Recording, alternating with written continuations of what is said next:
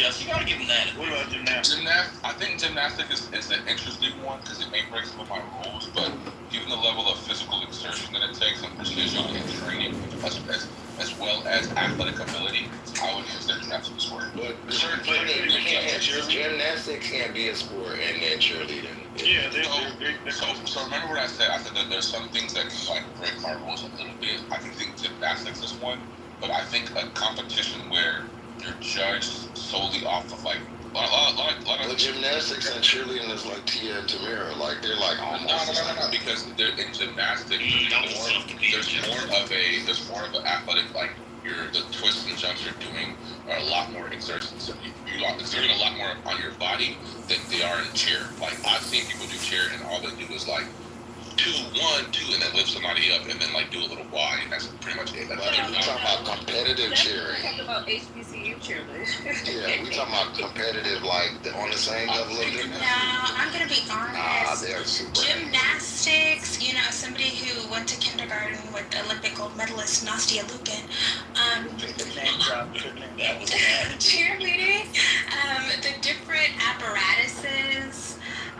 Going from, I just think it's so hard. Like the parallel bars. To cheer or to gymnastics? To gymnastics. And the other thing is like the gymnastic girls who go pro, like they go back to college and stuff, and the college is like nothing, and then like they laugh at the cheerleaders. Yeah, so a good example.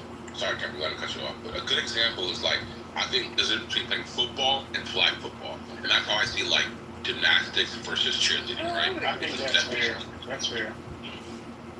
And talk about this stuff instead of corruption in Nigeria. Don't much better. We moved past it.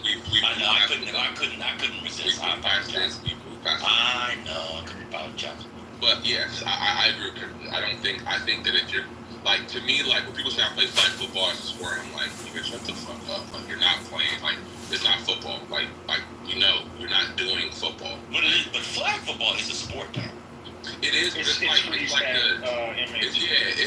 like the kids who play freestyle. Y'all not gonna do this. No, it is. I was the quarterback. Y'all not gonna do this. No, it's cheerleading. Y'all not gonna do this. I got hot roots. I got hand signals. Y'all not doing this. Greed is as powerful a drug as any drug out there, bro. It is. Yeah, and I get all of that. I understand all of that. First of all, those ladies are not my type of ladies. So that's the point, but it's not about me. I think that,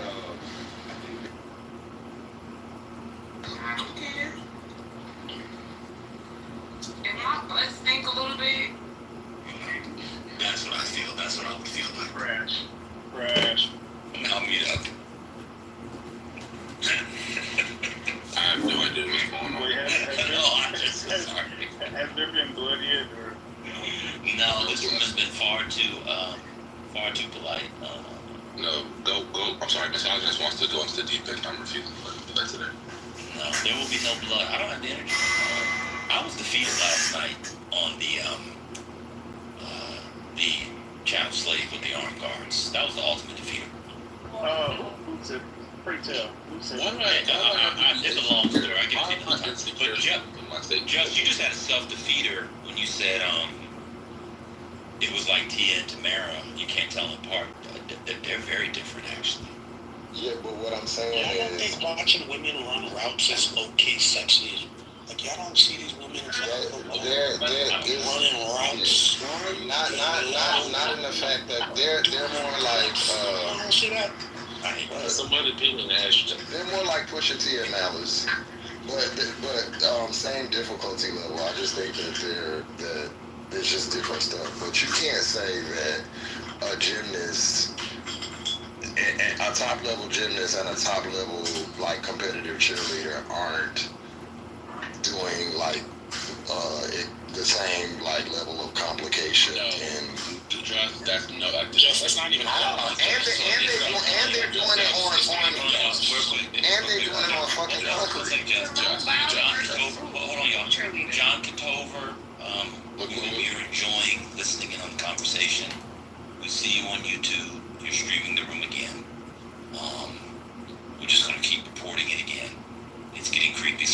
Kitover now has the Rose Anonymous. You can find it on his page. Everybody go to the page. Forward to page. Just know you're streaming through YouTube without your permission because this man is like a stalker creep. All right, go ahead, Joe. I was gonna whenever it happens, I want people to know. Wait, misogynist, at the risk of sounding very white, do you want to play the Eagles again for copyright? I don't know if that worked before. It's okay. Y'all just, I just want people to know, because, you know, just so you know. If he just told people he was doing that, it'd be different. But go ahead, Joe. Just so you know, Jessica. How do you report him or you can't do that? Yeah, it's Curtis in here. Curtis will do it. Curtis put it in the chat. Somebody will put it in the chat.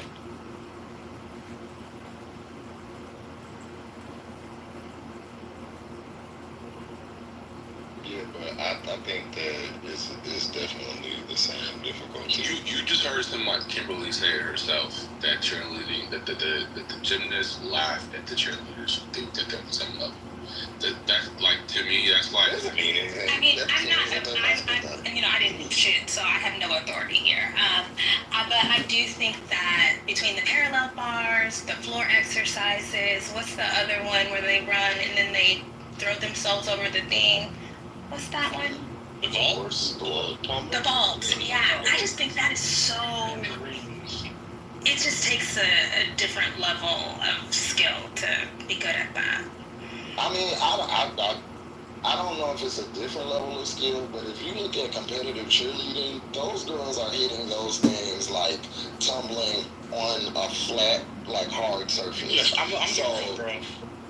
What's up? That cheerleader, best cheerleader in the world, will do an Olympic qualifier in gymnastics and get a 0 point. But it's a different sport. It's a different sport. It's not about the sport being different. The athletic requirements of being a high-level gymnast. Simone Biles, for instance, has the highest technical difficulty score among men and women. Like, they're just better athletes. They're better athletes. Agreed. I wouldn't say they're better athletes. Look at it, I just think and then look at your body. that doesn't mean anything. It just means they do different things. It means one strong, faster, more explosive. No. Maybe a cheerleader could be. I don't think a gymnast, high level gymnast and a high level cheerleader are like any different, like athletically. Yeah, they may do different things, but I disagree. Like, go watch a workout, a gymnast workout, and then a cheerleader practice. It's not even close. Yeah. I'm not talking about JV down the street. I'm talking about the shit that be on TV, like just like gymnasts. I'm not talking about my little sister cheerleading practice. I know what I'm talking about. I just want John Kitover to know. I asked somebody who works at Google what to do, and I'm gonna get this. Misogynist Herder, are you comfortable with me uploading this to my YouTube channel? It won't be public. I'm very comfortable with you doing that. Sure. As soon as I upload it to my YouTube channel, then I have the copyright ownership of this current material, and so it will be much more streamlined process for me to claim that you have infringed on my copyright. So thank you so much. Oh boy. Just real quick, while we have the I reached out to somebody at Google. It would be great if Google took down all of his channels. Oh, I'm sure. I mean, I can't overpromise. All I know is that they said the easiest way is upload it so there's no copyright disputes, but there's no question, and then claim the copyright, and then it gets taken down, and after 3 times, the channel automatically gets taken down. Amazing. I did have some, while we do this, I do have some breaking news. We talked about yesterday. Y'all know Joy Taylor and Emmanuel Ocho got fired from Fox Sports yesterday, right? What? Oh. Yeah, they're out. Didn't see that. Yeah. So he got fired. Their show got canceled. That was the big news. And John, even if you put it on private, it doesn't matter because I have the link. I'm sorry. Back to those people. People need to not. People need to not be fucking their coworkers.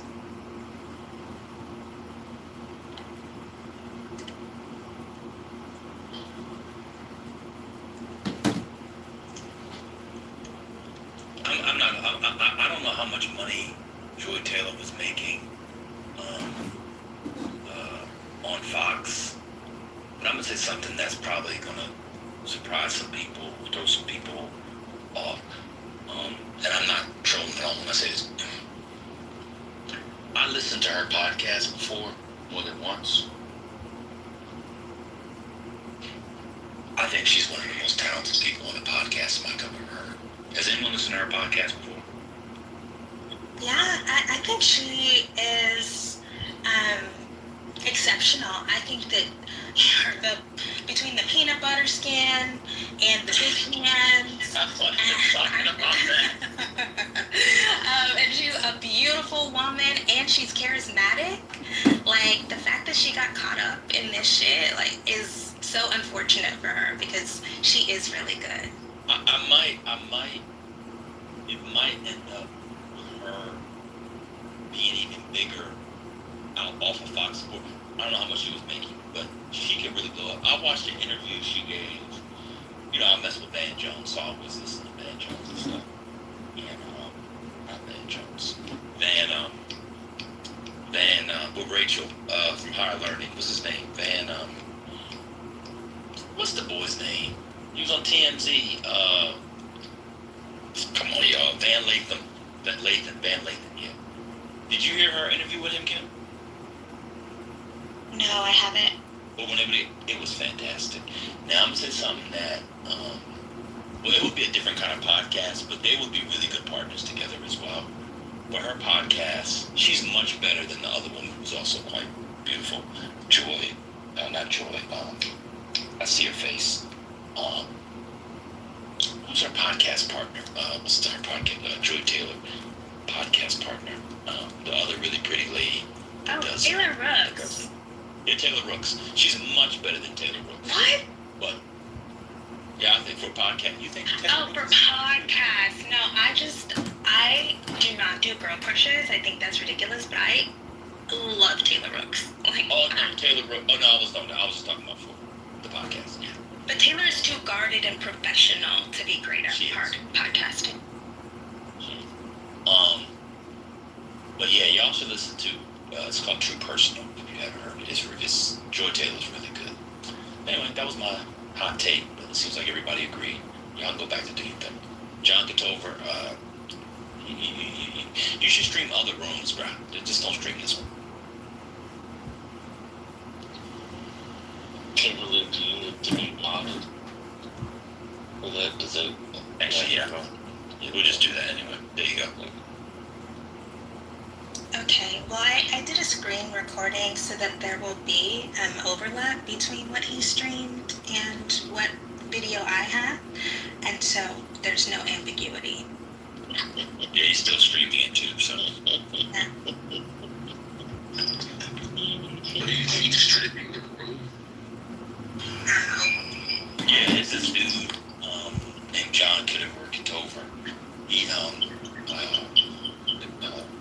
used to go by Edman and Cheeseburger. He got all these accounts. And he's got all these YouTube accounts. He did all these in his house. He's got like 30 phones, and all he does all night long is just stream clubhouse rooms and Twitter Spaces.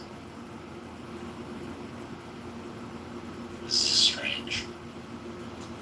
It's really strange. I mean, we're talking about boxing and gymnastics, and this is, I don't know. Oh, I wanted to tell everybody happy Jackie Washington Day. My bad.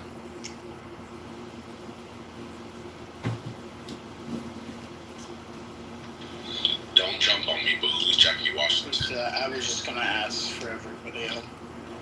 I was just gonna wait till he said something. Yeah, I know Jackie Washington. Yeah, obviously not. Don't do that. Don't goddamn go both ways. We ask respectfully, who's Jackie Washington? I thought it was a black thing, but apparently it's a black Jackie's back. Okay, see? Jackie's back. Yeah. The Jennifer Lewis thing. Okay. Jackie Washington is gaslight us. Y'all might know. I don't know. No, we're down, but just tell the folks who ain't down.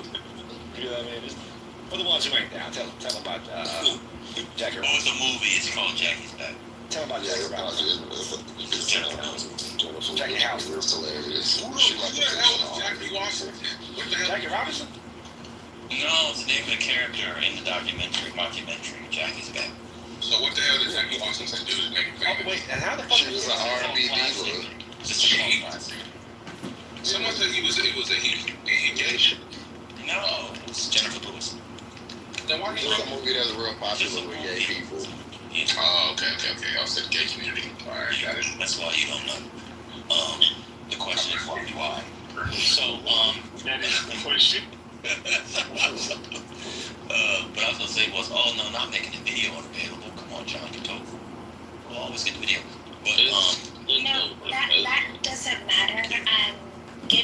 Just putting a video on private does not erase it. So that's why I made sure to just copy the link. oh, nice. So, on the podcast thing, I was gonna say this. In my limited experience, I don't listen to them a lot, but I do listen to them. I think the podcasts with the highest ceilings I've seen have been the ones with two women as the hosts.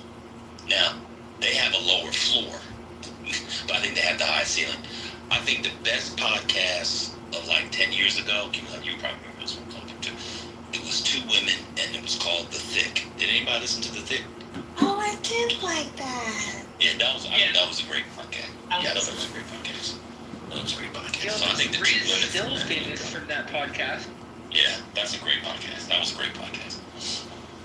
In fact, it's my favorite all-time podcast.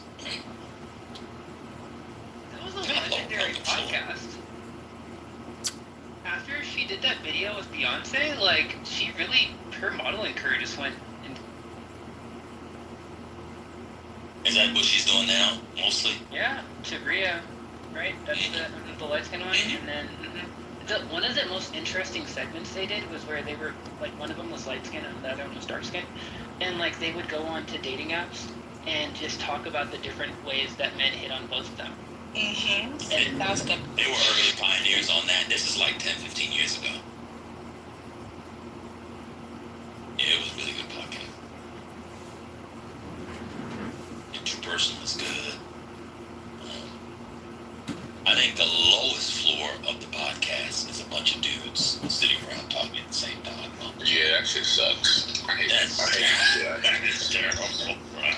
That shit sucks. I really want to study like how Red Pill became so popular because like it just like I don't know how people's brains are wired to believe any of the stupidity that comes out of it. Like I don't get it. Especially when you're like a scrawny or like a loser and you like watch your Red Pill stuff like, yeah, this can be me. I don't get it. There's this group, is it called, what's it called? Niggas waving the red flag, is that the one?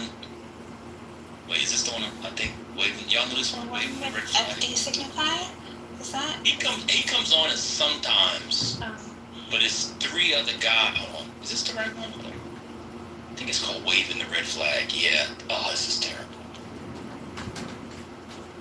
He comes on it sometimes and they get their numbers up. I saw one the other day. They were talking about FD Signifier. Hold on. Talking about Mark Lamont Hill. This podcast was called Menace Material Entertainment. Have y'all heard of this one? No, I really don't watch it. I really don't like it that much. It's three dudes. And that's essentially what it is. It's like three dudes. I don't know. Do you watch Beards and Eggs podcast? Not anymore. I am so fascinated by his rise. Like, now that's a case study that I do want to work on. Like, what has happened? What opened up to make him the person? Well, because he's like a black man that looks like the typical black man, but he has, get it, sense. And that's just fascinating for people. It's the same reason why people like Consciously. Yeah, but I think Deontay is his name. I think Deontay has a higher ceiling than even consciously. There's something. Oh, way higher, yeah. Way Yeah. higher. Yeah. There's. Gold hates consciously for whatever reason. I don't know what. Consciously is doing his part, man. I can't stand it. Way higher. Why? Why? He consciously is literally the embodiment of what y'all want leftists to do. He don't come out of his circle. He do his little outreach. What's wrong with that? See, this is when I tell y'all gotta leave. Those type of he's not bothering. He's reaching who he needs to reach. Yeah. They just that irritates them. I don't know why why. I feel like this is a time. No, this is a unanimous position from the straight black man delegate, and we don't, because we're men of culture, and we don't want to hurt nobody's feelings. We all don't want to say what we want to hurt. This nigga. Well, why? What? I'm telling you, stop yelling, Just. Y'all gotta. That's something y'all gotta address. Here comes y'all problem. I mean, we know he's secretly. Oh, I know. Look, I know. I just want y'all to say it. We know he's secretly sucking dick. But we Wait. That's what. Wait, I don't think that. Is that? No. Is that the consensus? No, he's not us. We know he's not us. That's not why. No, he's definitely I think he's straight. You don't know that's why. I know he's definitely. No, that's why. He's masculine. You think that because he's cool with gay people? See, you guys. Absolutely gay people. He's pretending. Are you though? He's pretending. No. Rainbow dreads, man.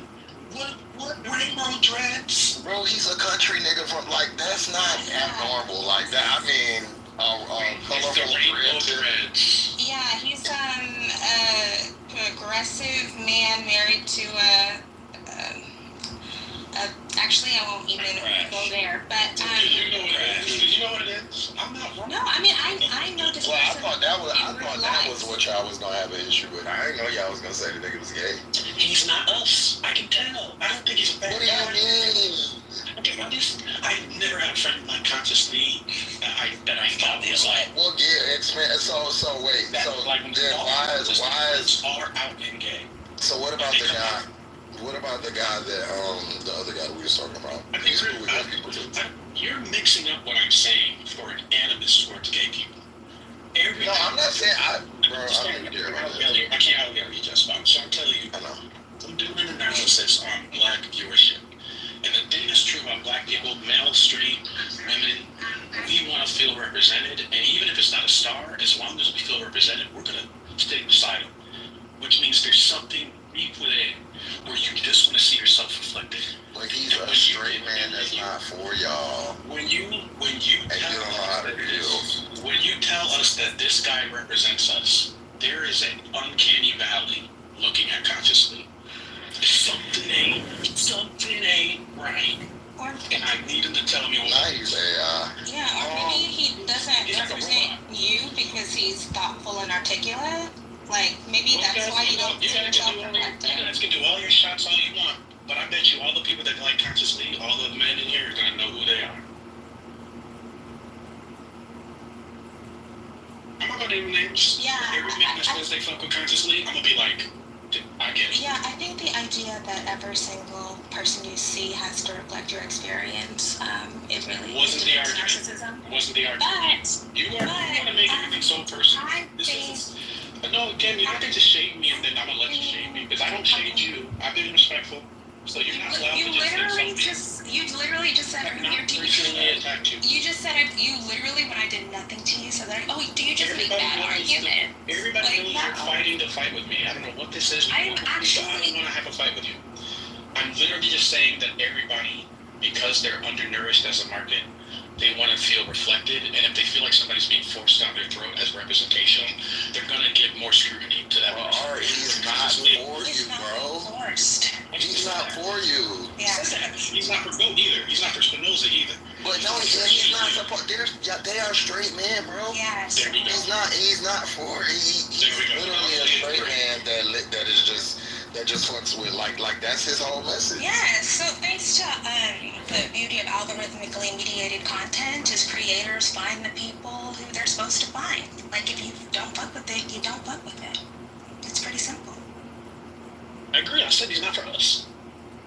But why? But you. I mean, well, let me hear from Spinoza. What's your? Because he said that, and Go said that. I mean, Herder said that's not the reason. So maybe you're on your own on that one. Mine is that his form of pseudo isn't charming to me, and his uninformed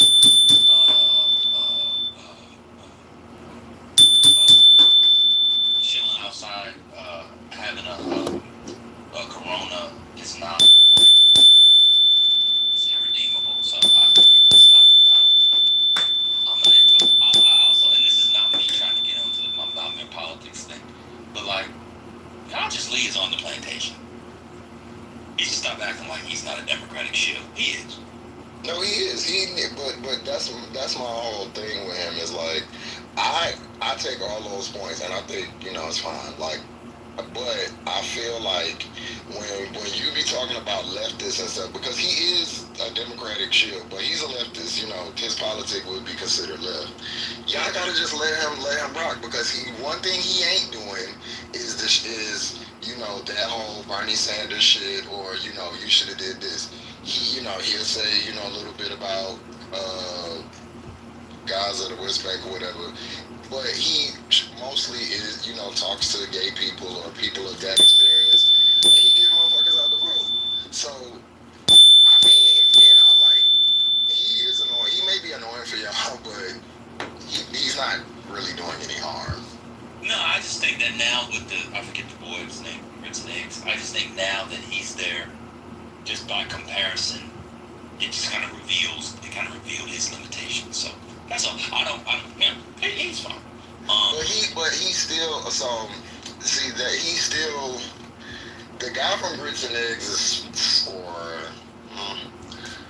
lack of just a better way of saying it, it's for gay people like me. Consciously is not really for me. I like him, but he's not for. Consciously, he embodies a certain kind of black millennial, right? Like, I met him when he was at OU. Like, I met him when he was like the head of the debate team at OU. He went and finished his master's. He's a woke millennial, like an Obama era woke master's educated millennial. Those are his people. Yeah, he be chilling. He just is real, like, and I think it's good, it's important for a lot of younger, like, people that may be gay or queer or whatever the term of the day is, to see him, like, be like that without, like, wavering, because then they feel like they're accepted. I do think he's important. So he may not be for everybody, I get that, but sure. I think that and I do think he has a ceiling, but he's for the young gays. He really is. And I think he serves his purpose, well. Wait, him or Grits and Eggs? Him. He's for the young gays. Yeah. The stuff he's talking doesn't really elevate his aesthetics, though. Like, if you watch the show, it's still like him in the house in front of a white wall. Like, I don't think because I think that aesthetic. I think that appeals to the audience that he's going for, and I don't think he should change it. So, like, that's why I keep saying he's for a certain sector, not even just gay people, but a certain sector of gay people of color, not even just black gays, because he's for, like, he's POC. Yeah, he's definitely a POCer. I mean, but you don't think he needs like a little mini studio like Grits and Eggs did, where you sit at the desk? You don't think that would work for him? I think it would, but I don't think it's needed. I think the way he, that on the porch, him ranting, like, people like if you go and look at his content, they love that. That's like why they're there. It's it's jarring for me because I'm like a real, I'm an older millennial, so, I think, orderly is my way and stuff like that. But I get he definitely serves a purpose. If you just go and look at his content, his feedback, he serves a purpose. And I like that other little young guy. He's not gay, but his name is Jay Will. You said he was going to check him out, but I don't know if you I did. do like him, just the young What was his guy. name? He makes Jay Will. very sound. Oh, yeah. Yeah, he's dope. Yeah. He's fired. Wait, I don't know if I know who Jay form of Will is. Wait, what's his act? He's younger. I Yeah, think. he's Jay. in college, isn't he? I think he wants to be a lawyer. Yeah, he's really good too. He be tearing MAGA up. Oh my I mean, God. fucking them up. The black maggots too. He targets their ass. It's not hard for y'all to watch little kids. It's hard for me to watch people. He's not. Just listen He's to pretty. him. Listen to him. You'll be. He's not like that. Like where it's like. Now that podcast he has, it gets a little young for me. I'll be like, all right, because I don't be knowing. Maybe like, yeah, YNB Melly and all. I'm like, I don't know who the fuck these motherfuckers is, but other than that, when he's just like talking straight or when he's doing his stitches, he's good. He be folding niggas up. Very, very material based. Like he come with the facts.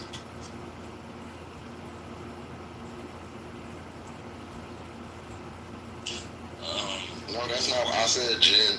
No, it's millennial. I don't think it's Gen Z art. So, I want to play something. John Kitover, make sure you get this as well. Hold on one second.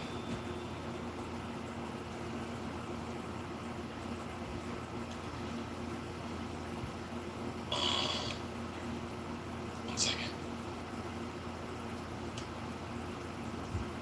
And I think this is important that we kind of deal with this. Hold on one second.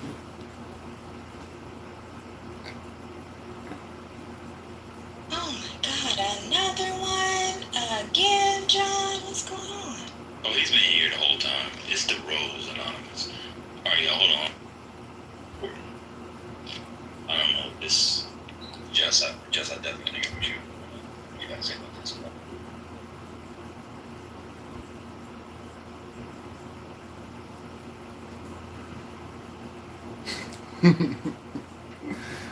John gets a motherfucking help.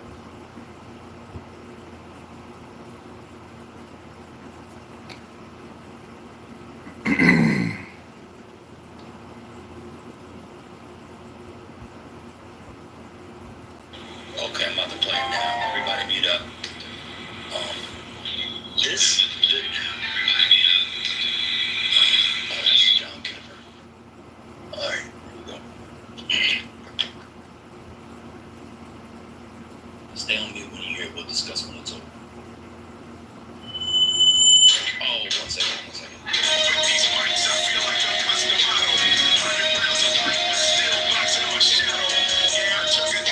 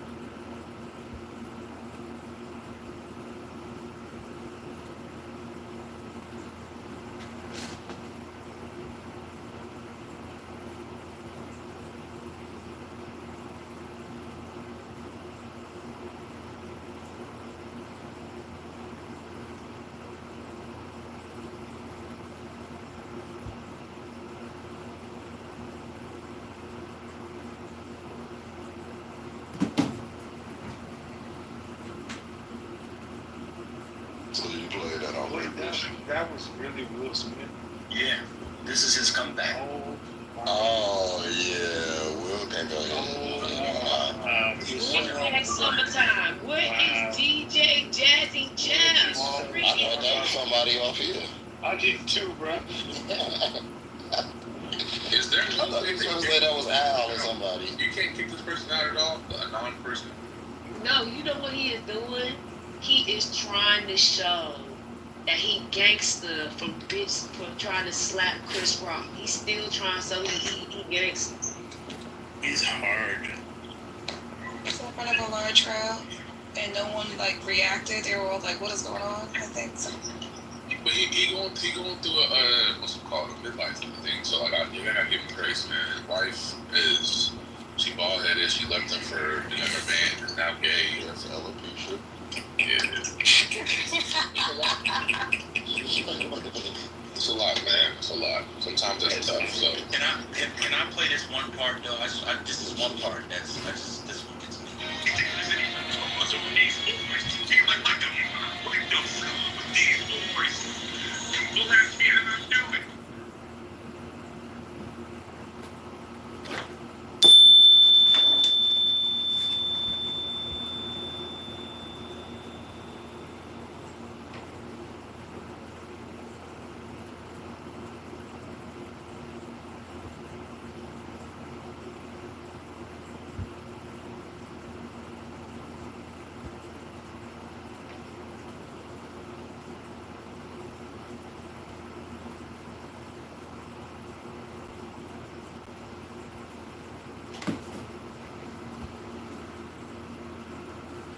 you got a new album LL Cool J does? Yes. Yeah. People are listening to it on purpose? Yeah. And then LL guy is way. That's what I'm saying, just exactly. No. His new album is better than that. Yes. It's better. It's Okay. I will admit this. I listen to this 2 to 3 times a day to get a laugh. This is how funny this is. It's saved on my computer. I'm gonna just have to play this part again. I'm sorry, y'all. I got to. I'm sorry.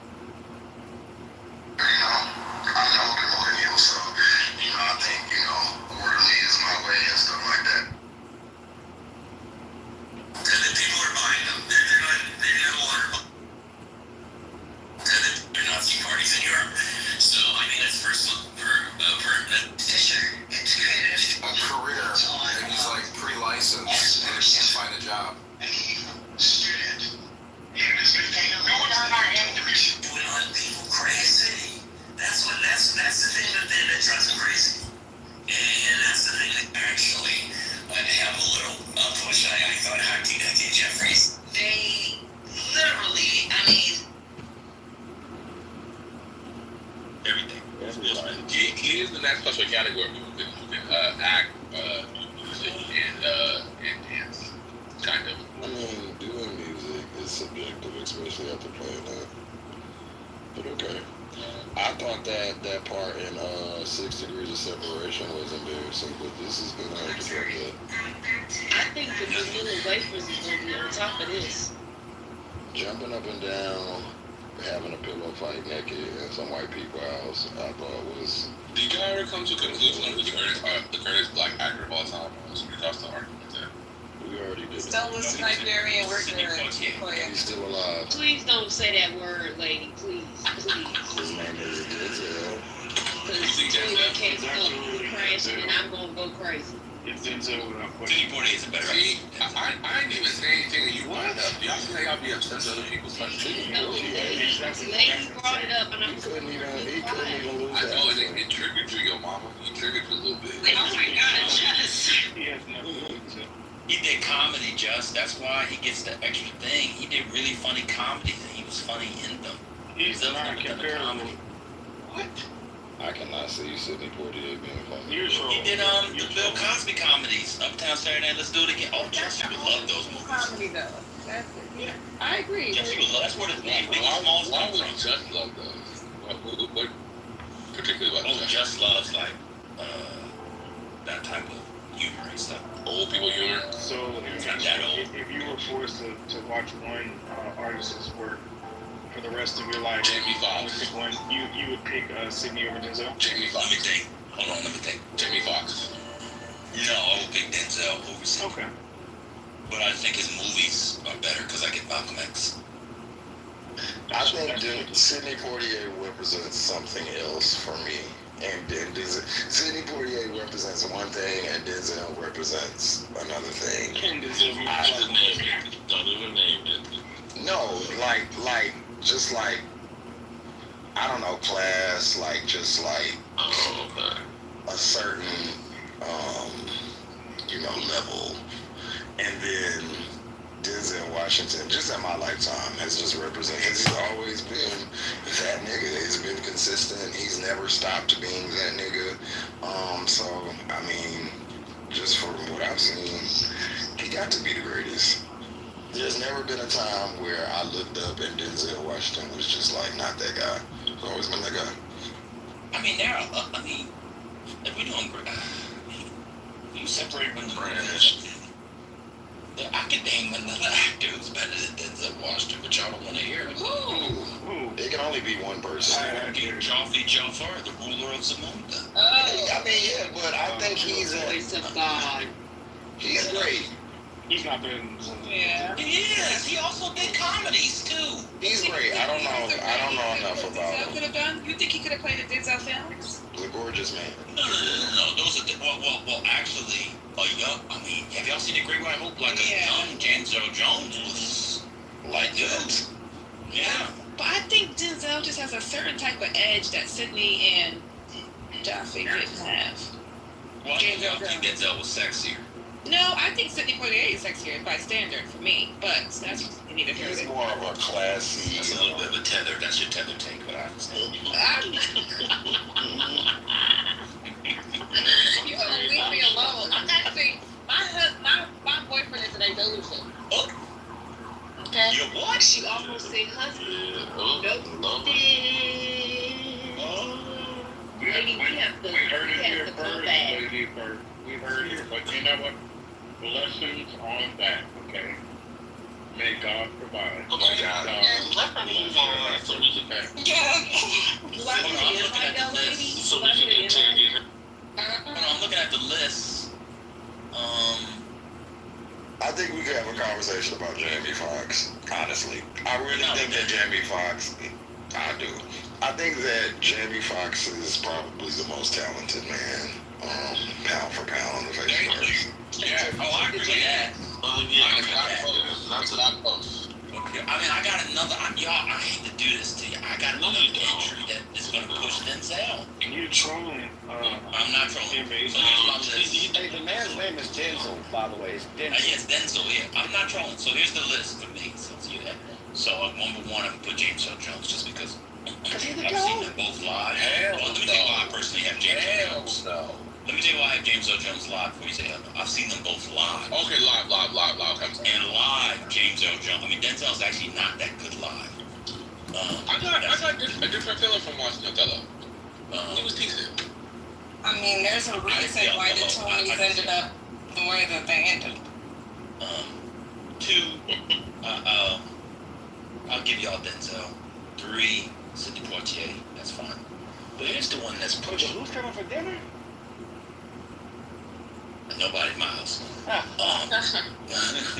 don't have enough pasta. I would do it and I'm gonna mute out.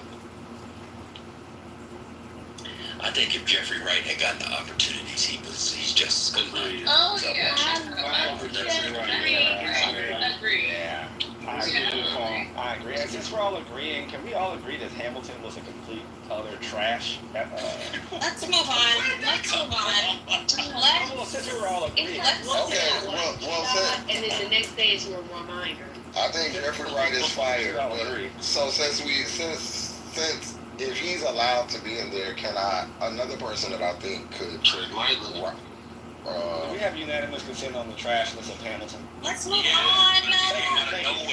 No, but here's another actor. What's the guy? I forget his name. He was in School Days. Was Jeffrey Wright on Oh, you talking about Fishburne? Yeah, You talking about you Fishburne. said it. My brother said it. Fabulous actor. I think he's up there as well. Oh yeah. Yeah. Talking about Cowboy. Yeah, I'm okay with that. And Breaking Bad, Hey, Fishborn is on the stage now, isn't he? I mean, He's chef's doing kiss. live. He's doing live work now too, isn't he? Did you call him He was. Fishborn? He got stopped now, but he was. I saw him live. Okay. Did you call him Fishborn? Lawrence Fishburne, Ain't born. his name Fishborn? It's Bird. Oh, is it? Shit, hold on. Lawrence is good. What about My Wesley? bad. He's okay, but didn't he also do that? I'm trying to find out if Wesley is that. Did he do? Yeah, I was gonna say, yeah, I'm in transitions. He had some struggle movies. That one where he was on the motorbikes. Yeah, like that was too much. Y'all gotta give Wesley his G's because he played a woman and he ate. Well, drag queen and he ate. I don't know that any of these other men that you're naming could do that. Hey, you feel what I'm saying? You had the Amber Heard. You had I just watched a video recently of a young lady telling a story about how she talked to her homegirl when she was she ain't nothing wrong with TGI Fridays,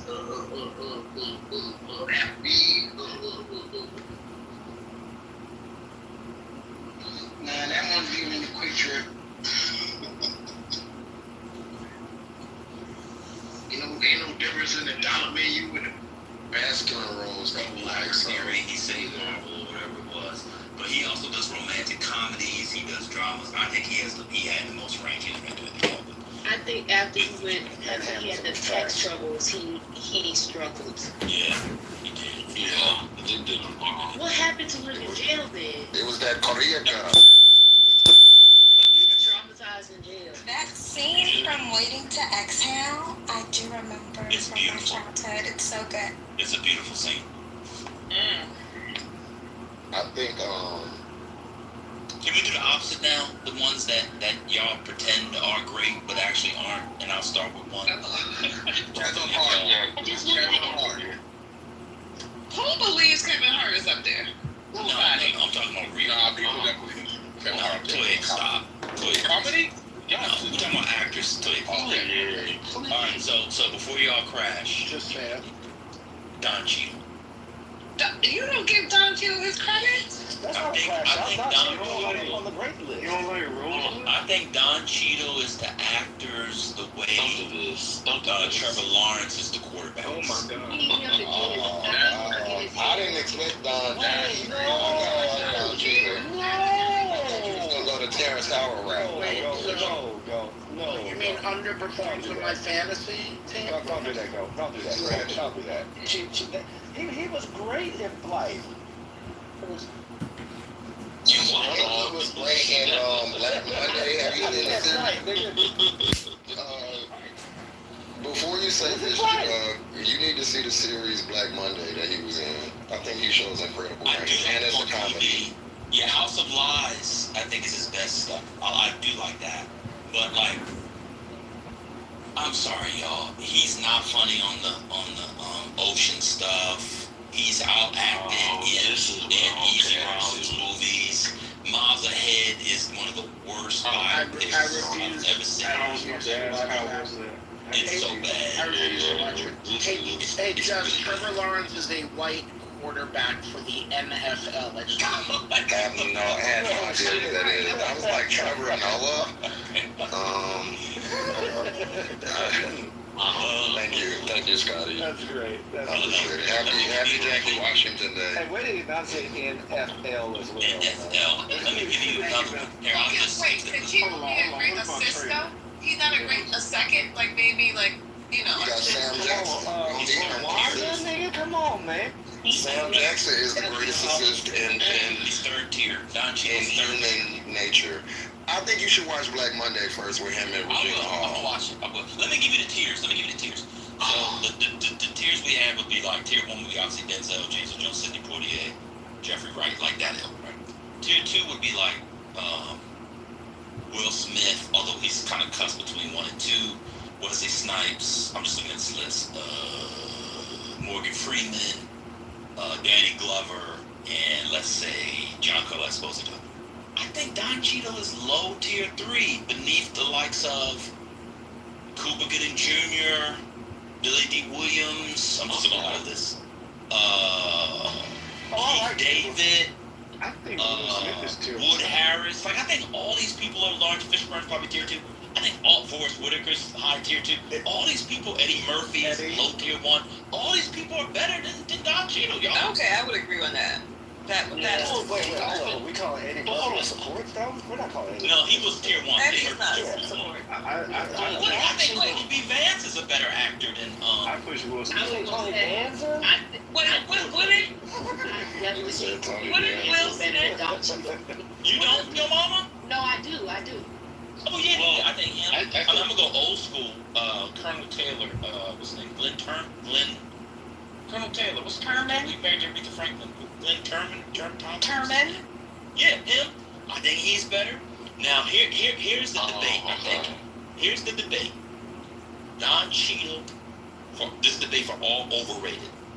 Don Cheadle or Blair Underwood? Because I'm not gonna hold you. Blair Underwood is mostly a pretty face. I'm not gonna hold you. See, y'all don't like this. See, I bring the content. No, Just Cause was good. Well, I mean, Blair Underwood, I don't even know how he acts. Yes, I'm like, what does he even? Yeah, what does he do? I like It's tier 4. Can we be honored? Lorenz Tate too. I don't even know how Lorenz Tate act. I just Yeah, know. tier 4. I think you have to move. I think you have to move Blair Underwood. Oh, go ahead.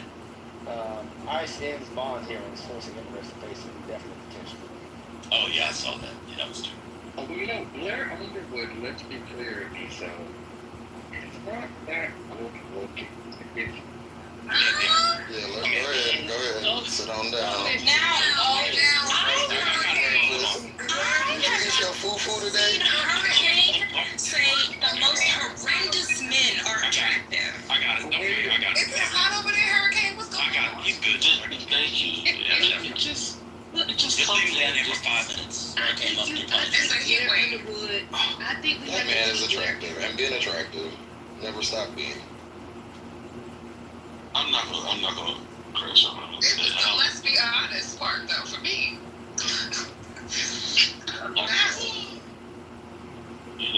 Upset the baby. No, I think John Cheadle hasn't had a lot of great movies. I think Courtney B. Vance, like he's done well with the TV shows. I think that is because before that, like his career wasn't as strong as his spouse's. But since the TV shows, he was really good in. There was another TV show that he did with Niecy Nash just recently, and showed a different side of his acting that I thought was really good. I think Blair and Morris Chestnut, they're all in the same grouping for me. What's that again? Oh, that's fair. Blair Underwood and Morris Chestnut. That whole group of men from that era are on the same wavelength. So, that romance era. Tay Diggs, they all in there. No, Tay Diggs is good. Let me Yay! refine my position. So here's what I intended to communicate. No, we don't want to hear it. Just listen. Somebody mute me, please. Hold on. Well, I'm at the gym. I can't go. So here's what I meant to say. I meant to say that Blair Underwood did not maintain himself as much as I had hoped. I had higher expectations for him as he aged. That's what I meant to say. So he was good looking, yes, but I just thought that he would maintain himself a little more. That's all. Kind of like Morris Chestnut. I think he's making some of these women by Lexus. No, I know. I had to move to the audience. Yeah, just help him out a little bit there. Yeah. Hold on, I'm gonna write this down. I'm not writing down. Look back to the list. So this is the only problem I have with I like the take because you were doing the handsome man. But the thing about why Blair Underwood, he's actually done serious work. Morris Chestnut's never done a serious film. That's fair. I can't think fair. Has he? I don't think so. No. Let me do some more on the list. That we missed. RJ asked about Vin Rames. Vin Rames is under Don Cheadle. Vin Rames at this point is, more like a meme. More like baby boy. Yeah, baby boy and the other Hey, one he was Pulp bringing Fiction. people under the stairs, dog. Come on. I don't remember that. Holiday is naive. You don't remember people under the stairs? Just please.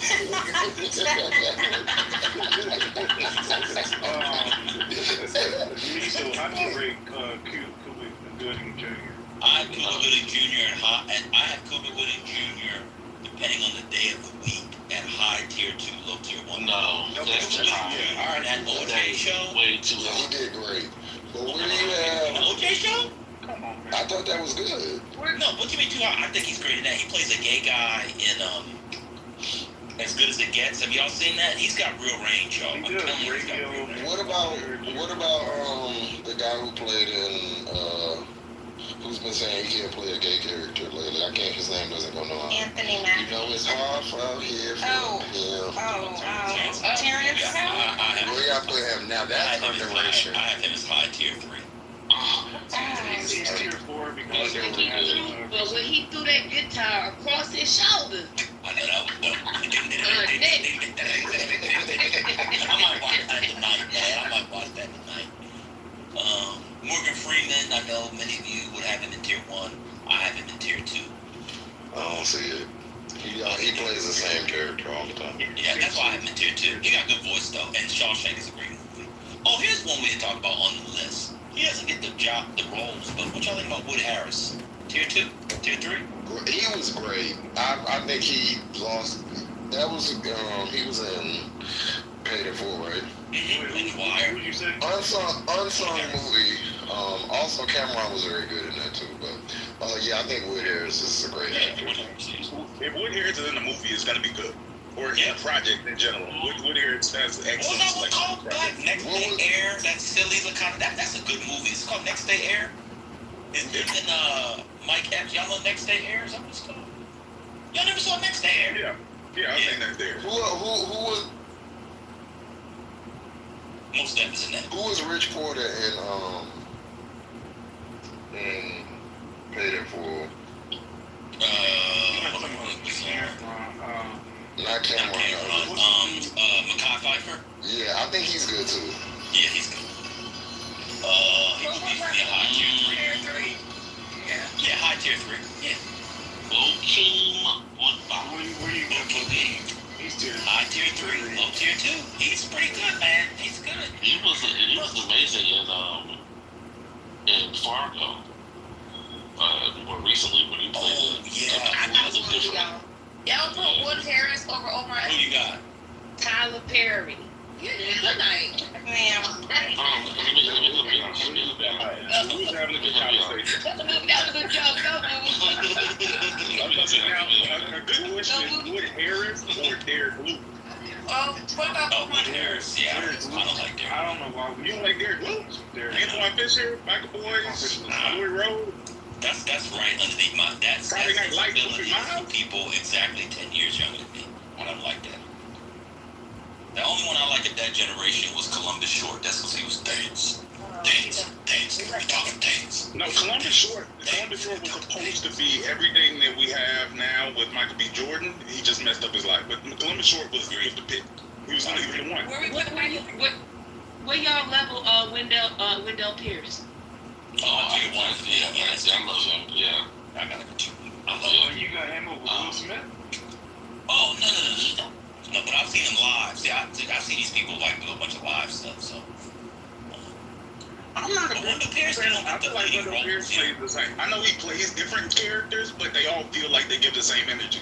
Yeah, it's weird. Like, I won't deny his range. Yeah, he's typecast because of his build. Yeah, fat phobia gets him in too. But he's sometimes live. Y'all get a chance to see him. Why is it Sterling K. Brown isn't? I wish he were in more stuff. Like I think. What? He's so attractive. He had such a I'll tell you now. He's still growing, but the issue is Sterling K. Brown has this action figure body, but he always wants to play somebody's daddy or a therapist. Like he doesn't he doesn't want to play the action man that. So look at Paradise, Black American Man. Take a look and people like that. That was the first time he's ever played a role that fit him. I think that was the role that kind of made people see him a little bit differently. I agree with that. Like, why is this guy want to get somebody a hug? I don't have him ranked, but I think that movie was different for him, or that series was different. All right, hold on. So, Jayon said nobody's messing with. Wait, who's JM? Who's he talking about? In the last 40 years, who you talking about, Jayon? And then, oh, right, this is and it's led by Hurricane. This is an anti-tether space, so we don't do Daniel Kaluuya in here. Daniel Kaluuya has single-handedly ruined Black American culture, so we don't do Daniel Kaluuya. So we'll skip that one. Unfortunately. Can I submit maybe a third tier, but who is one of the most consequential ones that we didn't mention, because arguably he gave us Obama, Dennis Haysbert, the president in many seasons of 24. Thank you very much. It's probably a little tier 3, because he does Major League, which was a little military, Tucker. And of course he's a good man, Savannah. Yeah, another Waiting to Exhale. He does the commercials too, right? And then is it Allstate? No. Yeah, Allstate. Yeah, Allstate.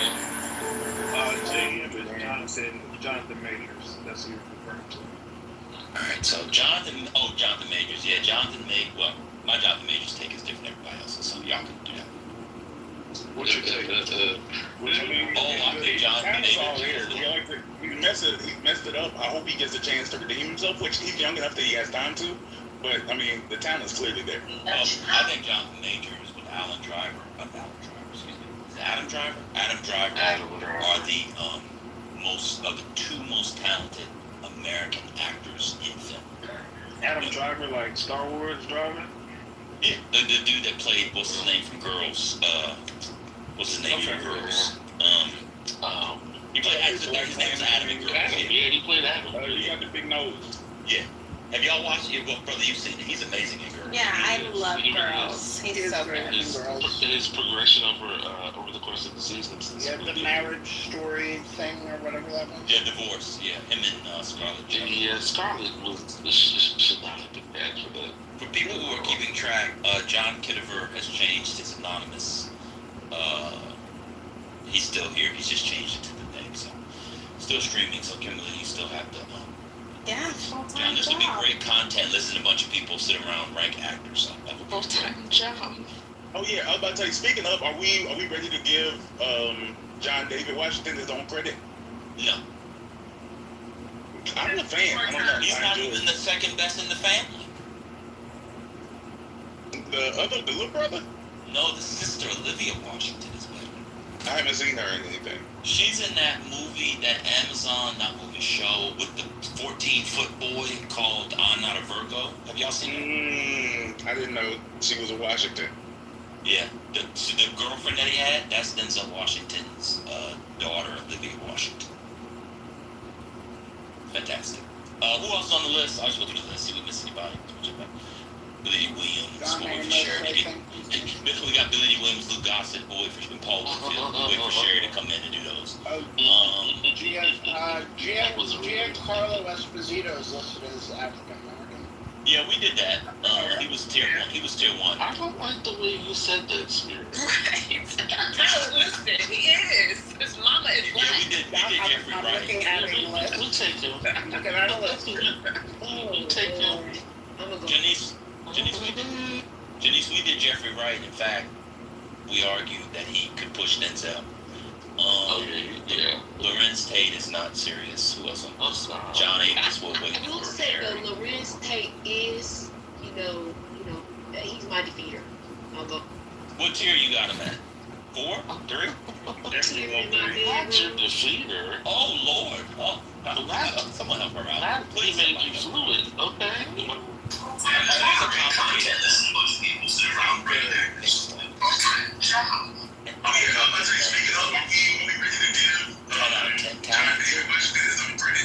or 5 out of 10 talented, but his affect is the other 5.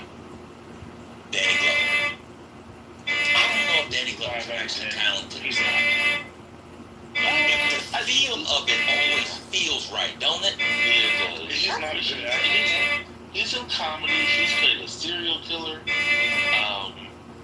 He's played. I'm sure he played a magical Negro of some sort.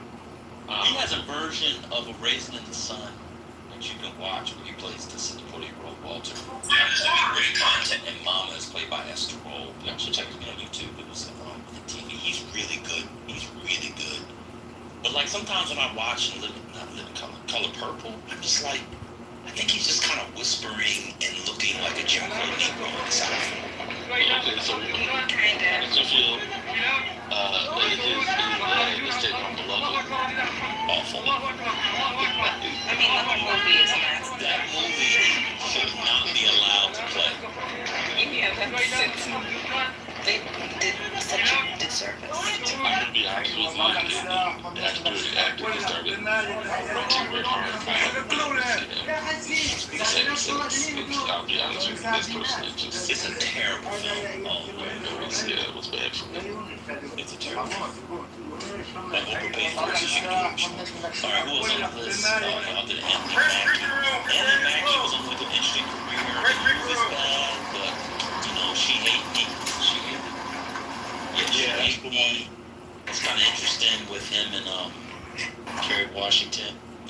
Okay, that's the whole list. Tyrese is on here. On Anthony Mackie, I think after watching his interview on the Pivot podcast, I was already liked him, but I think he grew on me even more. I think Anthony Mackie is actually extremely talented as an actor. Like I thought he was just a nigga that started acting, but like he really talked about how like he's classically trained, and if you go back to like late '80s to now, like he survived like 5 generations.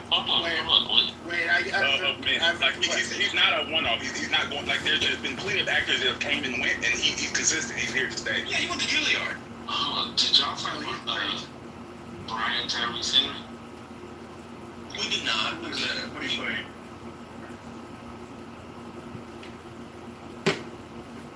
That's not girl power, that's just human power. Or friend power.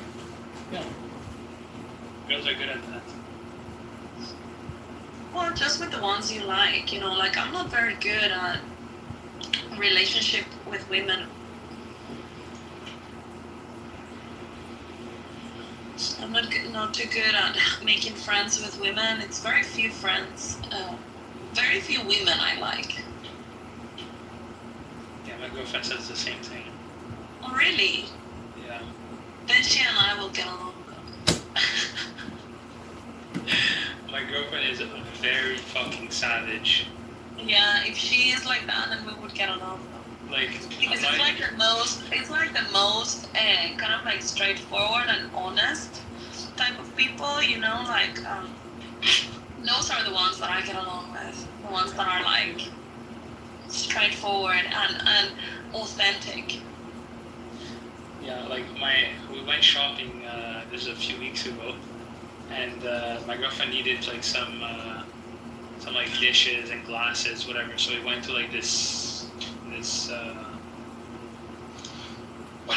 massive store, and I'm waiting in line, and as I'm waiting in line, my girlfriend sees something that catches her eye, so she goes and she turns over, she goes towards that item, whatever, and like the people, like there's nobody in the store, there's only like one couple that's in front of us, like that they're at the counter paying.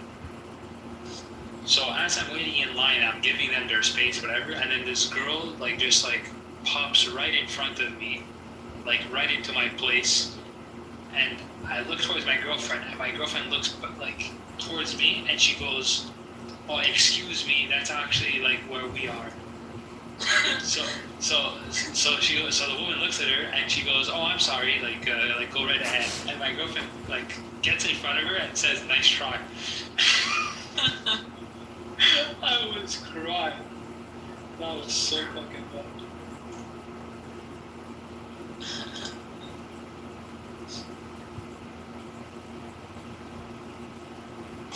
Well, why is Congressman Edmund? Are these all your anonymous accounts? Because yesterday we had 5 anons in our room. Like, what the hell? You don't have any other rooms to put your anons in? using two Arnold. tickets, that's why. Yeah, but he doesn't need 5. Come on. You don't need why 5. Why would I have 5 anonymous? Like, I need 1 anonymous. That's all I need. Well, are you telling me that the 5 were not yours? We're just being harassed by 5 anonymous people? Yeah, you got Abby was in there listening because later that day she confirmed she was laughing about how I complimented you. So Abby could be the ice one. Maybe. The best thing that Issa ever did was blocking me. She made me so happy by blocking me. Why would that make you happy? I don't get that. That's such a weird. Yeah, exactly. That's ridiculous. I mean, how does someone? I mean, that doesn't make you happy. If you want to be happy because you don't want to be with, you don't want to see a person, you block them. You know, but my blocking making someone happy doesn't make any sense. But It's anyway. pathetic. She's like a little child. Well, actually, then I feel very flattered. I have to say, because if she's attending the room anonymously, that means that she really wants to hear what I gotta say, and that's kind of flattering. Why did they make it so that if you just have an anonymous account, even if you're blocked, you can still go in? No. You cannot. If someone is blocking you, you cannot get in. But if maybe she did another account where she is anonymous. Yes, exactly. That she's using for anonymous, exactly. So that might be the case, which is what Edmund does. So he creates an account that he never uses normally, just as anonymous, and that's the one that he's never blocked him, because nobody will ever see him with that account. He's got Bill King first month or second month of anonymous. I'm just like, this is something worth spending money on, because today I was in Goat, Gagosian. He calls himself Misogynist now. And like just having my anonymous in there, they sit there and watch my YouTube and they go bananas, and then they report my YouTube, and they come up with a strategy to get my YouTube accounts deplatformed. And it's just like amazing getting into people's skin and brains. And then they call me out by name, and then I film them calling me out by name, and then I claim the Democrats are trying to attack and deplatform me. So it's like, it's an amazing feature to be able to actually stream rooms where people do not want themselves being recorded because of their insane takes, what they're saying. I mean, today they were talking about grooming young gay men. So it's like they talk about things that they do not want recorded because it puts them in a very bad. Interesting. Yeah. How could you say this was? So wait, somebody criticized you yesterday because you complimented me, Edmund? Yeah, I said that you put together the most banger rooms, which is like the super clubhouse things. Just the clubhouse friends rooms with generally the whole group of people. You seem to be the connecting, catalyst in that. So you get it together, I was calling it toxic communication rooms, but I find them to be fun and funny and good content, enough to where I think people would watch it and actually enjoy what this room is. I'll tell you something, like, I don't create content, I'm not like these conversation openers and whatever, but it's true that I move in a lot of different circles in Clubhouse. So when I create a room, a lot of people from different places from Clubhouse come into these rooms, and I think that's kind of fun. She's a social butterfly, in other words. No, not a social butterfly. I don't try to be a social butterfly, but I just get along with them. Like the other day, the itty bitty titty community became the Bitcoin room, and we had 100 people in here, and they just would stay here, and they didn't go. And then we were all hanging together. I mean, it was like Zach and Danny and the Bitcoin guys and everyone. And this is how it's kind of like I am the cross pollinator. Lisa, you're saying it like it's a good thing. Well, wow. The Bitcoin room. And look on the YouTube channel, you can see the people in the Bitcoin room. You're back to your open mic, okay, so we can talk over you. Yeah, exactly. Just like talking. I love it. Can you come with the other mic? Yeah, I'm just. Well, now we can just log it out with this one. Okay, but what were you saying about the over here. So like. Can I? No. Exactly. Yeah, fuck the Jewish. Fuck the Jewish. Okay, so what were you saying? Fuck the Jewish. Hold on. What were you saying? Hold on. The It was coming down. Who just did that? You almost broke my eardrums. Edmund, what were you saying about Spanish people? Shut up! What were you saying about the Bitcoin room? Just click the link above.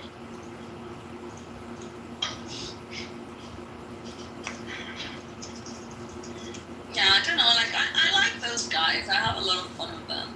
And, I have been very well, not only accepted, but embraced, and they actually quite like me now. They even made me admin in their clubs and stuff, so I can open rooms.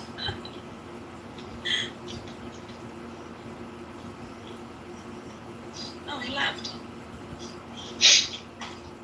Honey! Hello. Hello? I'm selling my bitcoins. All three of them. No! Why are you selling them? Bitcoins. No, I don't have any of them. Yeah, you do. You said that you bought some the other day. No, I wanted to buy when they were like at 70. And I said, fuck it, I didn't. Then I wanted again when they were 90. And again, I didn't. And now if I would buy them, they will go back to 90, so what's the point? No, what you need to do is just DCA it, right? Like, and that is kind of like, that is how I started doing it. It's like an average, right? So, this is how I started, but, oh, Samson! Hello, how are you guys? Oh. I want to say something regarding the Bitcoin. There aren't a lot of people here in this room, so I could probably reveal this, but I have to promise not to reveal it to someone else. I don't know. Go ahead. Don't worry, But I'm not speak louder. I'm telling you this so you can make some profits. Okay? Speak louder. The Bitcoin will rise to $150,000, and this is the exact point you sell everything you have, and don't ever think about Bitcoin again. 150. So if you want to buy it now, you buy it now, you sell 150,000. Okay? I'll tell you another secret. I'll sell 149. I'll tell you another secret. You want to buy it 49? You're gonna lose. You just have to buy and never sell Bitcoin. No. Trust me on this. You buy now because now is the last time to make a decent profit. You can make a few percentage there. To 150,000, and then you sell it. Don't ever think about Bitcoin. Okay, have fun staying poor. Man, I'm rich. What are you talking about?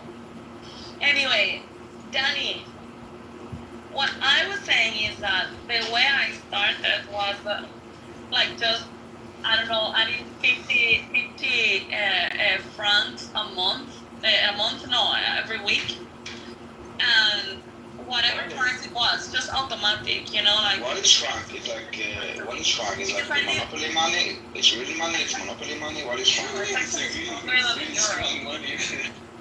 Anyway, that is how I have been doing, like 200 a week, 250 a week, it depends. Like I put it up and down and so on. And then you just stack money for when it's low, then you can buy a little bit more, you know, when it goes to, I mean. Where do you buy and sell? I use Coinbase. Yeah, I use Coinbase. Yeah, in Germany I try to buy and I need to do like all kind of like because of the regulations. Yeah, or I can go to a place, a physical place, and buy. Maybe I'll do it when I'm in Israel. Come to my place. I'll give you a physical Bitcoin then. Oh my god. I'm flying, I think, not tomorrow, on Thursday. I will fly. But anyway, that's how I started, and I started in 2020, end of 2021. And, beginning of 2022, it went like low, and I was like, oh, maybe I should buy like a lot more or whatever, you know, like invest way much more in Bitcoin. It was at 15,000 when that happened. Do you remember, John, that it went low, like 15 or 16,000?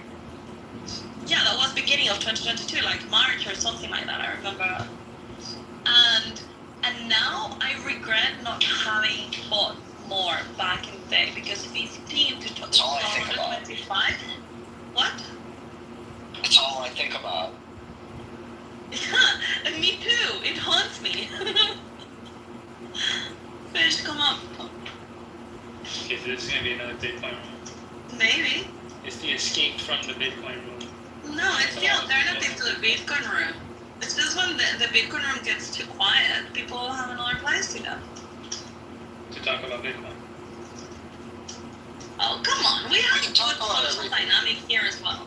I don't care. I'm I'm just saying it's funny. What, John? I gotta catch a flight in 20 minutes, so. Where are you going? Dallas. Let's go, baby. Dallas. My future home. Simon, nobody wants you in the US. You're not going to get the visa, so stop dreaming. I don't give a It's a very bad time to immigrate to the US, you know? I'm going to the US. If I have to fucking jump over the border, collect my 10 grand. No, that doesn't work anymore, honey. I'm kidding. I would never even accept that. So are you kidding me? I'm calling Greg Abbott right now to let him know. Please do. Although, Mitch, do you think that they would treat the Canadians the same way they treat the Mexicans? Because Simon is Canadian. I hope so. Fuck the Canadians. Holy shit. Yeah, I was gonna say probably worse. Yeah. Texans are full of Mexicans. Dude, like all the Mexican people I knew in Texas, which was several that I worked with and shit, they were all like, "Bro, fuck these immigrants. Get them the fuck out of here." That's crazy. I have a very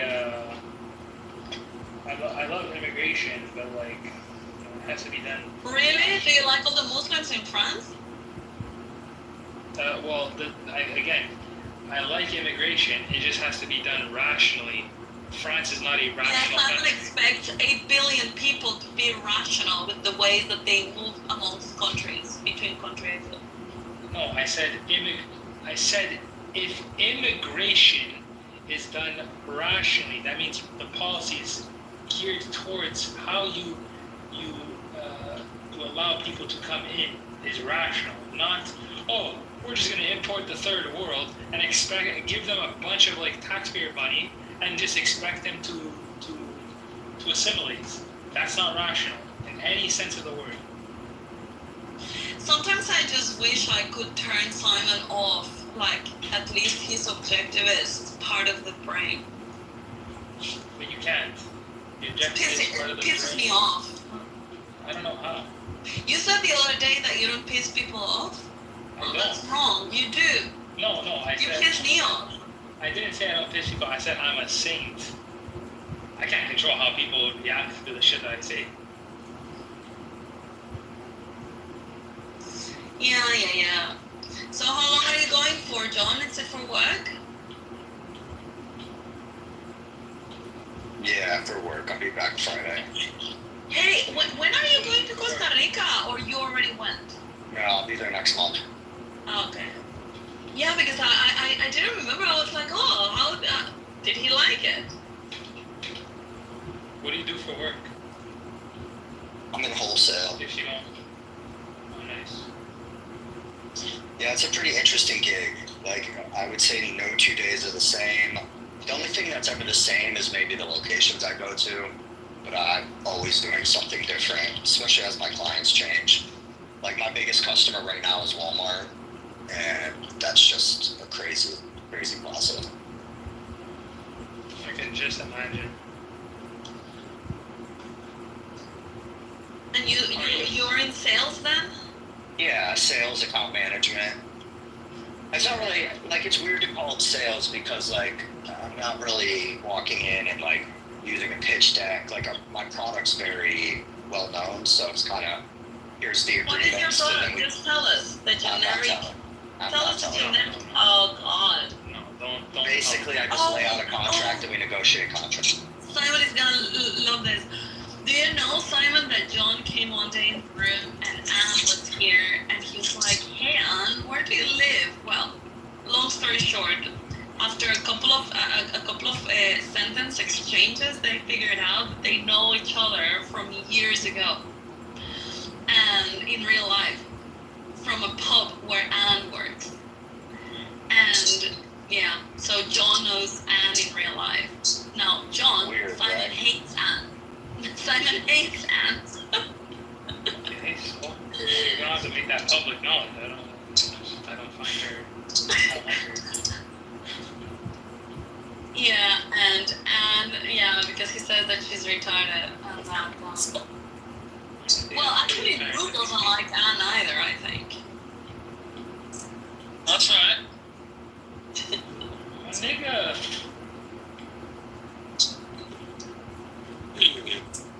Why is Simon feeling so comfortable now saying that word? Because I'm black. What do you mean? You're not black. How dare you say that? Have you seen the way he behaves? That's The way he argues? That's right. My people are the only people. We're the true black people in America who got reparations. Okay. That's right. So, yes, we did. Yes, we can. and we did it because Well, we were black. you're also a black Italian, Lou? That's right. You've seen me dunk, motherfucker. That's right. No, but I didn't know that you identified as a black Italian like Simon. You both are faggots. I don't identify.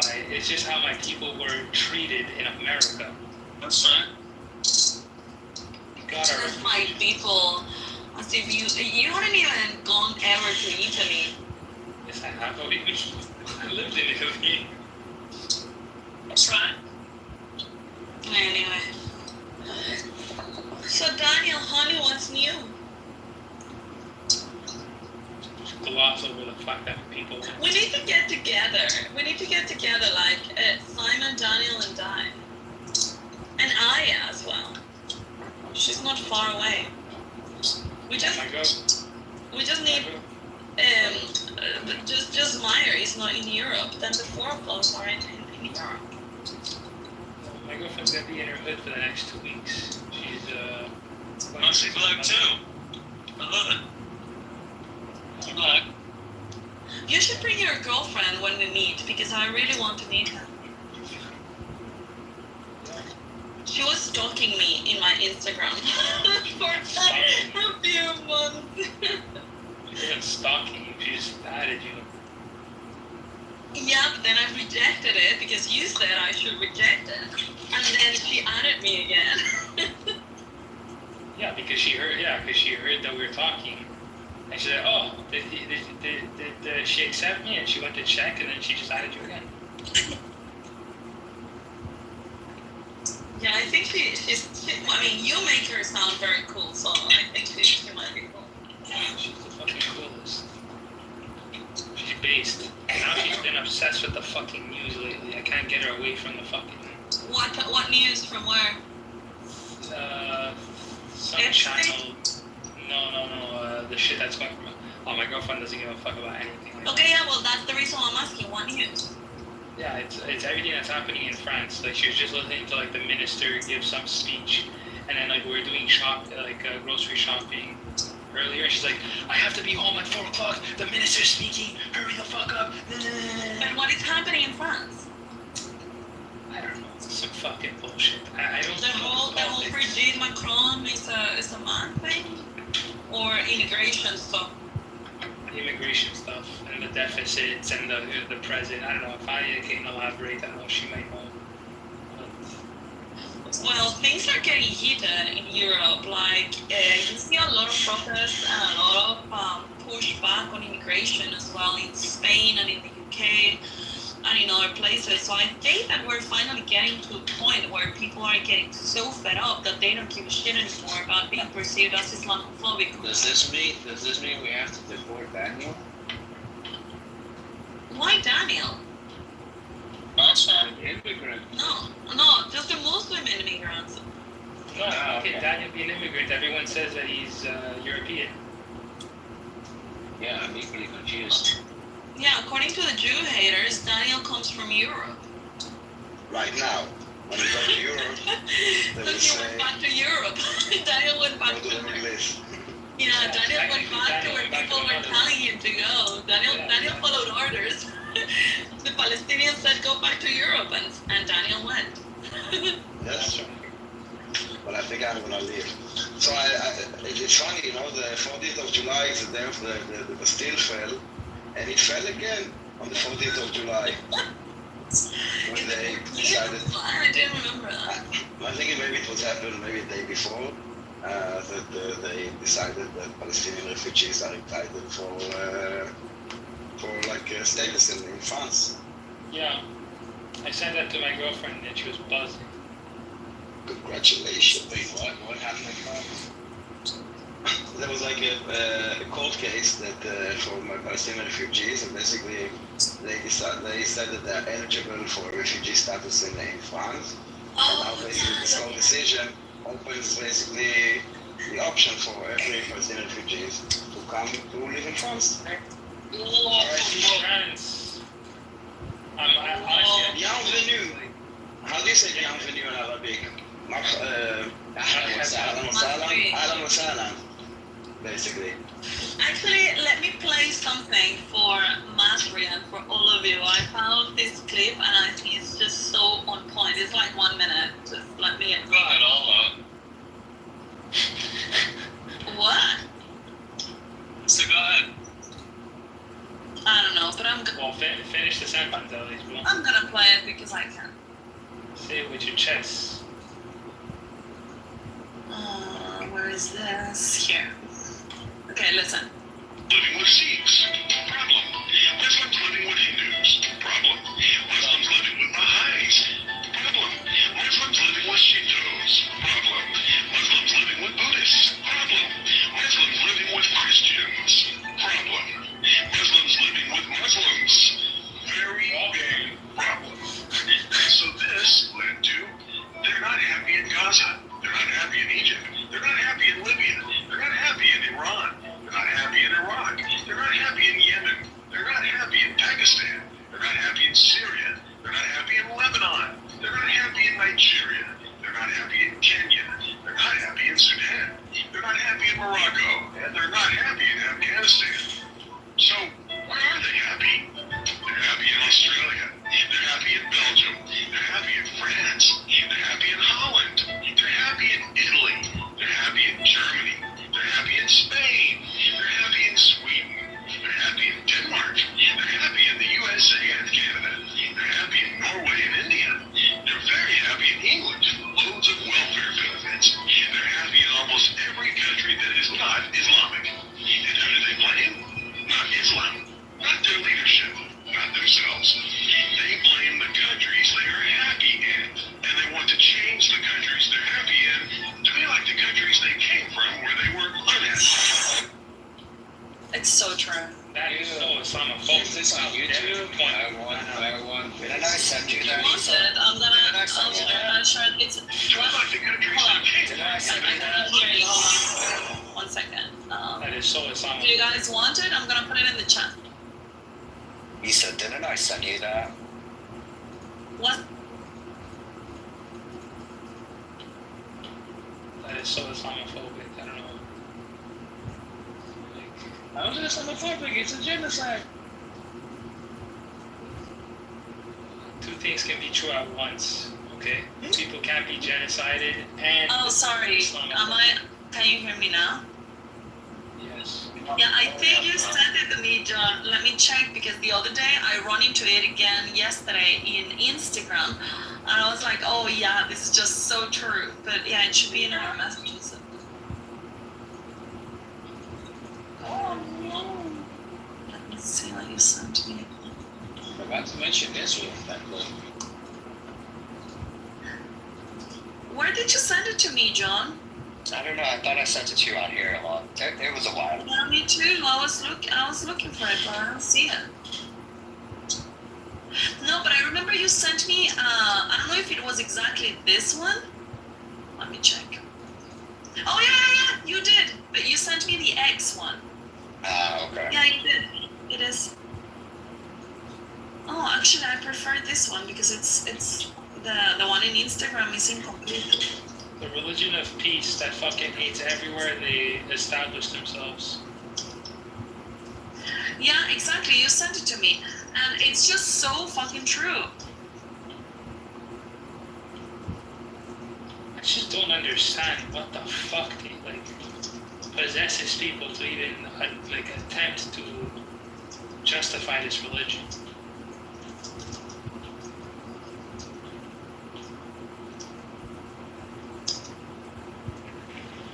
I'm going to save it actually so I don't lose it again. It's a pyramid scheme. I'll share with you, Samson, I'm gonna share with you the link on X, which is the one that John, because that's better than the Instagram one. Don't send it to Instagram, that way you won't be finding it. No, it's there. It's in the chat. It's the X one. It's much better. Masri within like 5 minutes. Hi all, with flowers. Bye. Trigger. Did he get triggered? No. Yeah, of course he got triggered. He just left the moment that the video stopped playing. Oh, I love that. That's when people start talking about Islam and the Quran. Afghans are rational. Who left? Yeah, it's not true. Yeah. I'm sorry. I need to go back to Also with Amir, he can like talk like about us, being pedophile, and then someone comes and like, hey, wasn't Muhammad the pedophile? And like, you can't talk shit about Muhammad, go piece of shit, Islamophobe, and then he kicked him out. But like, oh, that's interesting. How dare you speak about my prophet in that way? The Jewish people are evil. They're genocide. Jewish. Jewish. What do you use codeine for? Wow, strong pain. What? Codeine? Is it like a drug? Yeah, it's like for pain, right? Yeah, it's it's actually for rappers to drink and promote. Only an idiot. I'm thinking about the actual medical stuff. Yeah, isn't that what rappers used to do? I'm thinking of asking my mom for a box of coin just to have here for whatever. You're gonna go to jail. No, I'm not gonna go to jail. You're gonna get your fucking poor mother arrested. No. Smuggling drugs. You got some kind of dispensation. It says it's an opioid, but it's a soft opioid. How do you know? You just have to mix it with 7-Up and with. You say like it's a bad thing. Yeah, you just mix it with Skittles. You mix it with Skittles and 7-Up, you're good. I don't know. That's my new thing. It is a soft opioid derived from morphine. It's used principally to relieve the pain, the moderate pain, and to suppress the dry cough. Yeah, for that I have used it. But I also have ibuprofen with codeine for my head. Well, you get headaches. Yeah, sometimes. Oh, then you should just drink salt water for headaches. When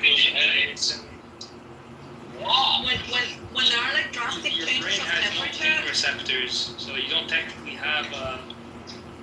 I know it's dehydration. I know, but that's what I mean. Like when the pressure of the weather changes, like you get headaches because it's all kind of like. The pressure and it's my time of the month and this and that. And I talk to Palestinian and now I Last night. I talk to Palestinians all the time and now my head is going to explode.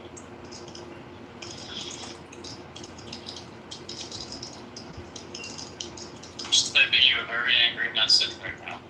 Oh yeah. I feel the wrath.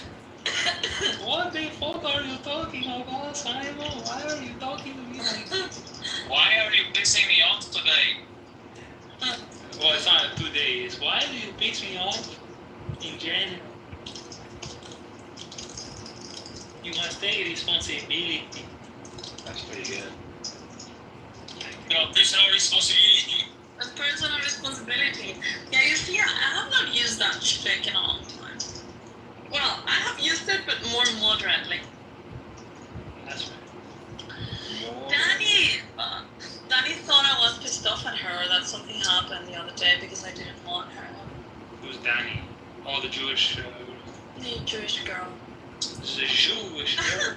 And I felt bad for it because no, I would never be upset at her. Really? Never? I'd say never. Yeah, I mean, I don't know if she will ever piss me off, but I know that I like her, so there's no reason why I would be upset at her. Well, she is. Oh, so you don't like Simon then? What do you mean? Well, you've been upset with him because it bothered you. Yeah, I've been upset with him, but that doesn't mean I'm gonna ostracize. Hold on, that doesn't mean I'm gonna ostracize him just the same way that I wouldn't do that to Danny. I mean, I might get pissed off at her, but that doesn't mean I'm gonna get beef with her. Wait, what? Wait, what? But I'm glad he Who are you going to turn into an ostrich? Wait, why are you upset at me again? I'm not. I'm saying that sometimes you piss me off, but that doesn't mean that I'm gonna block you or ostracize you. Well, I mean, that's normal. You're a woman. Like, that means absolutely nothing. Wow. You guys hit me ass. Is that how you talk to your girlfriend? Yes. Oh my god, this is hilarious. This photo of Trump with all the little Epsteins. It's calling the Epstein files a Democratic hoax. Okay, send it to me. Yeah, Democrats. Do you want my Telegram? It might be easier. It's just the same as here. Isa watermelon, one word.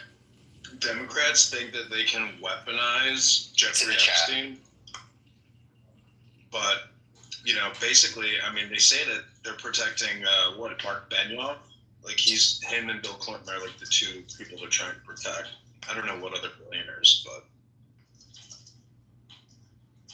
I'm more interested in Argentinian politics at the moment. hasn't he like totally turned the economy around? Like housing prices are down, housing supply is up, everybody's happy. Yes, who knew capitalism actually fucking works? Insane. When the government takes less, guess what? People have I'm gonna go listen to this. Yeah, it's actually crazy. Like the fact that like allowing freedom to people and having less government intervention, crazy. Never thought that. Why do you think Israel is so expensive? Is it just geographic proximity? Like that's one of the primary.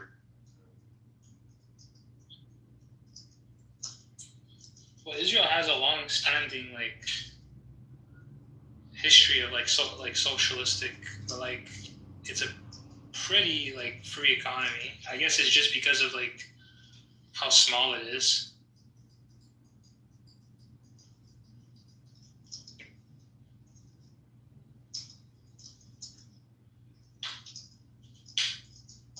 Yeah, I mean it's just limited inventory. It's supply. Yeah, exactly. Yeah, it's.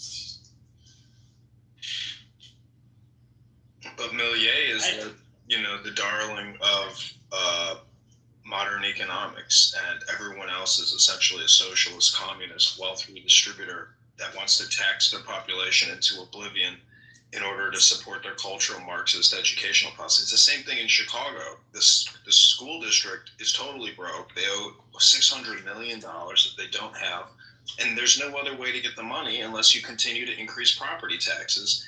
And it's just this vicious circle, and no one's receiving any real education. And it's all about social justice equity warriors. It's very sick of me because the leadership are incompetent, sick people who essentially claim everything is white structural racism.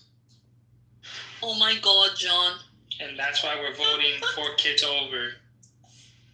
For Kitover. I figured Simon would really like that. Yeah, you guys should go watch the last link that is play in it the real chat. quick. It's Sean Connery. Okay, let me play it. Sean Connery Sean Connery Kicking it saying like an that you old should slap a woman. Sometimes I've seen a that. good old slap. Give her a good old slap. Well, I think she might like it. Well, that's a different problem. In your interview in which you said, it's not the worst thing to slap a woman now and then. As I remember, you said you don't do it with a clenched fist, it's better to do it with an open hand. Yeah, remember that? Yeah. Yeah. I love that. I mean, haven't changed my opinion. You haven't. I love that. You think it's good to slap a woman? I don't think it's good. I don't think it's that bad. I think that it depends entirely on the circumstances and if it merits it. Yeah. What would merit it? Well, if you have tried everything else and women are pretty good at this, you can't leave it alone. They don't want to have the last word, and you give them the last word, but they're not happy with the last word. They want to say it again and get into a really provocative situation. Then I think it's absolutely right. I think you're good at slap. Absolutely right. What if she gives you a good slap back? Bless her. Bless her. Then you get into another area. I mean, then maybe she's getting elected and it becomes something else. I don't know. But no, seriously, I think that it's the last resort. He's not going to do it because he wants to do it. Where do people see this interview? Are you going to get mail? When I get some female. Some female. Distract targets. Pray to Jesus. That's hilarious. Oh man, I mean, You should do realistically it with the elbow, actually.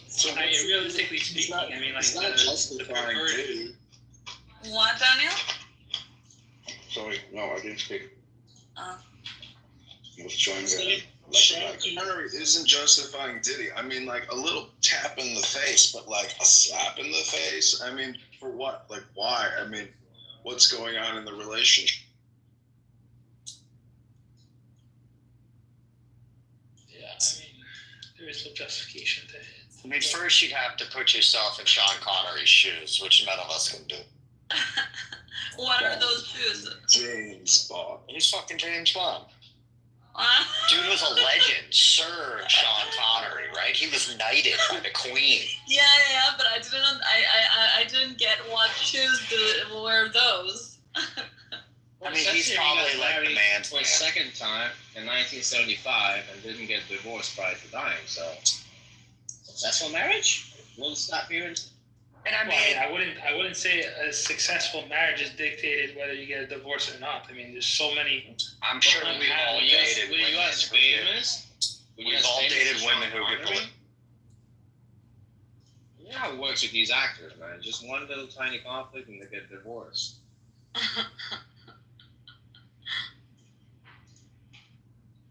Or you get some bimbo that's willing to tolerate literally anything to maintain Yeah, your I got style. 100 concubines. I had a question for Daniel and Issa. You know, people use the term Zionist all the time on this app, saying there's this entity and it's evil. It's called Zionist. It's like, what's the corollary to that? Shariaists? I mean, it's the only thing I can really think of. No. Well, the It's just Muslim. Capitalist. Well, no, it's a Islamist. Islamist. Yeah, because Muslim is not the same as Islamist. But no, Daniel, because this is not. I don't know, probably Islamist, yeah. No, I mean, Islam by itself. They want Islamist state, right? So yeah, Islamist. Islam by itself is not just a religion. It's a political I know. structure. It's a legal structure. It's not just a religion. They have like basically many Muslims are doing this. In their case, Daniel, it's understood that it's always religion because they don't have that separation. But in the West, when we say religion, it's like, you know, you believe in something and, you know, you do your thing. And like, I don't give a fuck. But when you talk about the religion, not just as a religion, but also as a legal or as a government entity or a political entity, I mean, the problem is that they enjoy the protections that religions get, but they're not a religion. You cannot attack them, you cannot criticize them because it's a religion, you know? But what I am saying is that in the case of Islam, you cannot separate the two, so it's one and both. It's not like Judaism or Christianity. So, but in that case, in the case of Islam, being Muslim is being someone that was born into Islam, but being an Islamist is someone that wants to push colonization through Islam. So it has a stronger political connotation being an Islamist. No, but I wouldn't even say that's accurate though, because like the reality is like every philosophy is gonna have like any political system. No, but it's true though. They have a political philosophy within their philosophy. That's just true. Even Christianity, even Judaism has that. You can't get away from like how your ethics is gonna spill into. All of that is fine, but you're not getting what I'm saying. I mean, like, Islam is a different system. Well, different from what? Different from all religions. They don't have secular lives. Everything in Islam is entangled. They don't get like a secular life and a religious life. It's one and the same. Well, how would that? I mean, if everybody on the planet believed that Jesus Christ was king, oh my God, where would the secularism come Simon, from? it's okay if you don't understand the differences, but you just need to go and learn them. But Islam is very different than Christianity. And I know you hate God, and I know that you hate the idea. Yeah. It's a pyramid scheme. It's a pyramid scheme. You invest a little bit, and you want other people to invest as well. Because no, but I'm just simply asking, like, where would, if, like, for example, if the world never knew, like, there was no God, and you just believed Jesus, where would you get the secular idea from? It doesn't matter.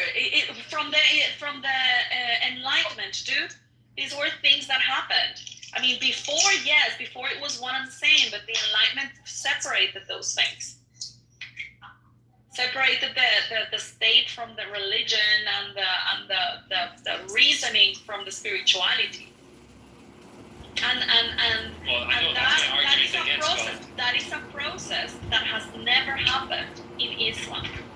It happened in Judaism, it happened in Christianity, but it didn't happen in Islam. They still rule their lives, their existence, and everything based on their religion. Well, one would argue that it did happen in Islam, but didn't accept it when they said it's like blasphemy, because license.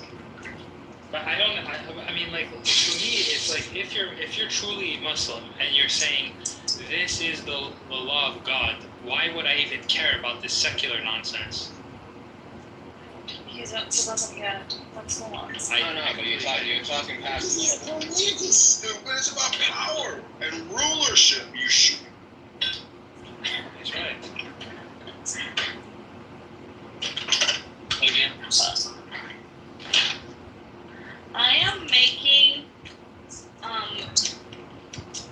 just in case you wanted to know, I am making watermelon jelly. Watermelon? Crushing the cool watermelon. So it's something I want. What's it? What did you say? Never mind. Now I'm making natural yellow. Doing exactly to the watermelon. Oh, I'm just chopping the watermelon, and I'm gonna prepare some jelly, and I'm gonna mix it, and I'm gonna put it in the fridge. And tomorrow I'm gonna have watermelon jelly. Jelly? That's disgusting. What is jelly? Yellow. Jello. Gelatin.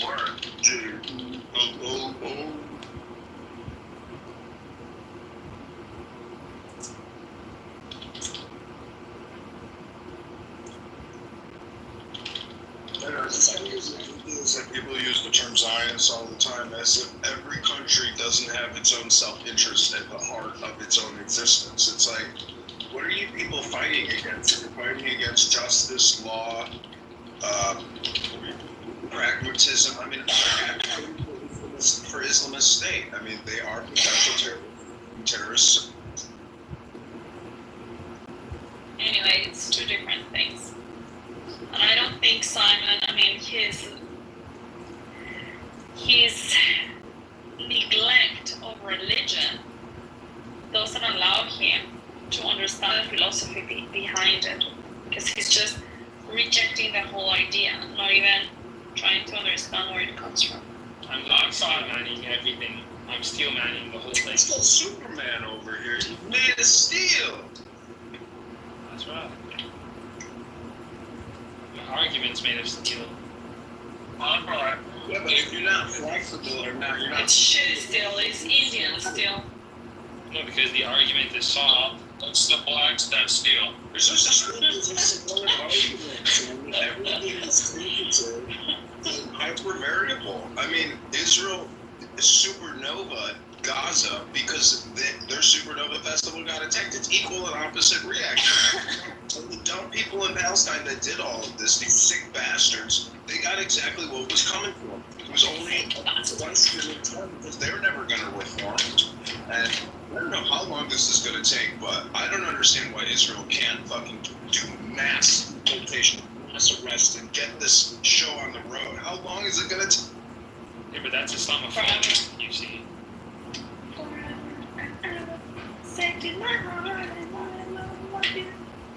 Okay, Lou George? Is this the guy from Chicago? Your voice sounds so... Oh no, it's in Arizona. Dogs. Have you met Lucius Tickles? No, he comes sometimes to the Bitcoin rooms. Are you a I Republican? hope you were there. Yeah. Who doesn't know what it is? I lean right, but I'm not a Republican. Who the hell wants to be No, Republican? John, the congressman, he is John. He is the guy that, no, he is the guy, John. Congressman is Republican. He's the guy from Chicago, the one that streams the room. Oh, got it. I was looking at the... No, yeah, Congressman is the guy that... I was going to say, I know that voice, bro. Yeah. John, do the whole 4 Kitover bit. Welcome to the campaign to elect John Kitover, Illinois 16. Our slogan is 4 Kitover, 4 Kitover. Go to johnforcongress.com right now and send 10, not 11, 10, not $9 to jumpstart the campaign and get rid of Darren LaHood, the rhino vaccinologist who has created 20 trillion in debt in 10 years. Don't go crazy or you'll get kicked out. Why? I just asked him to do the whole bit. I don't like it when he goes crazy. But yeah, I'm not going crazy. Do you know John? John, do you know he's running for Congress for real? Are you actually? Yeah. Yeah, I'm really running. I'm actually registered and I am consistently attacking my candidate. Okay, I mean, if you turn that state more capitalist, I'll give you funds. Okay, let's do it. If people can't submit to pay cuts and pension freezes and a reduction in government payouts and borrowing, I mean, we're doomed. Like, people have to submit and get in line and get ready for a change. And it's going to hurt everybody's pocketbook, but there's no other way to stop this insane borrowing and spending. Wait, you're Jewish, right? Am I Jewish? My mother's not Jewish. She's gorgeous. My father's Jewish, and I'm a cashew. Yeah, but I mean, in this climate, you don't got a chance, but they're gonna think Israel's you're really good. You probably don't even fuck your girlfriend. Okay. I don't see what that has to do with your chances. I'm just telling you, some of us win in life and some of us lose in life. I'm willing to bet that you're a loser. Okay. What are you winning at? Roasting you. Okay, I mean, that, he pays absolutely nothing. So if you don't value yourself, that's nothing. Chainsaw to the state of Illinois and to Congress. I am the millier of Illinois.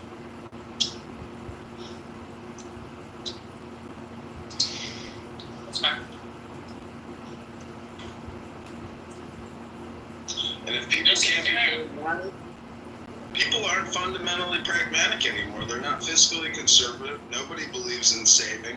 Everybody just believes in fake money. Who cares? It's all fake, right? Well, money is cheap, so I mean, why not? Well, no one can individually do what our supranational government does, which is borrow and spend $2 trillion plus a year and drive us into perpetual debt, destroying the future of this country. Listen, it's we the people. We the people demand fiscal justice. We don't believe in this racial identity politics justice and these lies and propaganda that make everybody stupid. They're literally just making us autistic, Down syndrome retards with what they broadcast every day in every way, and it's all they talk about. Nothing is true what they say. It's all lie. What do you do for work exactly? I'm running for Congress. It's a full-time job, doctors. But like besides, like being a bureaucrat. I'm telling you, he's in the FBI. He's recording us all the time and gathering intelligence. Government for over 20 years, and I've worked for financial services companies, advertising technology companies. I've been working over 20 years. I'm currently running for Congress. Shit. Mierda, coño. So you're saying Coño. you've been a bureaucrat your whole life? I'm a statesman. Some of us love our country, and we want the best for our countries, and we go. He's also a Fed. It's destroying our nation, and bullshit Democrats putting us into perpetual debt. We have to have patriots to step up and fight back in Congress, in the Senate. We have no choice. People have to start taking action in this country. We have no good people taking action because most rich people don't give a fuck. Why don't you start taking action then instead of recording us every day? What are you hating for us? I am running for Congress. Are you deaf or dumb? Probably. But you're running for Congress right now, but not the past 4 years. I ran for committeeman in the Illinois Republican Party, and they spent $10,000 suing me and taking me to court. Why did they sue you? Because it's a controlled political cartel. They don't let outsiders come in through patriots. They want to control it, and they're mostly just Democrats pretending to be Republicans. I live in a political cartel state. I'm fighting back with every ounce of my being.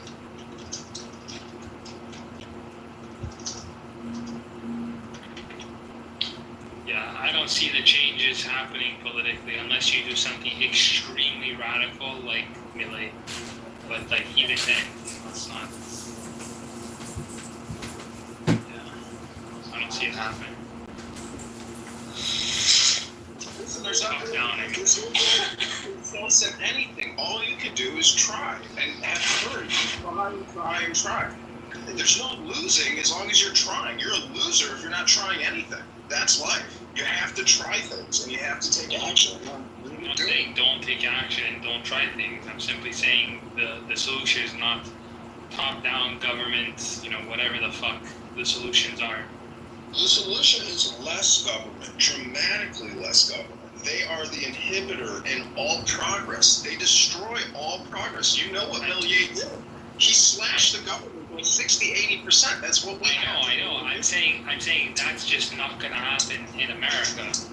If they get rid of the Department of Education, it's a start. They've already slashed at the Department of State. They've already completely removed USAID, which was a multi-billion-dollar program, and they're doing it. Trump is doing it. And Doge has identified. You can go to Doge on X and look at all the fucking wasteful contracts they continue to eliminate. And this is just fucking taking from the people. Yeah, but that's nothing. I mean, like, the reality is that Trump is a massive spender. So, like, the net spending, okay, like, yeah, you might save hundreds of billions of dollars somewhere, but, like, you're just taking that and spending it somewhere else. So, like, Millet actually cut spending. Like, there was a deficit, and now they're in a surplus. And that's just not happening in America. No, I know. Medicare, Medicaid, the medical industrial complex, big pharma, and doctors, they take up a huge amount of our fucking funds and borrowing. Next is Social Security and Department of Defense. It's $1 trillion to defend this country. $1 trillion every year. We have to come up with better solutions to start saving money and cut. We can't continue just being the world policeman and pretending that we control the world. We are insanely stupid. And the worst part is you have these Democrat cock-sucking fraud liars who are nothing but grifters who don't give a fuck about reformation. They want to spend us into oblivion. And Congress controls the Federal Reserve, supposedly. Well, I mean, look, it's guys like Charlie Kirk that are like getting pulled more towards like the left. year by year by year that are just grifting. Alexa, switch on the lights.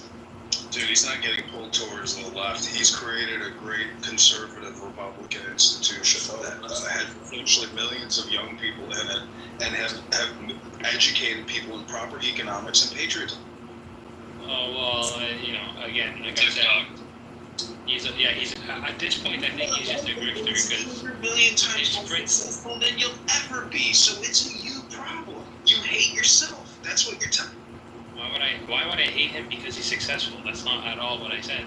You think he's getting pulled to the left and he's a grifter. You're a fucking zero, a nothing, a clownhouse chatterbox. What are you talking about?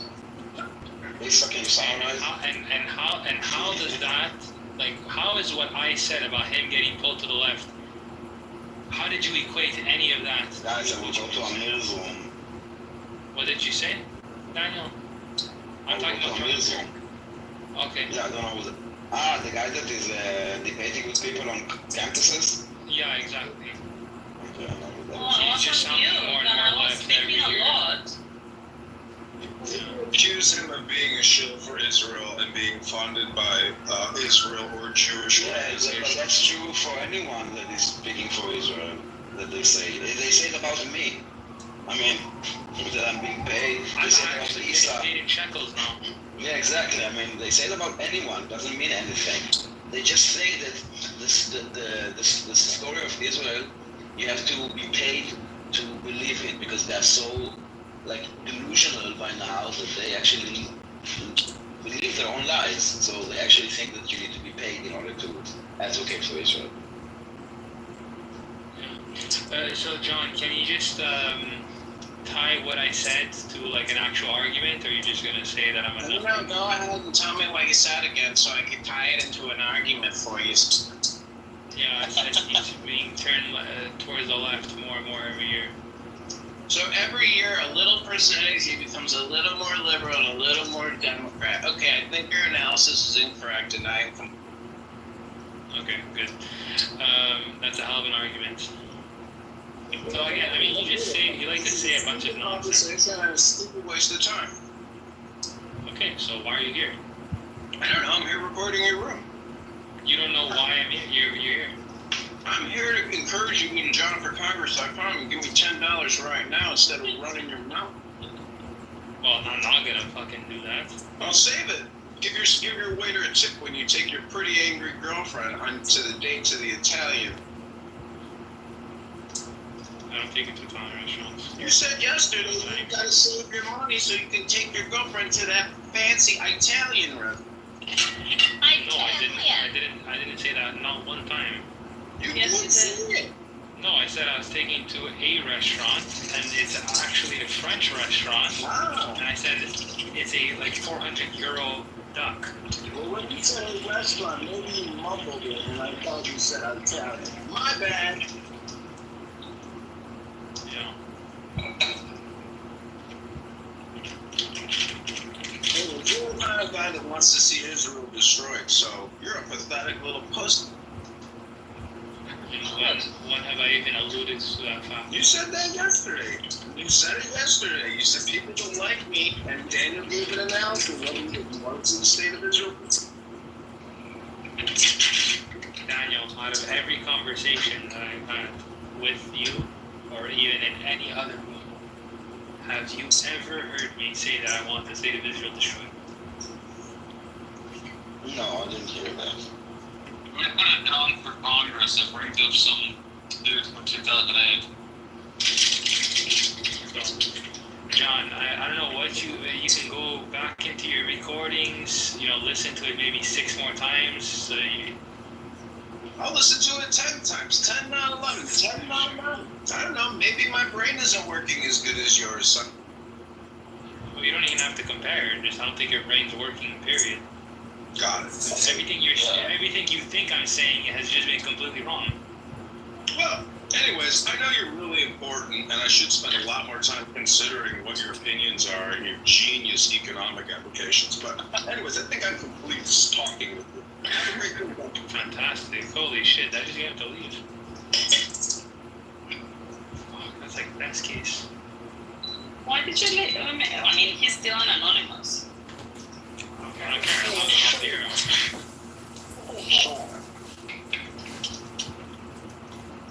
I mean, everything that he thinks I said was just completely wrong. I mean, why am I? Everyone is always wrong about you, Simon. Well, I mean, yeah. They don't get it. They don't get me. I hope this thing works. I'm scared. It's the first one I'm trying to do. Holy shit, this is huge. It's gonna be delicious, I know.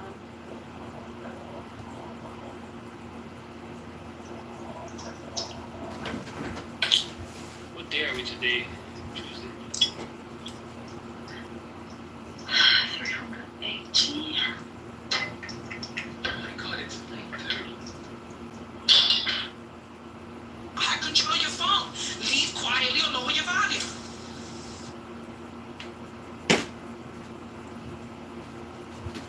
You can go ahead, Gemini.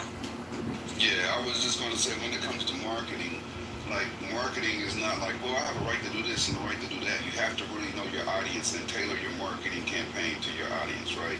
So if you have a conservative audience, then that's who you want to reach. You probably want to have a conservative approach. If you're only going to target your demographic, then you can go ahead and do whatever the fuck you feel and wow the fuck out, right? But if you're really trying to reach a broad audience and you're trying to cut into and capture your share of the market, then you have to comply. That's just the way it works. Everybody has to do that. They're going to suit and tie up and tailor their shit and make all these fake ass campaign promises and kiss babies and hug women and do all kinds of fake ass shit just to appear compliant so they can get the fucking vote. That's politics 101. Okay, can y'all hear me now? Yes, Doctor. Yes, yeah. Okay, great. Hi, Dr. AJ. Yeah, I was trying to passport. I just want to know, like, what is going on? Y'all back on this, like, Democrat bashing or whatever? What the fuck? What's happening? No, we're not Democrat bashing at all. The thing is, I want to know, why is it that black men are so invested in regulating these women? The same men who will go to the streets with somebody twerking, will admire somebody twerking in the booty short or whatever, and now make the stallion is a problem. Like, what is going on? I don't understand. What is up with this title up here? What's happening? That title funny as hell. It's not though. I didn't make the title. I didn't make it. I didn't interrupt anybody talking. We about to have this man up here, the ambassador, who leaking all kind of secrets everywhere, right? People trying to rally to get that other motherfucker like out the office because he's spreading our secrets everywhere. And y'all on here talking about Kamala and college in the bathtub. And I don't get it. I don't understand. I don't understand what's happening. I don't understand what this is about. I don't understand what your objective is. I just don't get it. I don't know what's going on. As soon as she said in the title, she changed the title. It was a clickbait title. It was not the topic of discussion. The room was not about that. But I heard it. It's Mel's fault. It's Mel's fault. It's all her fault. She's the one that did it. She pushed it. You're such a liar. We didn't have to say it. Y'all gonna talk about this. I mean, so that I can get it. But we were discussing Diddy. We started discussing. It started off with a Diddy discussion in regards to the video that we watched last night about the sex worker. And then we started talking about Cassie's involvement. And then we started talking about somehow that the camera. But I was here. I was on my phone. Okay, I'm going to that transition. Yeah, I heard it. I was on my phone. That's what I'm saying. I'm glad you was on your phone now. I heard the conversation. I know what the conversation was. And I just want to say, like, I find it very, I don't know, I find it very disturbing. And I find it very uncomfortable because the party line is that we're all in this together. Everybody will support Kamala. We want the Dems to be better. We want them to win, right? That's the party line. But that's not how people showing up. And I'm looking at everybody sideways. I'm just saying, and I'm a person on the app, right? I'm an avatar on the internet. If I saw half of y'all on the street, y'all probably wouldn't know who I was. I might not know who you are, right? But we come to these rooms and we talk and we sort of try to create like some sort of semblance of kinship. I don't know. Something ain't right, as the old song go. I don't know what's going on. I always considered this to be like, you know, a bunch of people at the bottom of the stoop just talking about life and everything that comes in between. And because it's a hot topic of the day, we will discuss it in all forms: intellectual, non-intellectual, belligerent, brutal honesty, and of course, candid. But I still think that this is definitely appreciated because this is more focused than most Clubhouse, groups I've seen, and I definitely appreciate it. But one thing I wanted What's to the mention, hot topic? I'm sorry, Dan. What's the hot topic of today that's being discussed? well, like you said, we have just got off the topic of Kamala and some. Yeah, that's a hot topic for today. We ain't seen him I don't know how long. For the moment, okay? And I'm saying that in general. What is the hot topic? I was What's saying going on in today? What did the general. Supreme Court just rule on? Hi, everybody. Oh, you're asking me what the hot topic is? That one of them, the House Republicans. No, but that's my point though. You in here talking about Diddy, talking about the sex worker. Right, we just watched that last night, so we were rehashing something we just watched last night. We just heard I understand that. Sex workers, I so that's why that was, I understand that, and all of that is my point. Okay, I'm sorry. Go ahead. Right, this is what I'm about to say, right? If there's a small room, right, which it was, and we're trying to keep the room going, we're going to discuss a whole bunch of shit. So the fuck what? Like, we're going to discuss all kinds of shit. We're not dim bashing. What we were doing was saying we wanted her to win, and we were looking at different things that happened during the process. We did not say this is why she lost. Nobody bashed her. Matter of fact, I think most of the people speaking were Dems or pro-Dems. Okay, And then we also, hold up, let me land real quick. And we also discussed, one second real quick, I'm going to land right now. Discussing is we. We also brought up, and what people start to respond to is what they respond to. I also brought up that the House Republicans denied an amendment that would have made the DOJ release the Epstein files in the next 30 days. Nobody wanted to talk about that shit. So they went right back to what people wanted to talk about. Oh, that's what I wanted to talk about. You don't want to talk about that? I brought that up already. I tabled that. Let's bring it back. Let's bring it back right now. Hello. Thank you. I'm on my lunch break. I just wanted to see if you guys heard about it because me and Sin were trying to look it up, and it was funny that it was buried. I spent my 15-minute lunch break with Sin trying to find this article. So that's not of interest to anybody? Okay. I brought it up. I had an article from CNN, yeah. Oh, okay, you found it on CNN? Dr. AG, what are you asking? Okay. Oh, nothing. No, I'm asking, what are you asking? No, what are you asking? You said, what's going on? What do you mean? You don't want to talk about that?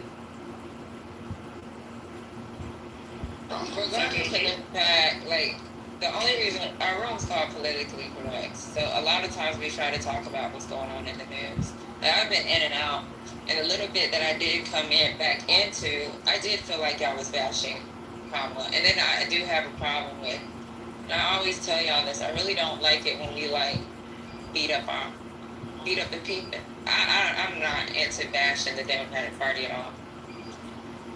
To be clear, because when you come in and out, you're not going to get full context. Nobody was bashing Kamala. I got it. Yeah, if the replays were on, I wish it was. You would hear us. That bird had a lot to say. And I told him to give me one example since he wanted to talk all that shit. And he couldn't. I don't got time for this shit. Like, honestly, that's why I was like, I'm not playing with him today. And maybe me coming in and out, it sounded like y'all was, that's why I said it sounded like y'all bashing black women. Nah.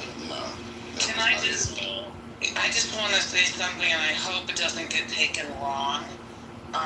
Dr. AT, I was feeling what you were feeling, but I felt it because of the title that the room put up, Collard Greens in the White House.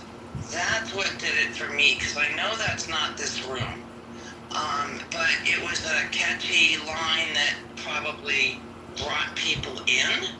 So that was what I was feeling. That's all I want to say. Okay, 30 minutes. Here. I didn't even know that title was up there. Damn. I only got 30 minutes, please. Let me just say, can y'all actually hear me? Because I'm hiding in my car. We can hear you. In the garage. We can hear you. You sound like you're hiding in your car, but we can hear you. I am, definitely. So, I don't want to talk about the title and whatever. Patty, can we find a topic like in the news? Or you guys want to keep talking? The Epstein thing you want to talk about? The Supreme Court, y'all check this out. Department of Education, it's falling apart, right? Y'all don't know what the Supreme Court decision was. And what does that look like?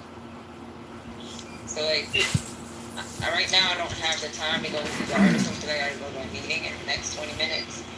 But maybe that's something, I don't know. If y'all not interested in that, then you guys can talk about Epstein. I wanted to say this real quick, if y'all don't mind. Like, I'm not going to make it a crypto or stock room, but this does have to do with Trump, where he met with China and reversed some of the policies that allowed us to sell the chips that power their AI. And NVIDIA and AMD both said they're going to reinitiate those sales to China, and their stocks are fucking jumping through the motherfucking roof, which I love it because I got both of them. So yeah, that's a topic. That's another taco situation too, by the way. They're what? They're to China? They're reselling. They're restarting their sales of chips to power China's AI, both NVIDIA and AMD. AMD, that's a big issue. Like, but AMD is Taiwan though, right? No, they're both American based. Is it AMD Taiwan? NVIDIA and AMD are both U.S. based companies. I know that NVIDIA is. And I know. Well, they were under our supervision. They couldn't do it before this. They were stifled, and now they're able to reignite their sales to China, which made their stocks jump because they're about to really go up as far as sales go. That was a huge export for them. Yeah, that's going to be interesting. Damn right.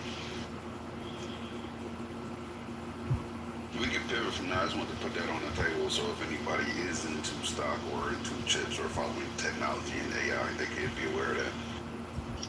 Okay, so the Medicaid work requirements, if you guys know, are going to start in 2027.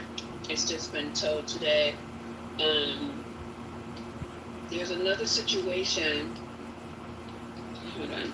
God, there was another situation of immigration. Do you guys want to stick to just that part? Because there's a lot of things in the news I'm looking at going over my head. Talk about anything going on in the news. Like what? I don't know. Okay. Okay, so I can tell you guys that we're getting ready to, yesterday, in reference to my topic that I just brought up, yesterday they laid off, I put it in Telegram, they fired. This particular center I was at had 25 people. I showed you what was going on a day where they thought we were going to have 35 patients. They fired, out of the 37 people, they fired 19 to start off with yesterday in this surgery center that has 37 people. And the reason as to why they do cataracts here, and a lot of these patients are Medicare, Medicaid, Medi. And they see their money is going out the window, so they preemptively fired all these people. And I wasn't kidding when I said they were all black, because they were all black. So that's my contribution to, and it's starting on 2027, 2 years from now. Is that based on the ruling that just gave Trump clearance to fire Macy Light? No, it has nothing to do with federal. This hospital is, not hospital, this surgery center is owned by 3 physicians. I'm just saying that they already see the writing on the wall, and they're starting to cut. They're starting to cut everything they can down to the skeleton crew. So good luck if you live in rural areas, poor areas, any facility that is taking Medicaid, and probably their number one clientele for that community is Medicaid. They better be ready, because we are preparing to shut shit down and stop offering certain services and a whole bunch of things. But anyway, you guys, go ahead, go on. I can add to what you just said, Lisa. Here in LA, it happened yesterday, or today, this morning, to a friend of mine who actually is just retired yesterday because of this, from the nursing industry, because her patient was told that they need to provide proof of immigration from 1995 in order to continue receiving benefits. But this is a patient that cannot move and is behind a bed and has no access to anything, and is being given 30 days to stay in their facility and produce the documentation, or they need to get out. So it is happening, whether those laws have already gone into effect or not. 95. How do you bring that information so we just do some documentation that says you started? Immigration process dated as of January 1st, 1995. Is that what needs to be done? Because that's over 10. How many years is that? That's like 20. When the person came in. 30? Yep. Yep.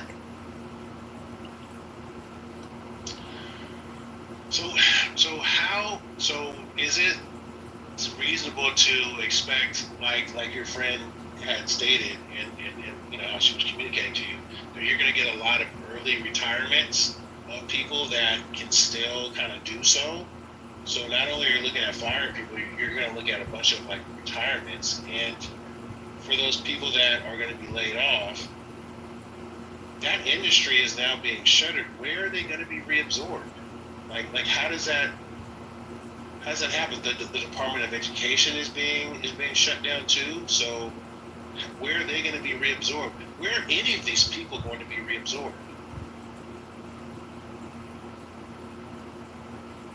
I have no idea where they're going to be reabsorbed. It's just, and maybe they won't. Maybe they will not. So that, I don't think anyone's worried about that. You know, we had professionals who were being laid off, but they laid off, 1,000 something, 500 yesterday from the federal government. Where are these people? Plus the other layoffs. Where are these people? And then they can't get Medicaid or SNAP.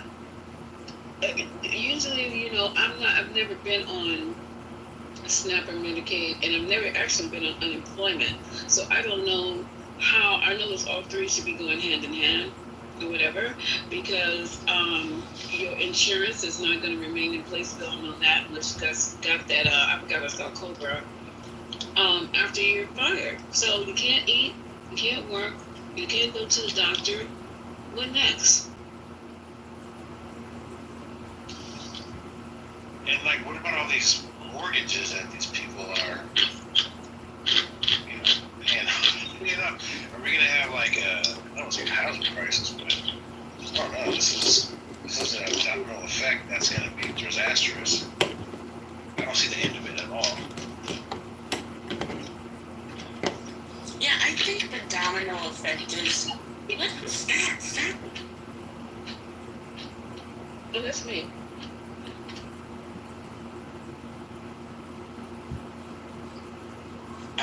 But I think I believe it'll be similar in some ways to what happened during the Clinton administration, like 30 years ago, when Clinton and Gore, like, they shrunk the government, right?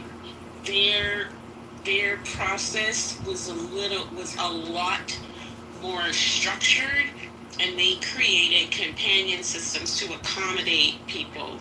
So, like with the whole kind of welfare to work, we saw the emergence of these, what do they call them? Not trade, I guess you would call them like little trade schools within community colleges to help people gain skills and gain training so they could make the transition into these different phases of the workforce.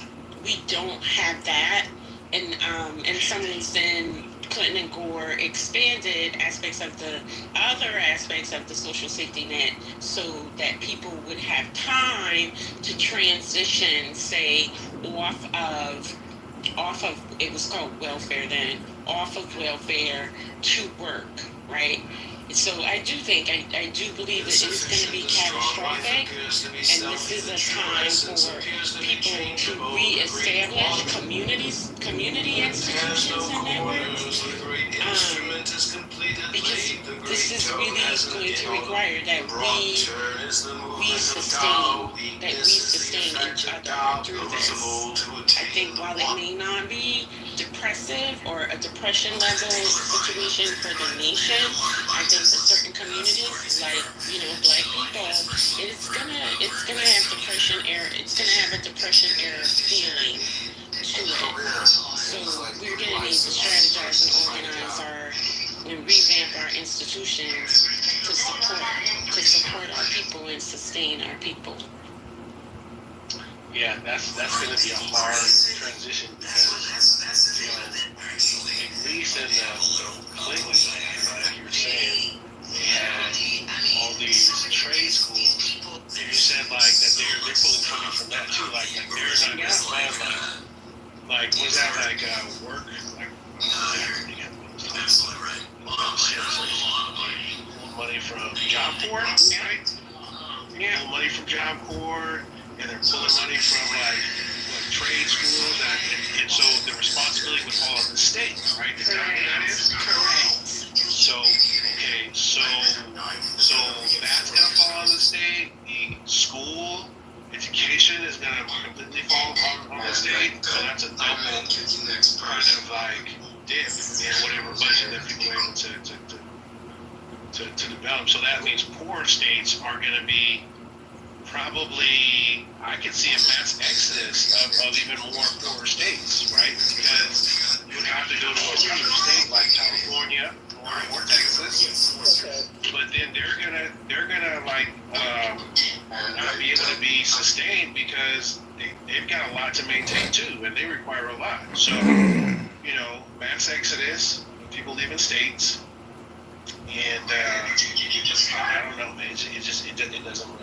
And just with these Board of Education cuts, just with that, right, and with the Supreme Court ruling yesterday, the irony of that, it's interesting they did it on the shadow docket, but there's still cases in 22 states against the federal government around this destabilizing and defunding, basically, of the Department of Ed, and the states are basically saying they cannot sustain that cut. It's gonna require a cut in school programs, and it includes Head Start, like free lunch, the after school programs. In some states, it's going to include the ESL programs, right? But not just those programs, but some fundamental things that the schools provide, and that the states are saying they cannot make up that shortfall. So for people who think like, well, I'm secure, you know, I can weather this, the trickle down is it's about to be crazy. Oh, I can see how much is going to go. Hold on. The first time these people cannot be absorbed, they'll care. So if your local community hospital is in trade schools, they already are certified licenses. We have our licenses, and whoever else below me are certified or whatever they have. There's no reason for us to be going to trade school. So what we're gonna do is, like you said, Jen, we're gonna leave. Well, I don't live in that environment, but they're gonna have to go. And where they're going, I don't know, because absorbing all these forecast places that they think are going to close. A hospital has hundreds and hundreds of people work in a hospital, and I'm just really I don't know what my mind is like. I don't know. I just can't even imagine what's getting ready to happen here. But don't trade school. They're not going there. But Lisa, my trade school comment was in specific. No. It had nothing. No. It wasn't to counter what you said. I was just trying to think it out in my head. So I just want to make clear, I just want to make clear that that was for the people who are going to lose their SNAP benefits. That is for the people who are going to lose their Medicare and had the additional or the so-called additional work requirement, right? In the past, when those cuts, when similar cuts, not to this degree, but for that time, large cut was made, there were institutions, like there was a plan in place to transition those people, and we don't have those people. We don't have those systems anymore. So it's the poor, right, or the dependent, right, because that's women, infants, and children included, right, and the disabled. So it's those people and the professional people that are being removed from their jobs, all the government workers that are losing their jobs on top of that. So we're going to see brain drain. That's going to be a thing. And now what's also happening outside in the world, and this is the last thing I'll say, what's also happening outside in the world is that countries are now creating stricter visa and resident requirements for Americans because they're seeing this influx of Americans to these other countries, and they're like, no, we gotta make this harder. So the people who can will flee, but that flight won't be as easy as it has been in the past because these countries are making it harder. They're putting restrictions and limits on the Americans who can immigrate to the countries. So it's going to be difficult because even those of us in like high earning professions, like we're going to feel it too, because the support that the state has to provide, it's going to come from somewhere. It's going to come from a cut in some service I depend on. It's going to come in a higher cost for some service I depend on. It's going to come in lower standards and conditions for me, like roads, like utilities. I think the trickle down for this is going to be major across economic sectors.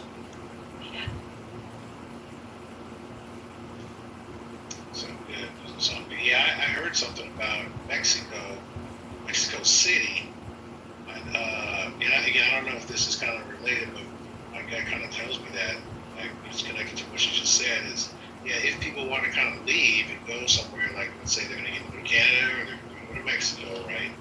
There's already been an influx of these people that are in these cities, and for example, Mexico City, they are rioting right now because let me say that there has been some major protests, right, against the foreign people that are coming in here that are working from home, and they're jacking up their prices, and the local people are being forced out of their homes. But the people in Mexico, for example, they are like going in the streets and destroying stuff, protesting. Have you heard of that? In Portugal, they have it too. In Spain, yep. And Spain, Portugal, and it's starting in the UK.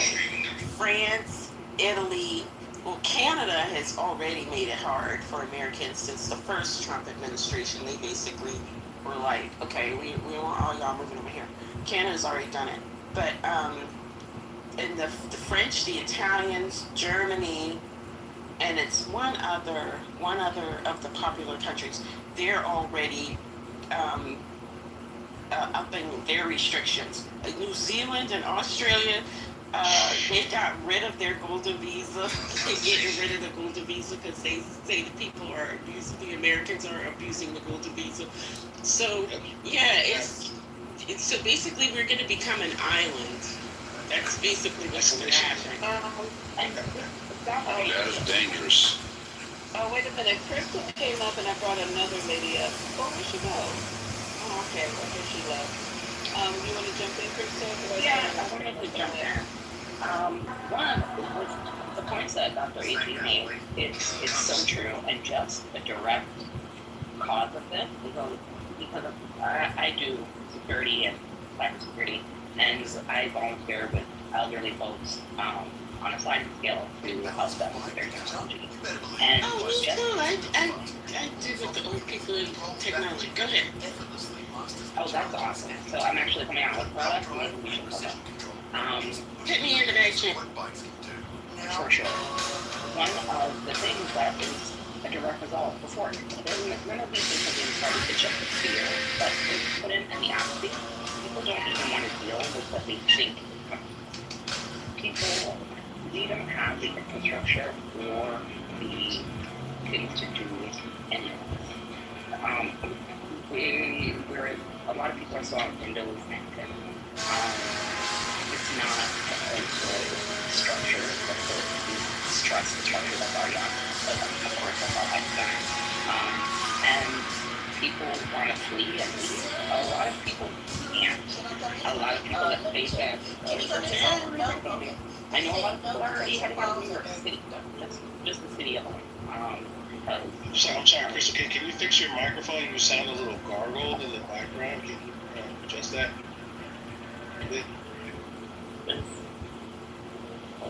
Is that better? Way better. I can hear you just fine. Perfect. And I think like a lot of people are fleeing. They're starting to flee from the cities. I live in Brooklyn, New York, and the part of Brooklyn I live, a lot of people have second houses, and they have been renting out their houses and have been testing out not being here for the last year. So I know that that's one of the problems, the apathy, and just the direct problem of people just are frightened of what is going to happen and already self-deleting themselves out of a lot of things.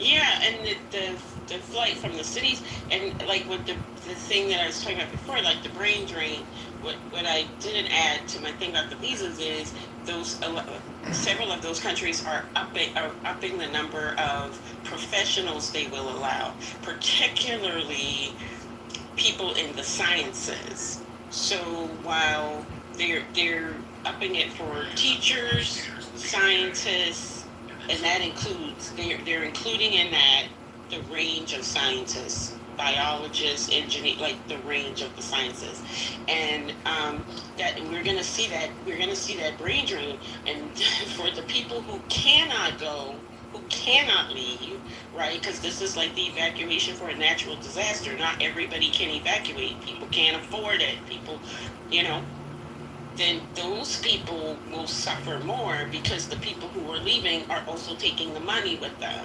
They're taking their tax base. Yes, you do have to pay a little bit of taxes when you emigrate, but it's significantly less than you pay when you're living here. You're not paying city and local taxes mainly. So, yeah. And you're right. And that's the apathy is the thing that I'm most concerned about. The apathy is a real problem. And along with the brain drain, we do have brain drain coming because I'm originally Canadian. A lot of people are just opting to go to Canada because they don't know what the visa system looks like and they don't want to have an issue. A lot of countries like Nigeria. I know a brilliant girl who's an attorney and has a master's in engineering and is like, I'm just gonna go back home maybe and do a startup because I don't want to have to deal with anything when my visa expires. There's another point that said, I don't remember, but yeah, the brain drain is a real thing. Oh, and tourism. We're getting hit so hard with tourism.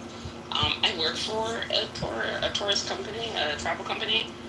People who require visas to come, just like anecdotally, they cost $450 to apply for a visa in Barbados. That visa is then not even guaranteed to get there. People think, oh, little island. These are people with money. They're just opting to go to England because they don't require a visa and there won't be anything sketchy going on. Mm-hmm. Yep, and the UK is looking to tighten up their stuff too. So yeah, it's gonna be Cascadia for sure. So, y'all getting ready for for 2026? Is that what it is? 2026? Yep, I'm getting ready. I'm already ready. What does that even mean? I already started supporting the guy who's challenging Susan Collins and me, Jordan Wood. He's challenging her for her seat. You gotta support him, young guy. He's got some very forward-thinking ideas. I gave him a little bit of change. He's starting early because they already trying to dissuade him from running. I got my eye on this woman who's running from Arizona. I don't know how I feel about her yet. She's challenging for the House seat in Arizona. She's young, 25. Oh God, what is her name? Her name has escaped me. So yeah, I'm already scanning to see who's preparing their run. So yeah, get out here and do what I can. Home bank, make donations, whatever. Yeah, we gotta hit it. Because undoing this stuff is at least a decade project. At least a decade. This is not going to be a quick fix. And we got to get on it immediately. This is rated government. Has killed more children, more journalists. They were just had more medical personnel. Look, and we still got the Olympics coming. Gemini, look, the Olympics is coming to LA. I can't wait. What are we going to look like when that happens? Smart city. What are we going to look like? We're supposed to look like a smart city. They're already starting to do some implementation like they have over there by UCLA. I forget which stretch of the highway. They have a wireless recharging mode now. Like, you hear about that? When you drive over it, if you're in an electrical vehicle, it automatically starts charging your vehicle. Where is that? Where is that? I'll put the link in the chat. I got it as a flyer because by UCLA, the whole flyer about this. Because there's a ton of construction going on the west side over by the tracks. They're digging up the ground there. I wonder if that's where it is. I got that flyer like about a month or two ago. This is not. That's very interesting. I'm sorry, go ahead. I just want to know, it's very interesting. Where are they going to put, I'm going back into work, my 30 minutes is over, but where are they going to put Sue and Gemini, those people living on Skid Row? They're supposed to be building communities. They're supposed to be building all these housing things, but they're saying they're having a hard time for both workers and locations. But they're supposed to be building a couple of communities allegedly, but they always have an excuse as to why. Remember, they misplaced something like 50 million or something like that. Like they've got a lot of. Exactly. Well, there's a lot of people right in the smack dab of where y'all is holding the Olympics. Well, so right smack dab yeah, there. we go back to '84 and what Peter Uberoth did, and how he got rid of all these people. He paid them to leave LA. That's how they all got out of here. Did they go to San Francisco? When you say pay, what they did was they gave them housing vouchers and shit like that, and then a train ticket. So, housing vouchers and it was not a big, yeah. So there's only two ways in which to toss this coin. There's only so many ways you can move a body. The fact is that we can build all the housing we want. We've been doing that for the last 10 years here. Whether it be in existing buildings, new housing, it doesn't matter what's built. These people won't go in them. So you're right. We're going to have a huge problem. But the immigration issue is going to affect all of this as well, because the Olympics is always the Olympics makes money, but it's always a deficit for the country that hosts it, right? It's always more money going out than coming in. Except for America. Except for America. Which one? 84 they made money. 84, yeah. So let me back up. In the last 20 years, I'll say that, as the Olympics has gotten bigger and bigger, and it has cost more and more, it's it's generally a loss for the nation that hosts it. And the bigger the nation, the bigger the loss. Even the Chinese lost money on it. But I don't want to go on that. What I wanted to say is the immigration thing is going to impact this because the Olympics requires, they have all of these really strict requirements for their athlete residences. So they're going to have to build those. They're going to have to build those facilities, right? Who's going to do that work? They're going to have to import labor to do that work because they're exporting the already existing labor. They don't necessarily have to import. They have people here that can do it. The problem is this: the rates are going to go up. The expense of the project is going to go up. But there's a lot of professional companies that are going to bid for that contract, right? They're definitely here and capable of doing it. But the price point is going to be fucking ridiculous. Which is why they import labor to build because of the cost. True. That's why I think what the import of labor will be is they will hire companies, grant them contracts. It will probably be just like how they did in New York State when it was COVID and they needed hand sanitizer. They figured that out real quick. They will probably have people that are companies that have allowances for visas that are not construction companies. A lot of cruise companies who are allowed to have people on deck on California pull up that boat. There's some place to sleep, and now we're a construction company. So, did y'all, I'm sorry, I'm just coming back. Did y'all hear that Trump said that the Epstein files are made up? They fired me because I told the customer. Did y'all hear that? I was hoping, apparently that's... All of a sudden they don't exist now. I can download half of the files right now. I can download half of these made-up files right now. And the Democrats just forced a vote on the floor to release the files, and the Republicans voted. They overrode it. Yeah, the House Republicans overrode it, and that would it made them release the files within the next 30 days. That's what they were. I would bring it. Can you bring it up again? I would bring it up. That's what the Democrats are saying. They said they're gonna repropose it again. Like they're just gonna circle back. It seems like the Dems want to see these files way more than the Republicans do. Right? We're still pushing it, but they tried to attach it to a crypto bill that was being passed. They tried to actually get it passed in the amendment, and they got caught and just vetoed for the vote. It's not going to do anything. He's the president, right? I thought the Supreme Court gave him the ability to just shut anything down if he feels. It's the reputation damage, damn. You can't get that back. You can't recant that. You know what I mean? Once it's out, like legally, I don't think it's going to have the implications that we would want.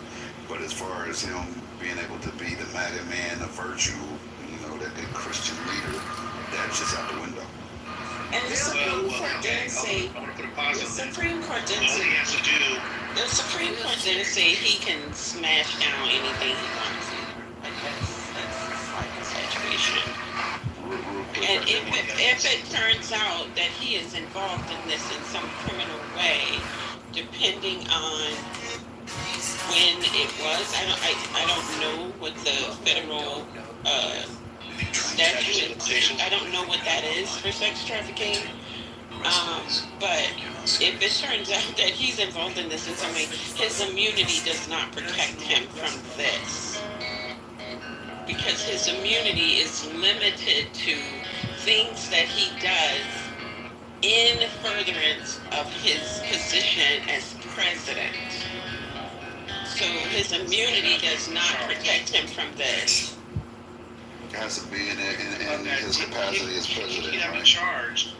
I thought that he cannot be charged or go through any court case as a sitting president. Well, no, he can afterwards, though. Afterwards, he could. If the statute is afterwards, as a sitting president, he does have immunity for things he does as the sitting president, and he can't be charged for anything outside of that until after he's completed his term. Right. So, and it would depend because there is so there's no law that says he can't be charged. That has just always been like the what do they call it? They call it a letter of, I can't remember what it's called, but there's like a DOJ, a Department of Justice like letter that says this is what we agree to, but it's not a firm law. It's not a congressional law. Like, it's not a law. It's just a sort of agreement. It's not. Yeah, it's not in the Constitution. It's just a DOJ. Okay, go ahead. MOA is like with memorandum of understanding. It's like a DOJ directive or something, and but that doesn't preclude an attorney general in a state from filing against him. That doesn't preclude that. It just depends on what the statute of limitations is. But the whole thing about, I mean, I get it, the whole thing about the Epstein files. I just hope that the Democrats keep it on the political leverage of it, right? A promise broken. That's it. Just sort of keep it on that, and don't go down the whole conspiratorial bullshit, because that's a distraction. And to amplify that, Donald Trump just said he's going to put these sanctions on Russia.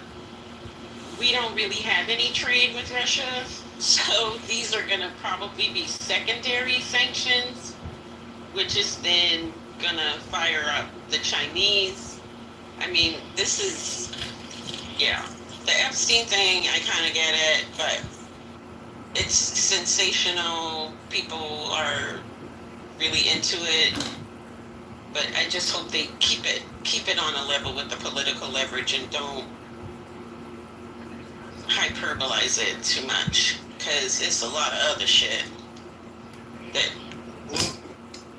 the thing too is, like, look, if he does found to be guilty or whatever, what's going to happen is this, or implicated, what's going to happen is this.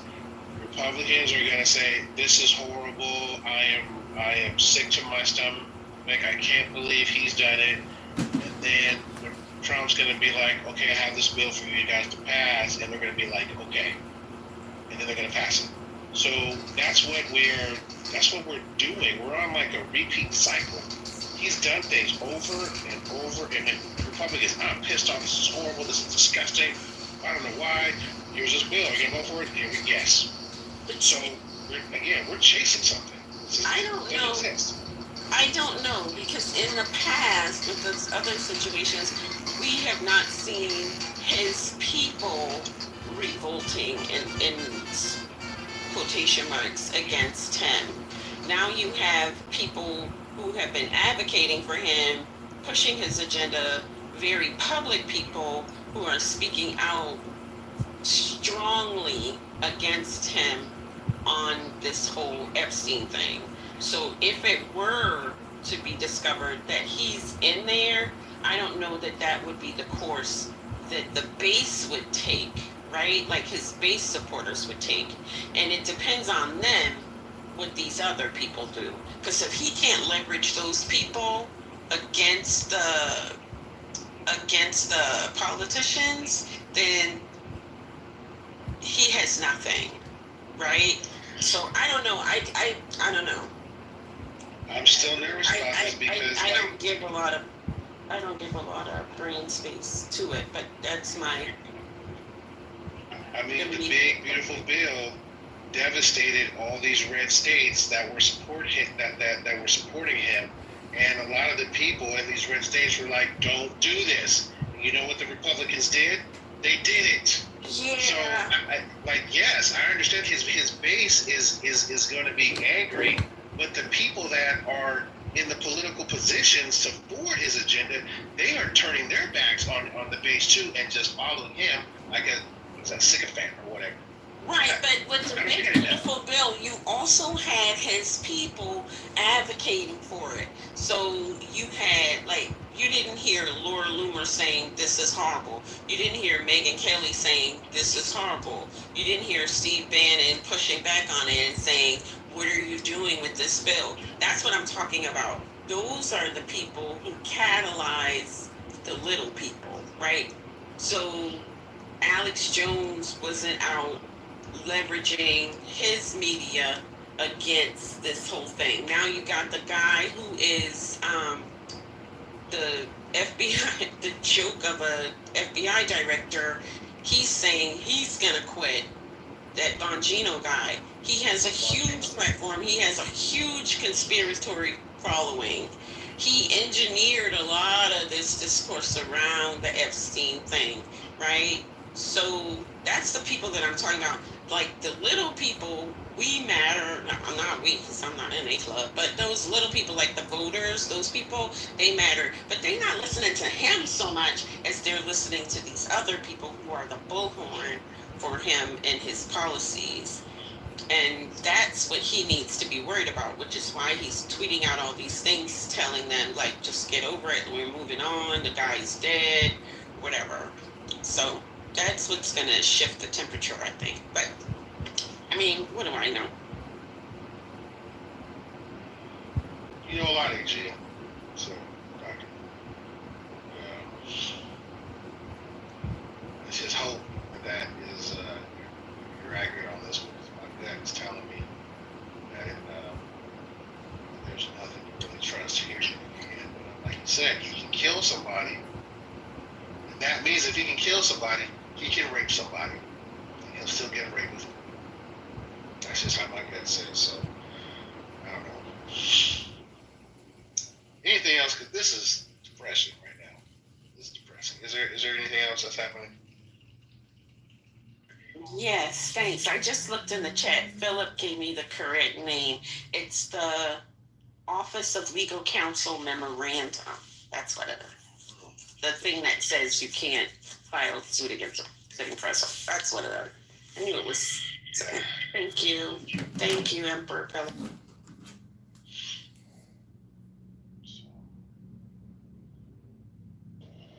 Can the Inspector General file a suit against the president or do an investigation in the president? While we don't know. Yeah, they can, as much as they're independent, but you know, he fired a bunch of them. Oh yeah, of course, we know that.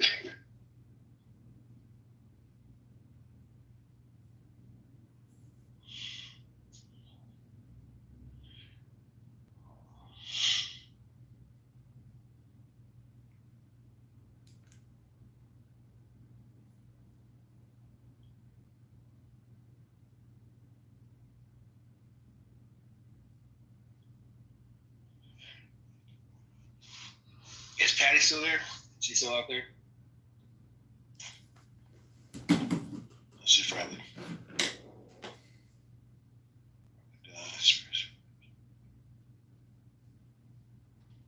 Yeah. So I'm back. So I've been in and out. What's going on, Scott? Hey, Dr. A.G., regarding the Hudson's, we have something with the new line of thinking. Wait, you sound muffled. What's going on? Yeah, your mic is a little. Oh, shit. Is that You kind of sound like. Shit. Well, I was just going to say, I'll say it very quickly and I'll put it in the chat, but the new line of thinking is that there are people who are ashamed of the Democrats for wanting to release the Epstein file because they want to release child porn. So that's the line of thinking. Get the fuck out of here. Yep, so Tim Pool tweeted that, other people co-signed. So that's their strategy now. Bodily injury. And that's pedophiles. Look at that. So I can't, dude. I can't with these people. Right? There's no end to the fuckery. The craziest. Who put this out? Tim Pool. Oh. Interesting. But I'm saying that's going to be the line for. So I go back to the States, and I tell everybody that this guy. And if it's not already the line from Republicans and Democrats. So anyway, it's out there. That's the PR campaign that they're using. So this is going to be interesting because the people that are calling for it, they're calling for it because they want to know. They want to they want to defend and protect children against predators, like this. And they believe that these predators are still functioning, right? Even though Epstein's dead, we need to know who these people are because they're still out here abusing children, right? So this is going to be an interesting battle. I just hope that the so-called Democrats let them fight it out. But it's going to be a Democrat who come in and say, something bad about what the Democrats is doing. It's going to be somebody. So. And plus, can't they just redact? Can't they redact the innocence of the people and just leave the pictures that are the people that are of subject? Their picture untouched. They can redact those, right? Yeah, I mean they can release it. They can release it to Congress and never release it to the public. They can give a cursory report. I mean, that's when I can't remember the guy who did the Russia investigation, the one who they are now targeting, and they filed this case against him and Jim Comey. I can't remember his name. It's escaping me right now. But when they did their report into the Russia investigation, it was a heavily redacted report and they never released the report to the public. They gave a summary of the report. And the reason for that was they wanted to protect the people who were implicated in the investigation but did no wrongdoing. And they didn't want that information circulating out in the public in such a way that it could cause them professional harm, whatever. So there are ways that they can, no, not the Mueller report. It's the other one where it was I'm going to remember his name. But they can do it in such a way that we, the public, get as much of the details as we need to sufficiently believe that they've investigated and whatever they found without revealing any of the salacious or the illegal or prohibitive material. Well, I wonder if they're just trying to avoid another congressional hearing, because if that is released, they have to have another congressional hearing, right, to discuss what was released, right? So they're just trying to avoid that, because then you got everybody interrogating it, and it's irrefutable. I mean, I'm surprised they survived the first congressional hearing the first time they got the first phase out of the way. So yes, Leanne, John Brennan, that's his name. Thank you. Yeah, I mean, that's the thing. They want to have, that's what the Democrats are calling for.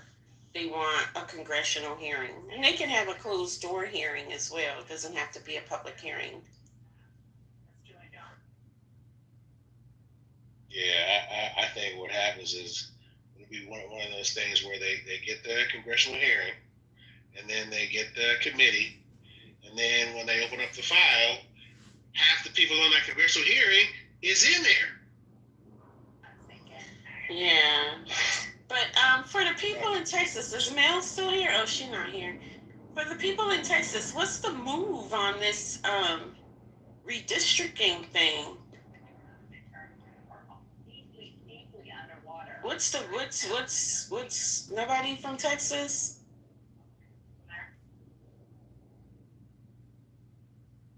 There's Mel. She knows what's up. Damn. You want to go on time out? Mel, what's going on with this? I just said there you go. Mel, no, I was asking. Those are some pretty nails, Mel.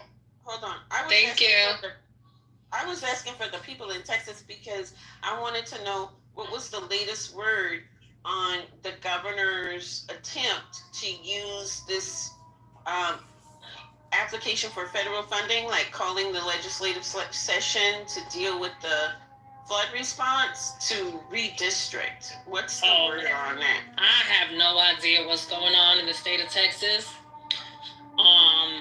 I don't know what's going on with the flood situation.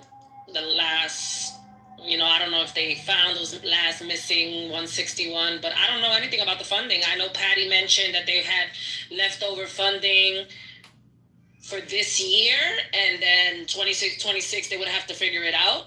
Yeah. But I don't know any updates. Yeah, because your governor is calling an emergency session of the legislature. Mm-hmm. And in addition to discussing emergency... My governor is the wheelchair man, is that correct? Yeah, Governor Abbott, yeah. Okay. So in addition to discussing the emergency response and what they need to do around that, he's trying to add the measure of redistricting. Mm-hmm. So, and the goal is to either significantly dilute or to remove the 5 predominantly or heavily black and brown congressional districts. Because there's only 5 of them. And so he's trying to do like this redistricting map so he can dilute or eliminate. And last I heard, it's potentially 2 of them. So the Democrats would be reduced to 3 safe districts. Do we have any do we have any Texans in the goo? So Mel can tell you any original Texans.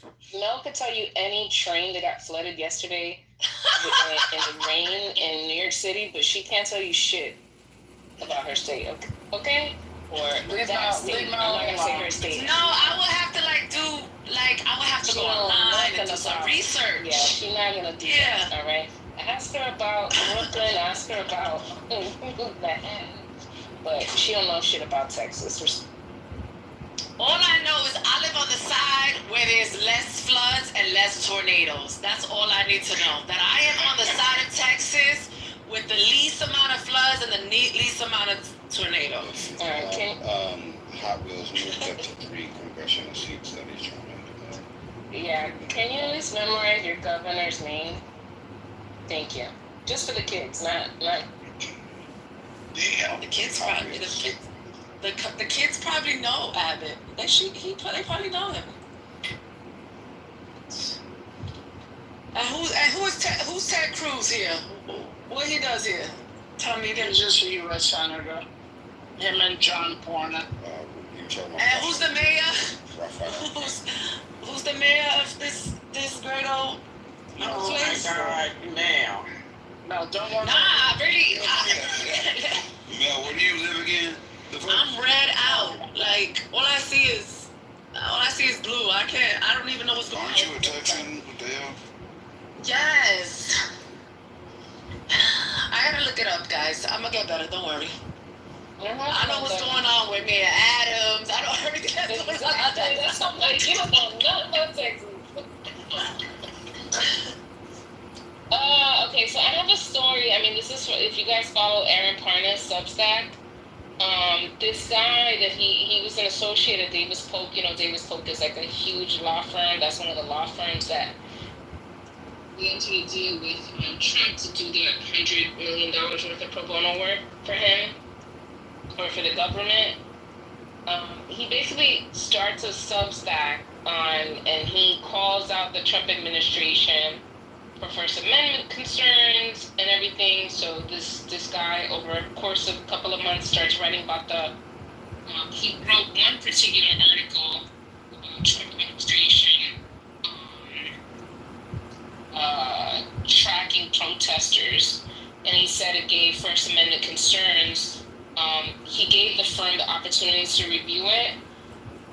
And he said he made clear the views articulated were entirely his own, and that they address a matter of public concern, right? So, if you know anything about the First Amendment, things that are matters of public concern usually get like,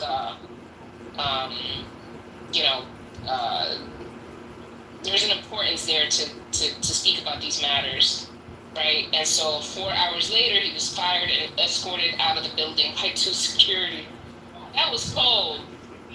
So, so he's now speaking about big law and saying how it's, you know, a powerful machine and is basically, they're suppressing people's views and all of that stuff. So I think that's interesting. This guy's name is Ryan Powers.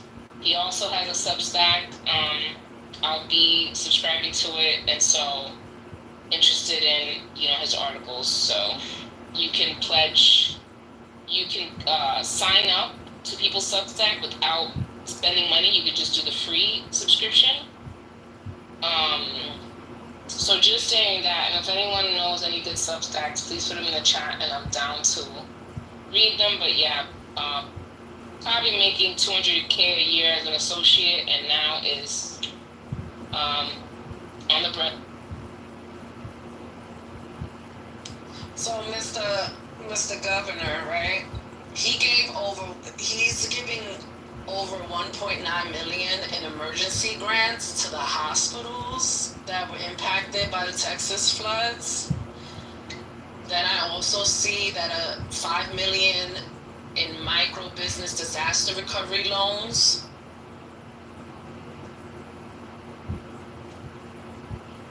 And that was all done today, July 15th. And then Governor Abbott signs a key border security laws in Fort Worth. That was all today. And then yesterday, he toured the flood locations.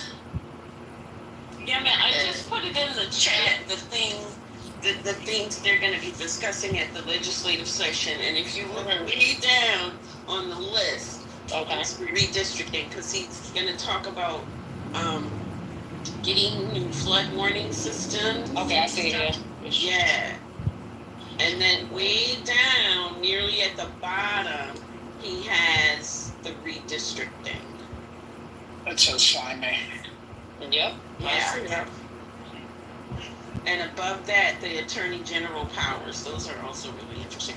But yeah, those are the things that he's putting on the agenda for the thing. I don't know. I just think, you know, I'm telling everybody I know in Texas, just keep your eye out so you can call up your local representative and put pressure on them about this, because this is real slick.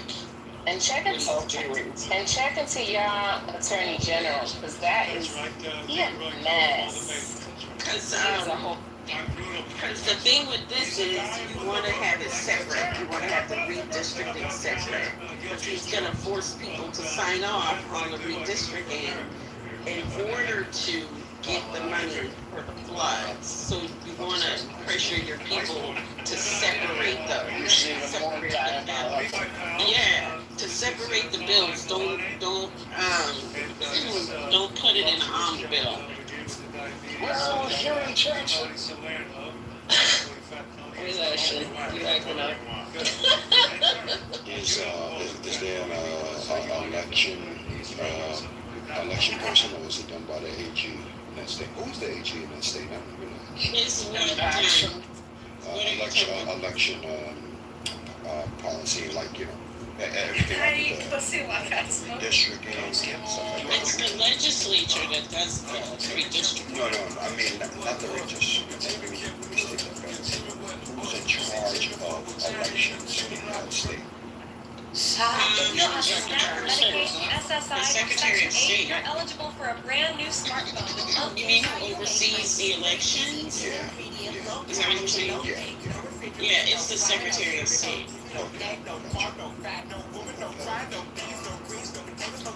And she's a woman. I don't remember her name. I can see her please. Jane, I can't remember her name. What they'll do is they'll set up a bill that says, and if somebody's against it because they're against the redistricting, then they're going to use it against them in a campaign in the future, saying this person voted against flood. Exactly. Exactly. Then the thing that you got to do beforehand is say they will not introduce a clean bill that separates funding from elections. That's all. You gotta do it before they Right, that's start why the people gotta get activated and pressure their people to show them, we know what y'all trying to do, and especially you gotta get them, the people in the hill country, the Latino, like people gotta get on it, but I have no faith in these people. I'm like 50% self-deport myself. That's where I'm at. That's where I'm at. I'm ready to go. No, to Chicago. Hell no, I'm going to DR. Yeah, why not Puerto Rico? Because Puerto Rico is a part of the U.S. Why would I go to Puerto Rico? The DR is much more Republican than America. I don't care about Republicans. I care about Mr. Trump. That's what the fuck I care about. Oh, okay, because we're just generally more conservative of a nation, but you're right. I'm gonna escape Trump. That's a good choice. But the naked president is a very big fan of Trump. Yeah, Puerto Rico is too. I don't feel bad about Puerto Rico's president. Oh, yeah. Surprising. Well, Puerto Rico's president. She claims she want to put a statue of Trump in PR in someone. What? It's Trump, actually, but that's... Yeah, throwing papers and apples. Damn, I can't look at it. No, she said she wanted a statue there so the birds could shit on themselves. I think the only president Trump likes, though, is the Mexican president. That's the only like president he's a great. You don't like his ass. Well, he likes her. She doesn't like him. You know.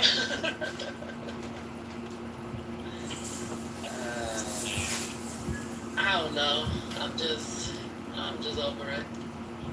I'll figure it out before the kids finish school in 2026. But to be honest, you should be thinking about like where if you even want to buy investment properties, like.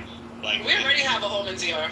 Oh, okay, but because I'm thinking like I have one right now. My parents have a couple, but I'm like, where should I buy more property as it continues to go up in value? So I'm like, I don't know. I'm scouting for other. The Americans are spreading out outside of just the kind of area, and they're moving up closer to Samaná, so that property value is going up. And I'm like, Samaná way better than Punta Cana. Is like, I mean, it's okay, but it's very, I don't know. It's overrun with Samaná's Americans. prettier. I agree with you. Yeah. Parts of like Punta Cana kind of is given like golf courses, and it's like it feels like America-ish, like it doesn't feel like you're in the country anymore. The worst thing about Punta Cana is staying at a resort in Punta Cana. Did I hear Because the somebody? food there is weird. Hey, what's up, ladies? Did I hear somebody say president of Puerto Rico? Donald Trump is the president of Puerto Rico. Yeah, I think people mean governor. Yeah, I'm sorry. Okay. No, it's okay. It's okay, because we all got to look out for each When other. she's president, she's very friendly. Yeah, she's very friendly towards Trump. There, and actually, the Independence Party grew largely, like it grew to like 29%. They actually had 29% of the vote. Like the Democrat Party had 29% of the vote, and then the Republican Party got 30% of the vote. It's not called the Republican Party; it's called something else, but they're basically the Republican Party. Yeah, but that's the biggest. I mean, that money actually put millions of dollars into the Independent Party, and the Independent Party could have won, but they want independent, and I don't think a lot of people want that for the island. So I don't know. I don't freaking know. I don't even know what we're doing anymore. I just want to be at peace. And not have to be worrying. Wrong administration for that. I don't want to be having to worry about education and all that bullshit. For that, I just send them to DR and put them in fucking private school. You gotta worry about education. He just currently dismantling. Right now, he's dismantling the DOE with the Supreme Court backing him to do so. I already started looking at private schools over there. So smart. Shit. New Jersey. No, it's funny. No, sorry, I was saying it's funny that you say that because my mother just finished her retirement home in Barbados. And I went with my husband and my baby to visit before she even got to stay in it. And he was like, you know, this ain't bad. We need to see what's around us and just relax. And when I go back home to Canada, if I cannot come back, I'm not going to fight it. That's the Lord speaking. You live in Canada? That's awesome. What part of Canada do you live in? Well, actually, if you don't mind me asking, like what region? I am originally from Brampton, Ontario. Ooh. I love Canada as a summer. Canada's great. I mean, in the summer. It is. That's why we're going in August. I can't have my American husband totally denounce it. I like both coasts. I like both coasts. I like Vancouver. I like Toronto. Oh man, Vancouver is amazing. Like I love Vancouver. Have you been to Vancouver Island? I do too, Mother, but probably for very different reasons. Wait, is Vancouver Island where all the houses are, like the millionaire houses are? Vancouver Island is great. Oh, I probably haven't been there. No, what's in Vancouver Island? My college roommate lived out there, so we would go out there to ski quite often. And also, Calgary is amazing. Calgary's beautiful. Lake Louise. I was just gonna say, I'm gonna hit you in the back channel because I gotta go to Calgary, and I have some questions. And I'm gonna hit you in the back channel about that. But when I lived in Seattle, going to Vancouver Island was like a thing. It was like a luxury thing. Yep. And if anybody's interested, it is. The Canadian dollar is like 73 cents on American dollar. So you can go and have a real nice little luxury vacation. We used to go to there's a river out there that we went to that we would go fishing. Is that like the Hamptons of Vancouver Island? Oh, cottage country is a big thing. Muskoka. I live in New York now, so it would be the Hamptons, like the translation, I guess. So because of the Canadian dollar being weak against the American dollar, that would also make them encourage them to want to sell their places in the U.S., particularly Florida and Arizona. So y'all are planning a vacation. Look at Japan. The U.S. dollar is so strong in Japan right now. Like people are going for like 1/3. Well, not 1/3, like 30% off normal pricing. So if you're thinking about where you're gonna go for your Japan and shit, is really. Are the hotel fees in U.S. dollars? Oh, I'm not too sure. Yeah, I haven't gone to Japan myself. My friend was just there. He was saying it was so cheap compared to what he expected. And for me, it's about the flight and the hotel. Everything else is negotiable. In order to make sure that they can get to where they're trying to go. We saw this Department of Justice decided to put out there, and what did they do? We only have 4 states that are represented by black folk, where the vast majority of the people that get to decide who they have represent them are black. They decided to attack 3 of the 4 seats that we have in the state. They decided to go after a Latina. They are specifically deciding to splinter the communities of common interest, as well as just blatantly say, we are going to dilute minority voices. So we know that the courts, ever since we've had a Voting Rights Act, have always found this state to be intentionally discriminatory. That is what they are going to do. So I need people of color to understand that the scheme of the Republicans has consistently been to make sure that they mute our voices so that they can go ahead and have an oversized say in this. So that's exactly where they're going with this madness. The only way to do it, we didn't understand how we got to the madness. My.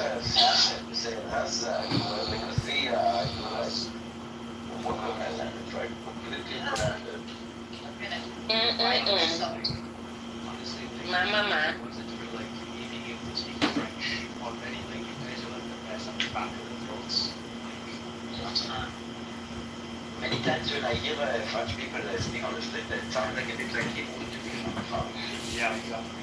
Oh, that guy was super French. Well, super French.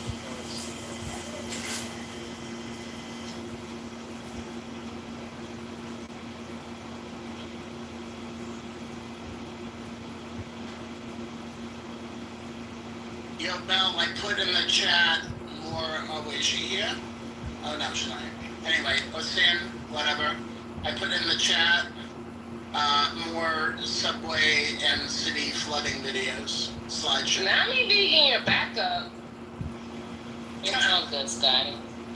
Well, you know, no, I'm talking, you know, it's a little bit, no, it's a little bit of, you know, going with your idea that Mel's more New York than she is Texas. So Yeah, she definitely is. Yo, now you talking shit. I just came in. What happened?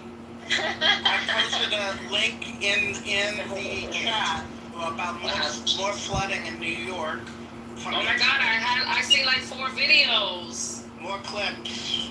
He's like, yo, Mel. He's like, oh, she's not here. He's like, yo, Sin. I'm like, not me being the backup. Yeah, that shit was crazy. I even showed them to Gemini in his back channel. Yes, wow. Yeah, but hopefully, new ones. Oh, which by the way, MTA going up on a Tuesday, and it's Tuesday. What, the price? $3. Oh, it should be at $3. Enough of this nickel and diming, like $2.70, $2.75. Just get it. Yeah, I felt like it was, I'm surprised it was not more than $3. That's crazy. You know, $3 So is it's best value. Best value. So it says the base fare of the NYC subway and buses is increasing to $3 starting August 2025. No problem. So consistent with their pattern of fare increases every 2 years. So yeah, yo, another 10 cents quote unquote fare. But supposedly buses are gonna be free soon, so let's see. So those are express buses. What? Even with that, you have to get underrated. an omnibus. People should take more buses. They're actually up. Well, you know they're gonna do the Brooklyn outer. You know they're gonna do the interborough train, right? Queens to Brooklyn. I don't think they're not gonna. I have not seen that. That is not helpful to me, but that sounds good. They're not Well, gonna. I mean, the train track is already there. Like a lot of it's there. It's unused. I'll be If you work at Resource World, that would have been a good thing because I would take the A from Utica. Lived in a 2-zone place, and then the A train. Oh, okay, got it. I gotta do that tomorrow, actually. That used to be my route. The A train is always entertainment. It's showtime. It's Swedish passengers who don't speak English and have their whole family on the train. Yeah, with all the fucking luggage. With all the luggage that slides down to the end of the train car. Man, don't they know in America we speak English? Those damn Swedish. The A in New York is like the red line in Chicago. It's always entertainment on the A. I remember It's showtime and the people coming from the airport. It's just great. Not for nothing. I love the casino people where I work. The casino folks. Bring me the showtime. I don't mind. That's awesome. Whenever my Canadian cousins come, they always want to see some showtime. Love that. I saw some lost white people in the red line in Chicago, and I was like, "Are y'all okay?" I'm gonna send that in New York, by the way. Chicago, okay. they were like, oh, we're just looking for adventure. I was like, well, you're gonna get it. So Sid, I heard that they had started like gentrifying Brownsville. Is that true? I haven't been to Chicago in a minute. Brownsville's New York. No, Brownsville. There's a Brownsville, Chicago, and yes. And I was like, yeah. Just like there's a Brownsville in Texas. That's just heard of. Yeah, but one in Miami too. Yeah, we do, and it's a black area, and all. So that I know, it's always a black neighborhood, predominantly black neighborhood. You're talking about it, but Brownsville, I think that's like Brownsville, Chicago is where like Madam C.J. Walker had her home built. Like a lot of like prominent, like beautiful homes are in there, but lots and lots of apartments too. And yeah, that is like I would say very much gentrified. Maybe it's starting in Brooklyn, Brownsville, but it's not to the level of Chicago, Brownsville. It probably isn't, but I will say I worked for a crypto exchange whose headquarters was in a blown out bank in Brownsville, so. Brownsville, Brooklyn? Yes. Oh, wow. So there you go. A sign of gentrification. They got the trains in Brownsville, that's why it's a good spot. Yeah, and it's sad because Brooklyn has really be like so gentrified because they have a better bus system and train system than Queens. So you didn't really see the amount of gentrification in Queens like that yet because of the transportation. But I also see that they're trying to improve their transportation. With improved transportation comes gentrification. It's just hand in hand, I guess. And people want to be close to land. There's a lot of I was saying that. I think. It's prioritized by the commute to Manhattan, which dictates the gentrification and the price. When I lived in Crown Heights, I moved there, that's where I first moved when I came to New York in 2011. If you saw a white person on the train that wasn't a Hasidic Jew, they were lost. Guaranteed. They thought they had taken the train to the end on the other side in Manhattan. Are you talking about the 2-3? Are you talking the 2-3? The 4. Oh, the 4. Okay. Yeah.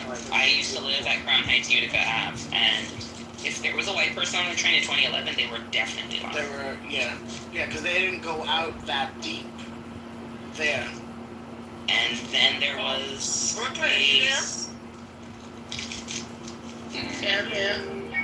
Oh, so they still have the meth clinic there.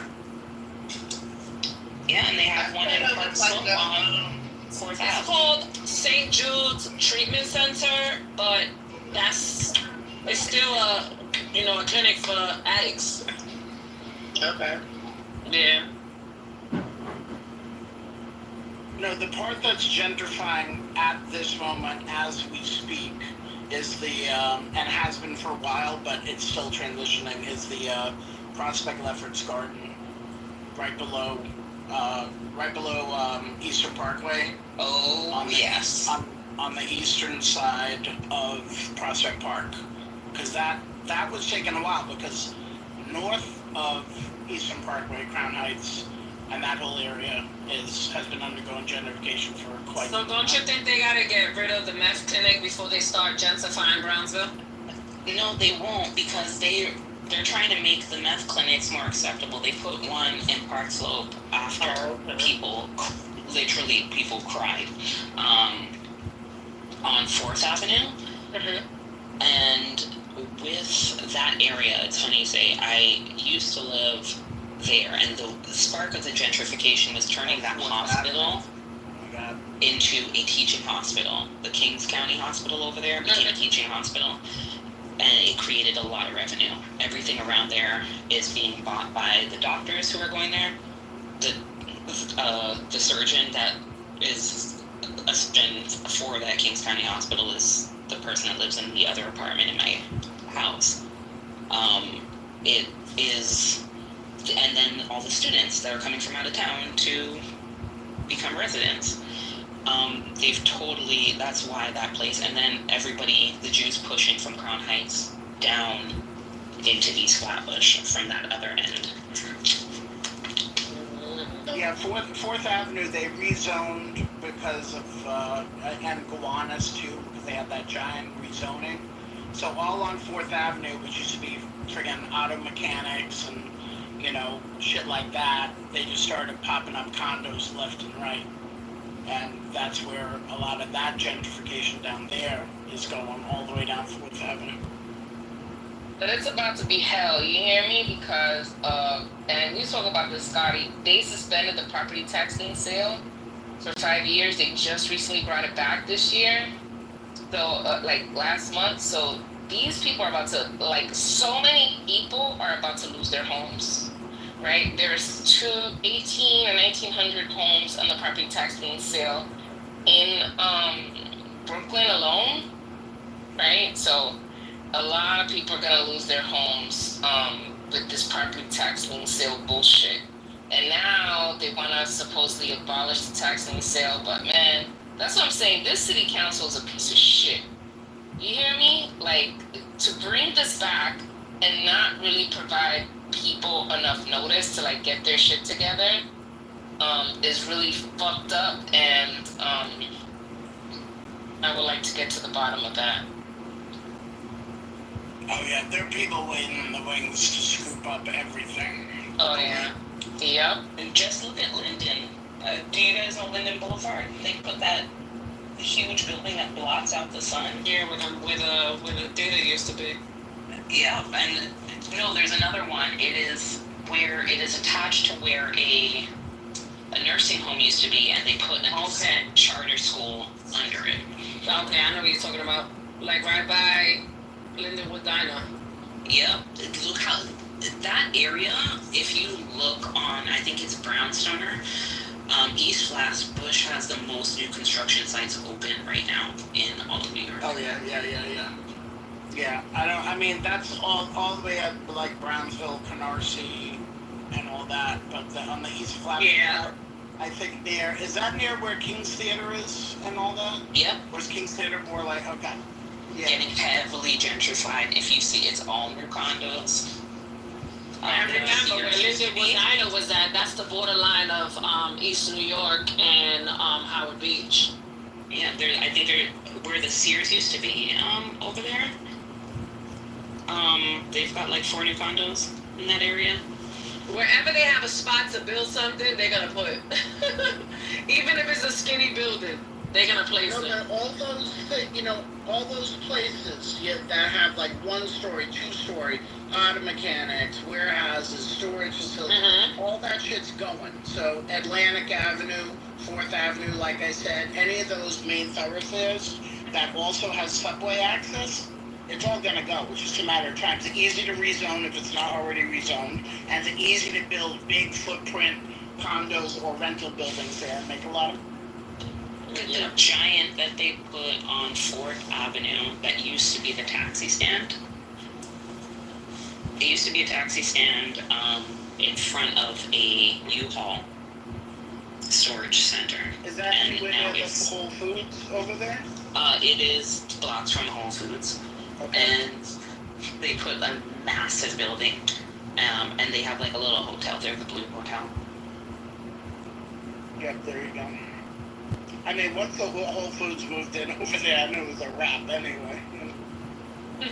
Yeah, but I knew a lot of people that were rubbing their hands in greed when they knew that Whole Foods was coming up there. Yeah, because they got a parking lot too. It's a big deal if you don't know New York. It's a big deal for New York. Whole Foods got a parking lot, so everybody from all over Brooklyn's going there. And shit, I even went over there. And you know why? It even boosted why you have to go over there. Because, what was the one by the IKEA that went out of business? You mean in Red Hook, not in Red Hook. Yeah, in Red Hook. They closed, and then you had Fairway. Yes, when Fairway closed, you had no choice but in Brooklyn to go to Whole Foods. Yeah. In certain areas.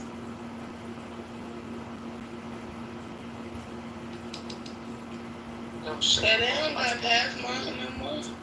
Hell no, Pathmark been left. Yeah, there's half. They still got C-Town. Don't worry about it. I see Shit. C-Town. C-Town ain't going nowhere. Town, and it's like Pathmark ain't there. I used to love Pathmark. Pathmark to me was like, you know, if I got to go to Pathmark, it was we had money. There's a Pathmark. No, but the one on 125th Street, what did they change it to then if it ain't Pathmark no more? I'm not sure the name. Is it like ShopRite or some shit? probably, no, it's probably a Stop and Shop. A Stop and Shop, yeah. They do have a Pathmark in Atlantic. No, I think it's a Stop and Shop now, actually. Sorry.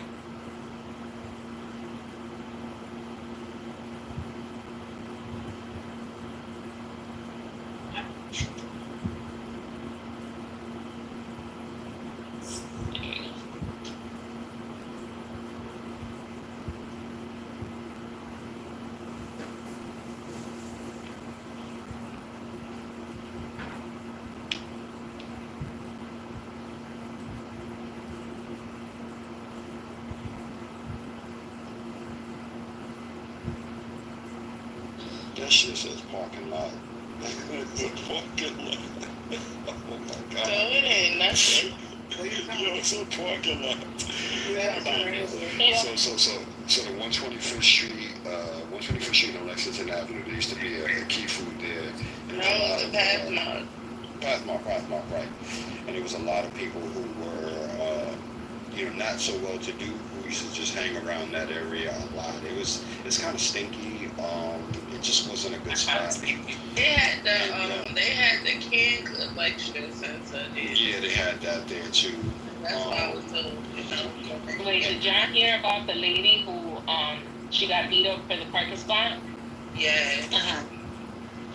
And they retaliated against her. No. It's on TikTok. Who retaliated? Some goons fucked them people up, yo. Oh, yeah. Allegedly. I didn't see anything, but I heard something like that. I don't believe it. You know what I mean? Yeah, I believe it, but there's no video evidence. So I believe someone did. Because there were.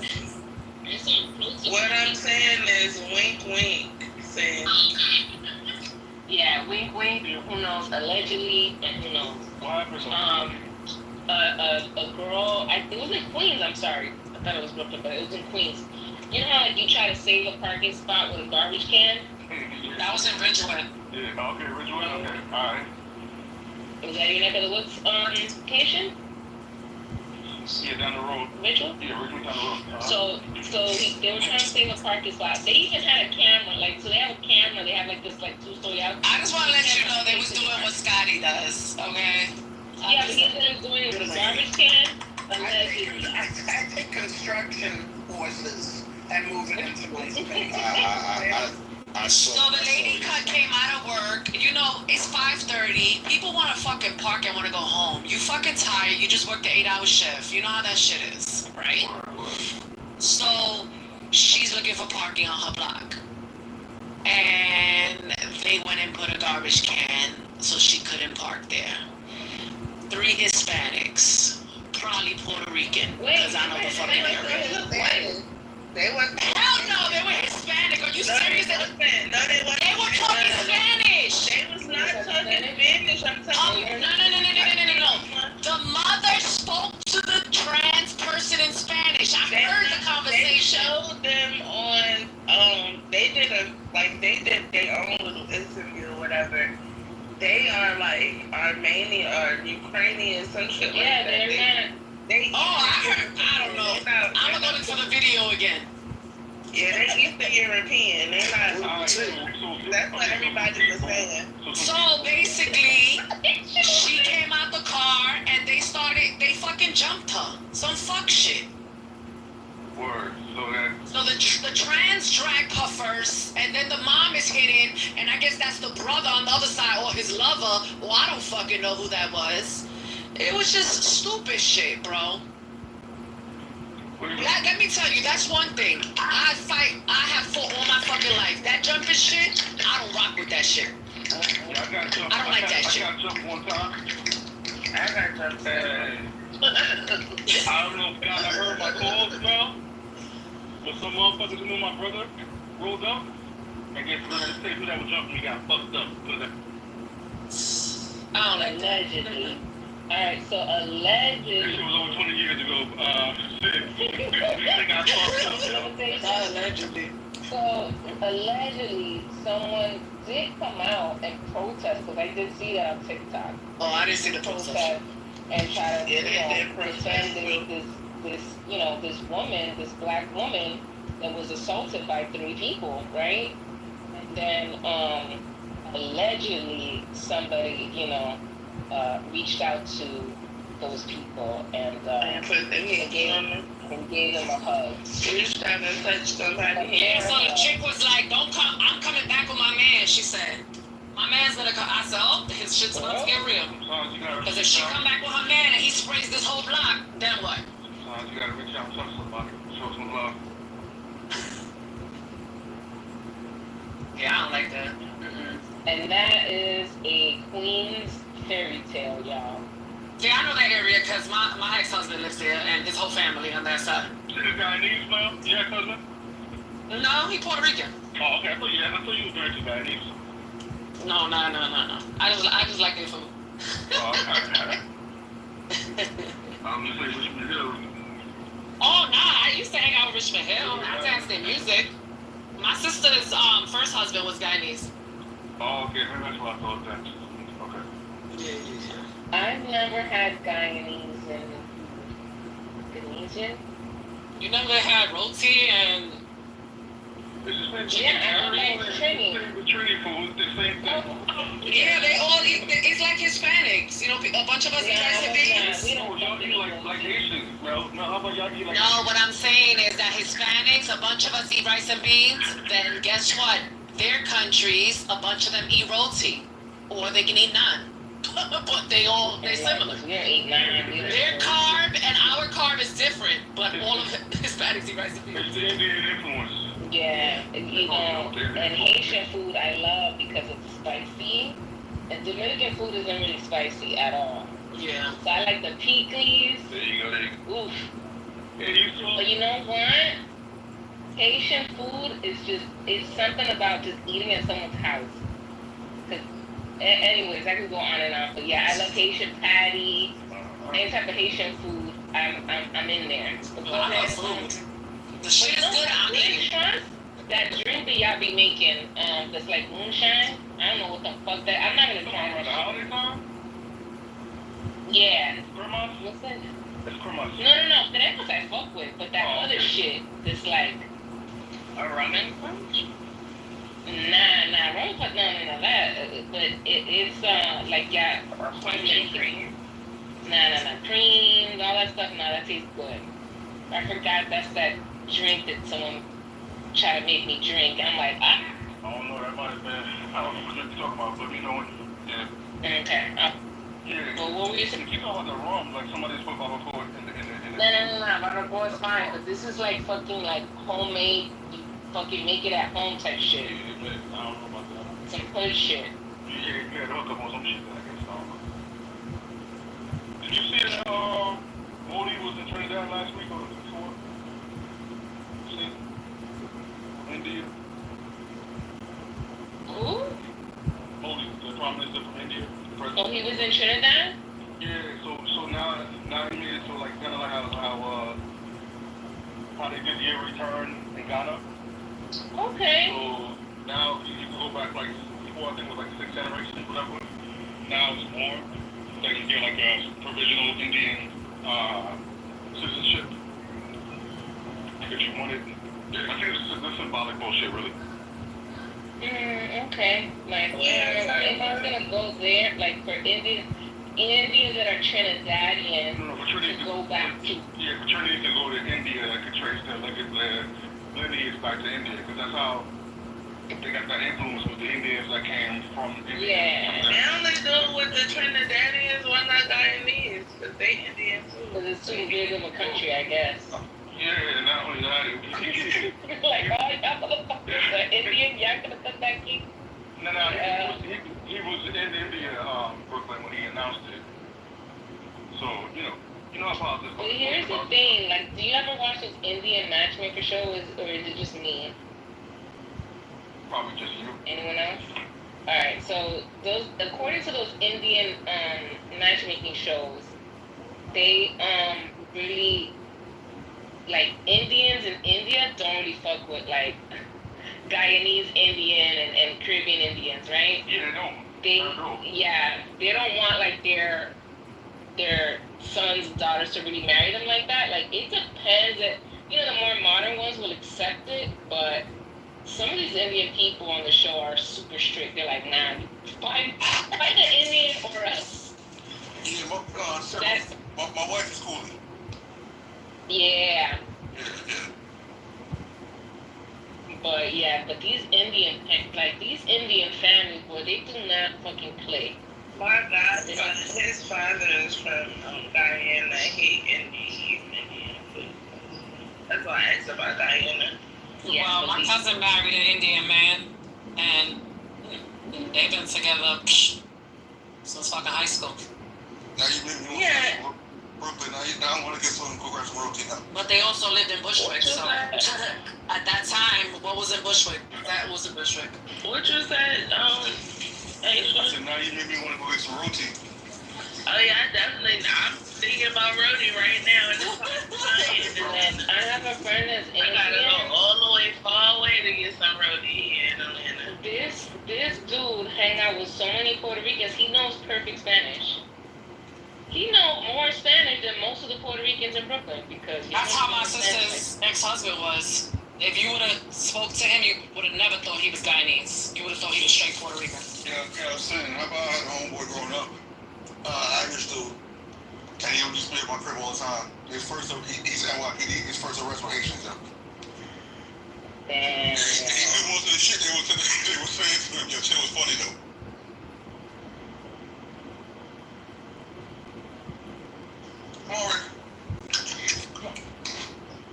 What's your dog's name? I want some curry shrimp and Raven right now. Gravy? No, Raven. Raven, okay. Yeah, like the bird. I want some curry. Let me tell you something. Right now. I know you guys are saying that those people ain't Puerto Rican, but I will put my head on the chopping block that they are Puerto Rican. Not Puerto Rican. You think they could be half Puerto Rican? Do you see the way she spoke, that woman? That lady's fucking Puerto Rican. Let me do some investigative report. Is that or they grew up around Puerto Rican? But don't let the last name fool you, because she could have fucked some Indian or some fucking whatever country you guys said. No, and made that baby. You could have Puerto Rican, half Romanian, actually. That's what I'm saying. I have friends that have Puerto Rican, half Romanian, so. Well, check out that video, the way she says. Alright. Wait. But I could tell by her last name she wasn't Puerto Rican. Love, but that's what I just said. She could have married somebody that's not Puerto Rican, that's not Hispanic, so her last name is Hispanic. But I'm saying the way she act, the way she spoke, her whole fucking. But then they show, like, I had looked at one of her TikToks when she was dancing to Romanian music, so I was like, that's crazy. That means she grew up around. She probably been in that area for a lot of years, and she grew up around Puerto Rican because everything says Puerto Rican about her. I just put up the video right now. Well, she got a fat ass? She ain't got no fat ass. She's a fucking old lady, but she's just the whole fucking energy. The whole shit is just giving Bushwick, bro. It's giving Bushwick. It's just giving Bushwick. Hey, yo, Sam, what were you saying before about the taxes in New York? They made changes? No, the property taxes,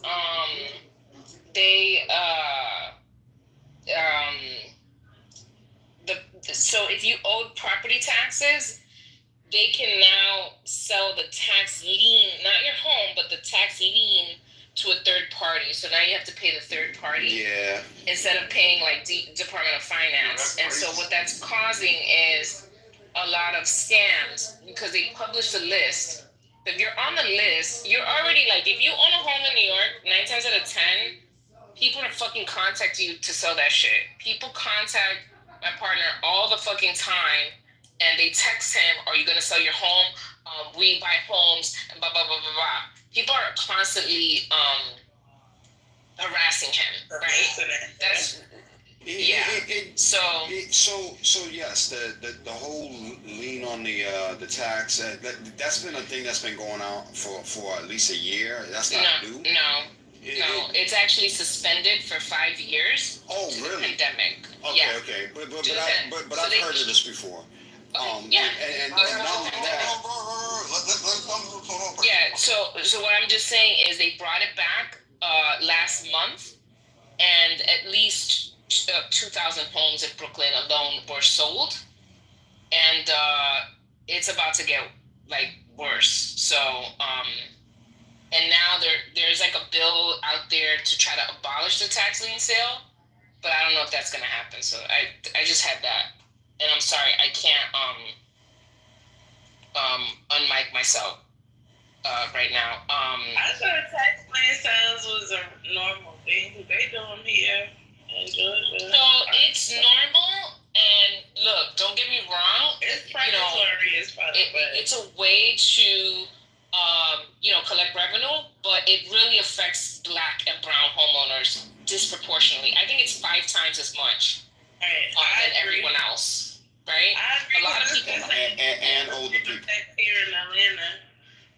Yeah, so a lot of times people don't get proper notice. A lot of times people don't know that they could get help from an attorney for free. Like, people just don't know that there's like resources that can help people get out of this. And sometimes we can even get funding. Like, my firm is like getting grants for people to pay off their property taxes, but a lot of people just don't know that that's available, right? So I'm always trying to like spread the word and go to churches on the weekends and stuff like that to try to spread the word that we have all these programs and stuff is available, but people just don't know that it's available, and it's kind of frustrating. But when I'm saying this shit is about to get ugly, it's about to get ugly because a lot of people are going to be foreclosed on. Yeah, because I've seen it even recently advertised on like an app, probably like Instagram, and I was like, wait, they actually advertise this? Like, oh yeah, you could do this like it was like a regular old thing that people should do to make money. Shit is crazy out here. So let me ask this though. So when they selling the lien to a third party, is it like a collection company or just anyone who wants to buy it? Anyone who can buy it. Anyone wants to buy it. But usually the people that buy it are like these companies that and they charge an exorbitant amount of interest. And what they do is they just hang on to it. They know like certain properties in particular, like we know where the gentrification hotspots are. Like some of these properties are heirs property, like they handed down from generation to generation. There's no mortgage on it, but the family doesn't necessarily bring in that much income. So there's like, they run up the property tax bill and they force a foreclosure sale, and they're gonna get paid regardless because they file a lien with the city, so they're gonna get paid. Word. Yeah, that shit crazy though. Yeah, I think all the governors, the Governors Association in general needs to work on that shit. Like, because you can't count on the federal government to fix that shit. So all of the governors need to get together and they say, yo, we got to put a stop to this shit. Well, this is like killing people. Not every city has this, and actually I think, or not every state has it. So I think Virginia, there's a few states that don't have a property tax lien sale. So in other words, like, the property tax lien debt stays with the city, and they work on like payment plans, or they provide like different options to the homeowners. But not everyone has the tax lien sale. So yeah, it probably should be abolished in like very highly concentrated areas where it's just like, a struggle for a lot of people to, make it or abolish it completely with the state. But in this case, it was the city council. That's why I'm very like skeptical of Zoran, to be honest with you. He's city council. I mean, but he's assembly, so I think it was assembly. Yeah. Yeah, you're right. So yeah, he wasn't in that, but a lot of probably DSA people voted for it. I know your girl voted for it, and this is what I heard, Tiffany Caban. But anyways, I'm still trying to find out the vote and all that stuff. But a lot of people are like now changing their tune to, abolish the tax lien sale, but y'all are the ones who brought it back. So now I'm like very skeptical of these people in New York City because, are you an idiot or are you just purposely trying to fuck people over? What's the DSA argument for keeping it? What's the counter argument on the progressive side for keeping this going? So I think people say there's been ample time. It's been 5 years. So, these people got notices and, the COVID is done. And so people should know that, their argument was we'll have the different applications will make it easy for them to get out of. And so they offered like a couple of trainings and a couple of different things for people to enter into.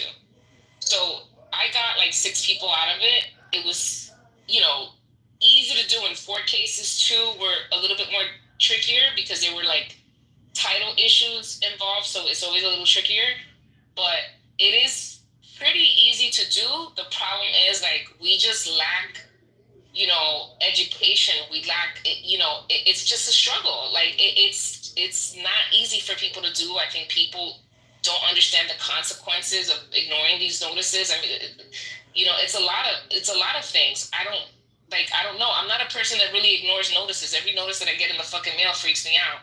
But sometimes people just, are dealing with the death in the family. Like a lot of these, like I said, a lot of these properties, they owe tax because a family member died. So now their income is cut in half and they don't know how to deal with it.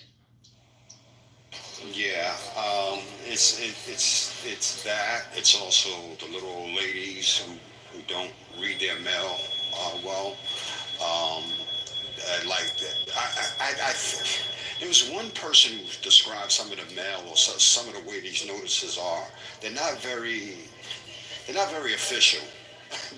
Yeah, I think that if you know how to use a computer, if you're savvy with a computer, you can go create a payment plan online, enter the easy exit application online, and you're fine, right? However, we have a huge elderly population that has these homes and they are on a fixed income. Yeah. So that's the issue. And a lot of these are Black women.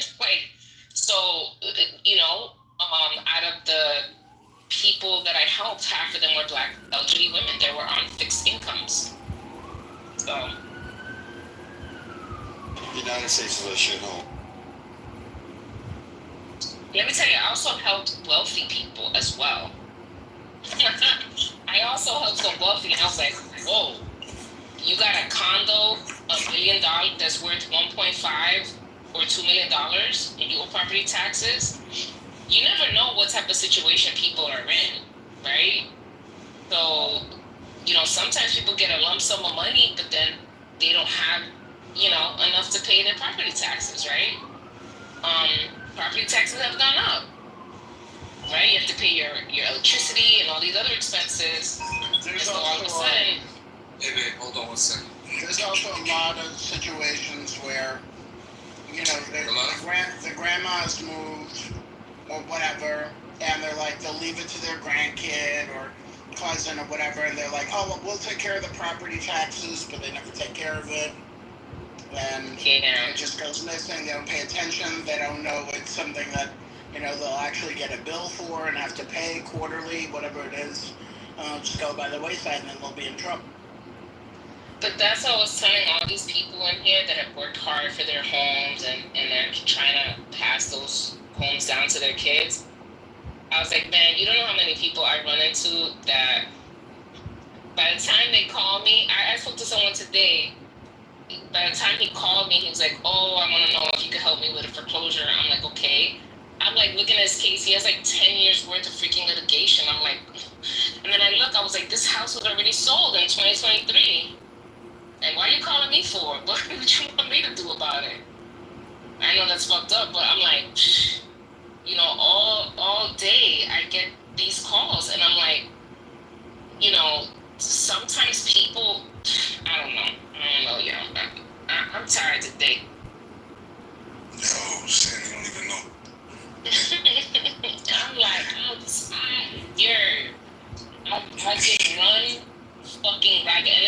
something. I wanted to celebrate because I saved over $33,000 this week for my clients in taxes to the IRS, and so I'm thinking I'm the shit, and then I get like a fucking plethora of calls of people that I just can't help, and it's like it's frustrating for me. It's frustrating for you. It's frustrating for me too. Well, anyways, that was my remark. So can we call it what it is? At the end of the day, we live in a nation where we have predatory mindsets. Everybody's trying to screw somebody to get a buck, and this is why you have this problem.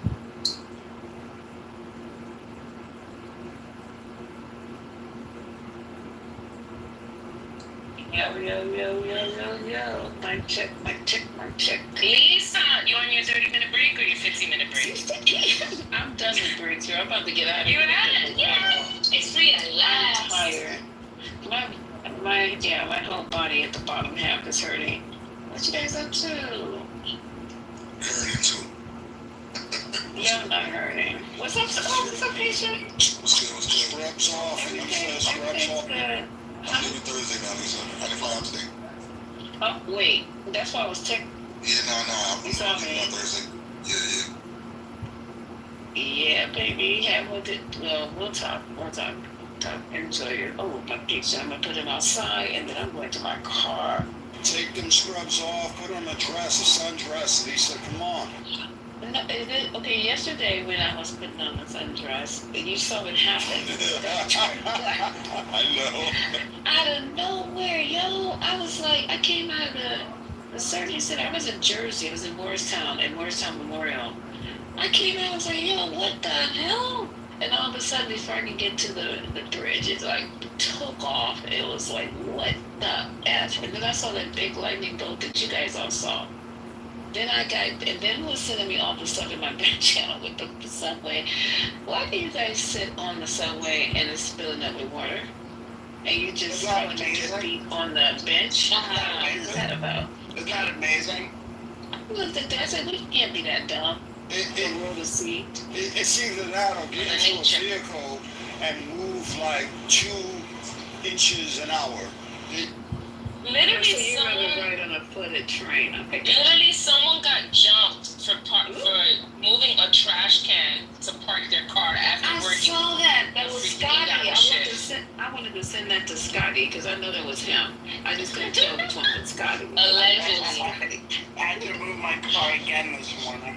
So good. See, Scotty, you paying all that damn money for that condo and need a damn parking space. Scotty, you couldn't have the cost more than a decency. condo. You didn't have the decency to open a room. You know we love your parking rooms. Oh my God, that's hilarious. Yo, I woke up too late and I was rushing, and then I got into this conversation with the Con Ed guys who were putting cones everywhere and then told me I needed to move, but then I negotiated a new spot for myself that they said they would look over. So that's all. So Scotty opens up parking rooms? Yeah. I like He's never pinged me into a parking lot. I am hurt. Not only that, Scotty, since you don't act like that, my husband works he's an engineer at Con Ed. I'm gonna fix you real good. I'm gonna get some cones. Wait, can we be messy? Because I feel like a reconciliation is afoot, Lisa. Yeah. Oh, that part? Girl, I don't know. I've done some crazy stuff. I might not ever be welcomed. Well, he is in Brooklyn right now, so I want him to be able to cross the bridge. Oh, goddamn. So that's why you're gonna be kind of Brooklyn. You're scared you might bump into him. Girl, I know he got one of them things on me. What's the little round thing that I put on my little air tag? Yeah. Every time I turn around, it's like, don't you know how it's going to? Don't worry about it. You did leave that figure at home. Hey, Scotty, Scotty, while Lisa's scared to go to Brooklyn, look, you gotta get a parking space, man. And Harlem. I have a parking space. No. in your building. You need a parking space in your building. No, she does. Scotty does it. Oh shit! Well then I can't help you. Well, I can't help you. Because this is sad. This is for the birds. I'm not parking in the street. Fuck that. Scotty, pay that extra money. I pay extra to park in my building, and I'm not gonna tell you. Yeah, I don't pay that much. I'm sure. Not 600, but I pay a little. I'm sure when you pay for it, it's more than my maintenance. No. How much is your maintenance? It depends. Well, my maintenance is crazy. What? $450? That's it? Goddamn! I wish. Yeah, it's an old building, but I think it's gonna go up though. I think it's gonna go up to 5, but yeah, it's an oldie. Yeah, my maintenance is more than triple what you pay. But I do have a parking space. The parking space itself is not a lot, and I do have a storage unit. And that's not a lot. And when I say not a lot, you pay no. 12, 13 I don't have a. And in this new place, I don't have a doorman. I wish I had it because like my other place we had one. Well, it's okay. It's okay. You know, we own it, and it's doing us really well. I just hate paying the maintenance, but I do have a parking space. You don't need a doorman. They're just fuck that. I need a doorman. Being busy. Yeah, but doormen are great security, right? They keep the riffraff out. They gossip all your business. I don't care. I don't care about that. You live in the Bronx and you're paying $1,300 maintenance? $1,300? What? That's less than what I'm paying more than that. You're paying more than that? Yes. For the Bronx? Yeah. Y'all think living in the Bronx is cheap? What are you in Riverdale? Y'all think living in the Bronx is cheap? Okay, it's not. Okay, let's get that straight. I just don't know people. It's not I'm not saying that it's cheap, but I'm just saying that's kind of a lot. No, he lives in one of those like fancy mid-century buildings on Grand Congress. He lives in Westchester. I do not. He lives in Westchester. I do not live in Westchester. I do live in the county of the Bronx. Those buildings on Grand Congress have an amazing history. They do. You live by the college, across the street from that college. I like those buildings. There's lots of colleges. Not Lehman. The one that's on. It's by the train. What train is that? There's several colleges in the Bronx, and a lot of them are by train. So we don't need to figure out which one it is. Just know that. I gotta ask my sister-in-law. She used to live across the street from college. Royal lives in Queens. Don't worry about it. I damn sure don't live in Queens. I definitely live in the Bronx. What's wrong with Queens? Wait, what's wrong? Nothing wrong with Queens. I just don't live there. Nothing wrong with Queens. Look, man, I like where I live. Places. Hey, real quick though, y'all talk about Johnson? Oh. Go ahead, Rob, go back. Nah. What you was saying? I'm just listening. I'm just listening to my sisters. Okay. Yeah. Mike Johnson said that they should release the Epstein files with everything out there. Who's Mike Johnson? The Speaker of the House. Oh. Trump bitch. Look, this is it, right? I'm gonna tell y'all like this. Y'all know the playbook. Trump instructed Pam Barney, don't you dare release that shit. Go ahead, take it, and she had to fall on that sword. You know how you request loyalty. You request blind loyalty, right? She takes that, and then he comes to the rescue. And that's it. And it's so funny that a man like him will say something like, oh, y'all still talking about Epstein? Like this is an actual fucking case, Mike. Yeah, but Robert, this is Mike Johnson, the Speaker of the House. He's pretty much breaking with I know who he is, man. But listen, I know who he is. But the point that I'm making, like I passed that, I got what you said. But think about this, right? Here's a man who parades around the globe talking about his fellow Americans, his former presidential officials. He's quite comfortable, and like before, you never had this where presidents were down other the presidents of our country. Like that's an unspoken rule. Every fucking chance this man gets, he's talking about Obama, talking about Hillary, talking about Biden, and he does it in such a disgusting fashion. And the fucking nerve for him to say, "Oh, y'all still talking about Epstein?"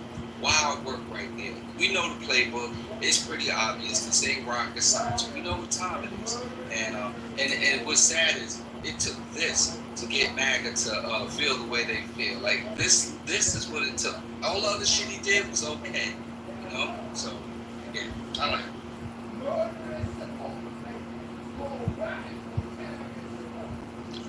I think it's fake news anyway. I don't even really think they care about this.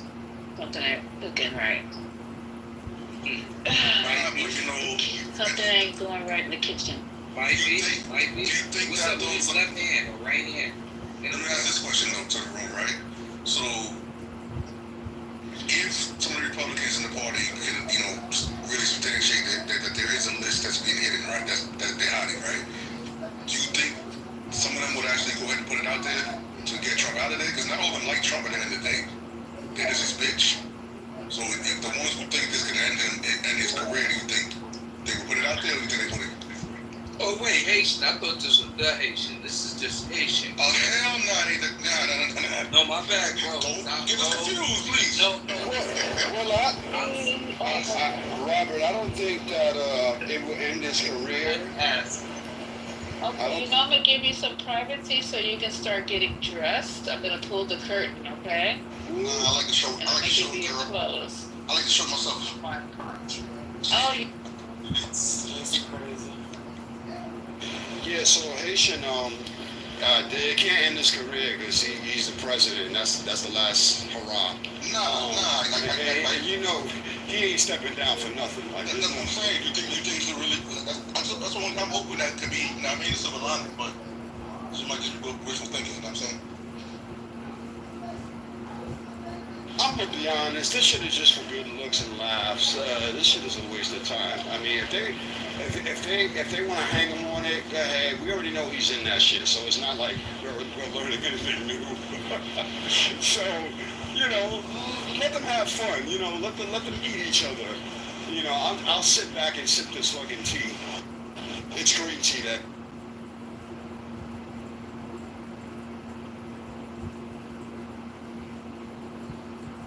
Yeah, you gotta be really, really slow not to just see what this is. Like, this is just, I'm not even invested in the story like that, to be quite honest with you. Like, you know what I mean? Like, these are wealthy white men doing what wealthy white men do. Yeah, but I hear what you're saying, but to me it's bigger than that, because I want to see if many of them have an ounce of integrity to put more blast. I can answer that question. No. Like, all of these white men, man, all of these guys that's now on his team spoke about him in such a salacious and factual way, and now they're reporting to him. That's just nasty work. I have zero confidence, and I hate to say this, man, but it's just very difficult for me to trust white men in power. I mean, it's just really difficult. It's just so obvious. Like, I would be a fucking fool to trust or rely on them to have integrity. I trust no one, white, black, whatever, when it comes to that shit, bro. But what I'm saying is, I'm just to say me personally hopeful that somebody will say, you know what, this is an opportunity. Fuck it. You know what I mean? Is it gonna happen? I don't know. Yeah. Is it probably gonna happen? Probably not. But they don't have the files. Matter of fact, I'm gonna post. I have a list of the people who voted for an interview with me. I think it was 6 versus those who voted against. I think it was like, yes, the list is 6 votes for, 7 votes against. And because Johnson is pretty spineless. We all know that, right? But why can't he still? He knows that Trump wants that story to go away. So for him to say an hour ago, they should release everything. You know what I mean? Like, that's kind of saying something to me, but maybe, they buried the shit. Who knows? You think he's setting up for, he's setting up something long term? I don't know, man. I think Trump fucked up when he pissed Elon off. Elon didn't give a fuck. When Elon put that shit out. Wait a minute. They have Elmo or one of these characters that posted a whole bunch of shit that's down now. But did y'all hear about that? Some actors. What the hell was up? They acted one of the Sesame Street characters and on Twitter, or rather X, whatever you call it now, and they posted a whole bunch of stuff. So I know some people captured it when it was first posted. It's been taken down now, but the actors apparently do have the information. So perhaps we'll see another post like that. Yeah, and Grok is still going crazy too with anti-Semitic shit. Who? Grok, the AI for X. Yeah, it's been spitting out a lot of anti-Semitic stuff. X is a cesspool, man. It's a cesspool for just. Yeah, do you see they're detaining white people now? Where? They got Yo, Scotty, let me get my GoPro out, yo. Hold on, I'll post a link. So the article says there's an Irish tourist that was jailed by ICE for 100 days for overstaying his U.S. visit, visiting his girlfriend. He overstayed his visa 3 days. And they put him in ICE detention for 100 days. And he was, and it was like a health thing for him, which is why he had to stay extra days. Anyway, I'll post the link. No, this is nothing new. They did that to a Canadian woman too who was trying to renew her visa. Yeah. What's that? I want to see them go down to Chinatown here. Like, why are there no? There's not. They got about a gazillion people down there. Like, it's so easy to go down there and question the people. Probably because they don't have an Asian speaking person or person that speaks that language. But I would think that if I was looking for illegals, that is a big the government has someone who speaks every language. Allegedly. But the point is, I know that, but I mean, in terms of them going down there and asking them, I've seen the questionnaires that these guys, that ICE agents use when they're questioning people. Y'all gotta find that questionnaire. It's very interesting. Questions? I didn't even know they asked questions. It seemed like they just go up and just attack people. I literally seen a couple of people just get attacked. They asked the kids that were playing softball? I got that article. I seen them where their parents are from and all this bullshit. I got you. Yeah, I'm gonna post that. I got it. I got the link. I'm gonna post it right now. Hold on. Here, let me go to my phone. And you see where it was at too? I know that area, but I need to post it first so we can have the discussion. Well, let me discuss it. So that area is on 72nd Street on the west side. So the baseball practice team is based in Harlem. However, they don't have a home, so they use different fields. That particular field they're talking about is on the far west side, 72nd Street. I played a lot of basketball in that area. I know the area exceptionally well. I go to brunch over there, the whole shit. Wait, in which borough? Manhattan? Manhattan, yeah, Upper West Side. Side. Alright, I'm going up there right. They're calling it the Upper West Side. Yeah, Upper West. Yeah, we really don't call it Upper West Side. You hang out at Sugar Brown. No, 72nd Street in Hudson. It's over there underneath the freaking the highway. So I call that the far west side. Anyway, so what happened is the coach, he got challenged by some kids. They were calling him old, saying he didn't know how to play basketball. So he goes off and they like do a little pickup game or whatever. And he notices some people questioning the team members. So he runs over there and he begins to tell the ICE agents that, you can't question these kids. I'm going to tell them that they broke their rights, this, that, and the third. And the way he told this story, the reason why I want to post this article, because as y'all know, I like to do fact checking. The way the reporter asked the questions and his responses tells me that he actually told the truth. And the reason why you don't have any video is because the agents had instructed, because it's not a heavily populated area over there. He said there were about 6 or 7 people over there, and they followed the instructions of ICE not to record any of it. And that area over there, those folks over there are a little, they're a little racist over there. I would say they live in those beautiful buildings over there, and I believe this story. So and those people are probably the ones that pull ICE to say, "Yo, start checking those practices over there." Yeah, and they were Africans. Yeah, in this case, they were Africans. I think. It was 11. So it was 11 high school and junior high school students, and his program has produced people going all the way to the pros. Most of the students have graduated to college. Like, it's a robust program. So I'm going to post that article. I didn't want to just, follow the story. I had to do some fact checking, and I found a publication that did an interview, and that interview was thorough. So I'm going to post that momentarily. Did you see the veteran that got had him locked up for 3 days? For California? It's not. Nope. Anyway, veteran was a security guard at the No, but plant. I'm not surprised.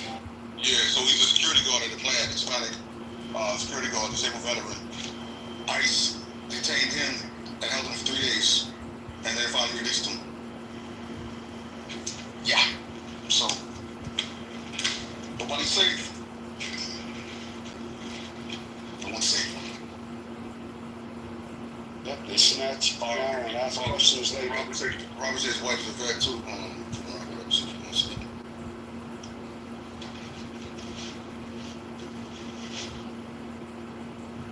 Hey, what's going on, brother? How you doing? Blessed man of God, how are you? All right. So yeah, you said they got his. You said his wife is a veteran also. Yeah, they showed a picture of both of them. And then you mentioned they told Kim, but they showed a picture of both of him and his wife. They were both vets, and they were both in their suits and everything. And they spoke to his wife, and she was like, they didn't ask nothing. They just came and grabbed him and nothing. Like you mentioned, they don't ask you for anything. They don't give you time to pull out your wallet. They don't give you time for anything. At least out here in California, they don't.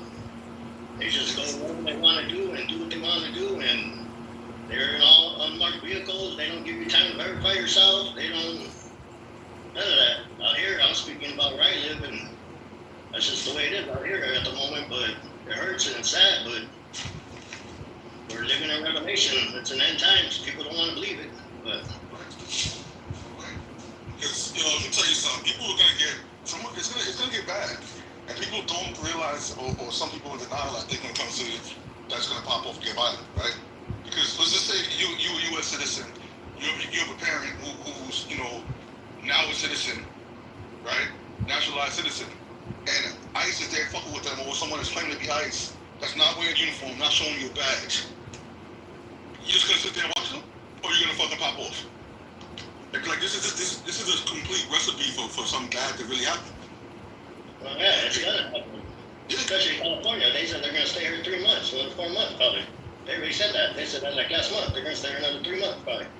Because I know, end of the day, if I'm with my elderly parents and someone grabs them saying that they're ICE, they don't have no fucking uniform, they have no badge, and they get physical, yeah, she's about to pop off, yo. Yep, So yep. I don't understand this shit. I don't understand it either. That's why some people are the way they are. Some people are getting angry about it. Some people are getting too much in their flesh. They gotta kill their flesh, and some people can't do that. Well, the thing is, when I say I don't get it, the only reasonable conclusion for me is that they want it to happen that way. Yeah, but they're gonna make a mistake, and that's gonna be the problem. They're gonna make a huge mistake, and it's gonna fuck the whole agency over. Trust me. I already told y'all what's gonna happen. so like several of the things that I said. I'm about to do the post in the chat. Here it is, right here. So, yeah, you cut out. Yeah, I put it in the chat about what happened in New York, guys. Yeah. Now you started talking this shit. No, I heard that. I heard that guy.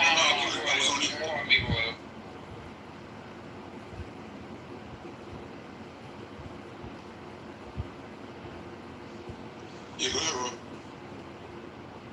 No, that was it. I just said they're gonna make a huge mistake. They already made mistakes, but they're gonna make a certain type of mistake, and it's gonna cost somebody their life, either their side or a civilian side, and all hell's gonna break loose. Because civilian lives already been lost. Yeah, that's what I'm saying. And they're not even posting like they're supposed to, because they're supposed to, right, Patty, 48 hours, they're supposed to post it within 48 hours of what the report. And they're not even reposting all the reports of the people who are getting killed. So let's get this straight. You're saying that ICE is mandated to report the results of their raids within 24 to 48 hours? Not raids. ICE is mandatory. It's mandatory for ICE. If anyone's loses their life in their custody, they're supposed to post the report within 48 hours. Thank you. I appreciate that. Thank you. That's where the jobs are, though. If y'all need some work, y'all could go work for ICE. That's where all the money and resources are put into. I know people who left ICE. I know. I'm just being like people looking for work. All the people that got fired for the government, they can go go work for ICE now. They're going to be hiring people. Yeah, nah. They got all kind of jobs. They got all kind of jobs. Enforcement, administrative, you name it. They got a lot of jobs if y'all need work. And then I don't know, Patty, you saw that Bondi fired some of those attorneys and legal staff that was part of the shit to get Trump out of power? The Trump case?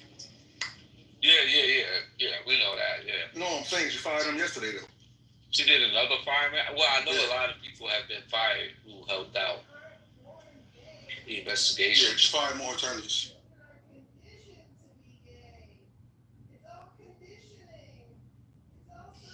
Wait, tell us about the people you know that quit ICE.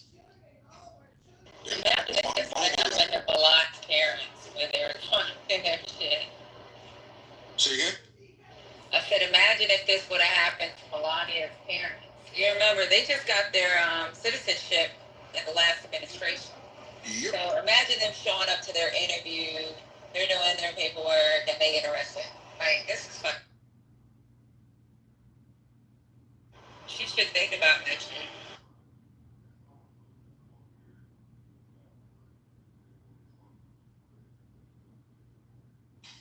Yeah, it's only gonna get worse.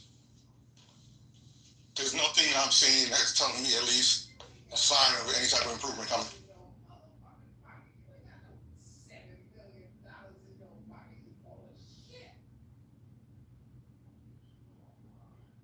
Haitian, they had a Haitian lady that was in ICE custody a couple months ago. Yep. She died. Yep. And they were supposed to do an investigation, but I never heard anything about it. Did you hear anything about that? I believe it's on the website, but it's not like it's detailed information. But basically, they had got her in the Virgin Islands, and then from Virgin Islands they sent her to Louisiana, and then from Louisiana sent her to Florida, and that's where she ended up dying to Florida. I think she was 44. Yeah, she was 42. young. She was young. And what I heard was, that she was complaining of chest pains apparently, and they gave her something to take, and she came back. They told her to lay down or whatever, lie down, and someone found her dead. I guess hours later. Yeah, chest pain. They were supposed to send her up and do a cardiac workup on her. Right away. Exactly. And yep. That's like chest pain. We don't play with chest pain. Even the drug addicts, if they say chest pain, immediate attention. Mm-hmm. So that's what I was thinking. Why didn't they give her a credit? Why didn't they send her to the? Wait, did she want to? No, she was in ICE detention. Lawsuit. So they should have. Almost died. They want. Lisa, who's the lawsuit going to be filed by though? Somebody. I would definitely. Let me tell you something. Families in Haiti, they don't give a shit. Yeah. Necessary to get that good start on education. Part of taking money from the Department of Ed and deconstructing it means that those kids will no longer get that program. Oh, you're saying that if the education department is dismantled, there will be no Head Start? As I understand it, yes. Head Start's a federal program. Right, but I don't know how it's administered, so, I understand it to be administered by the Department of Education. Maybe it's going to be given to a new department and administered that way, but my area benefited greatly from Head Start. It's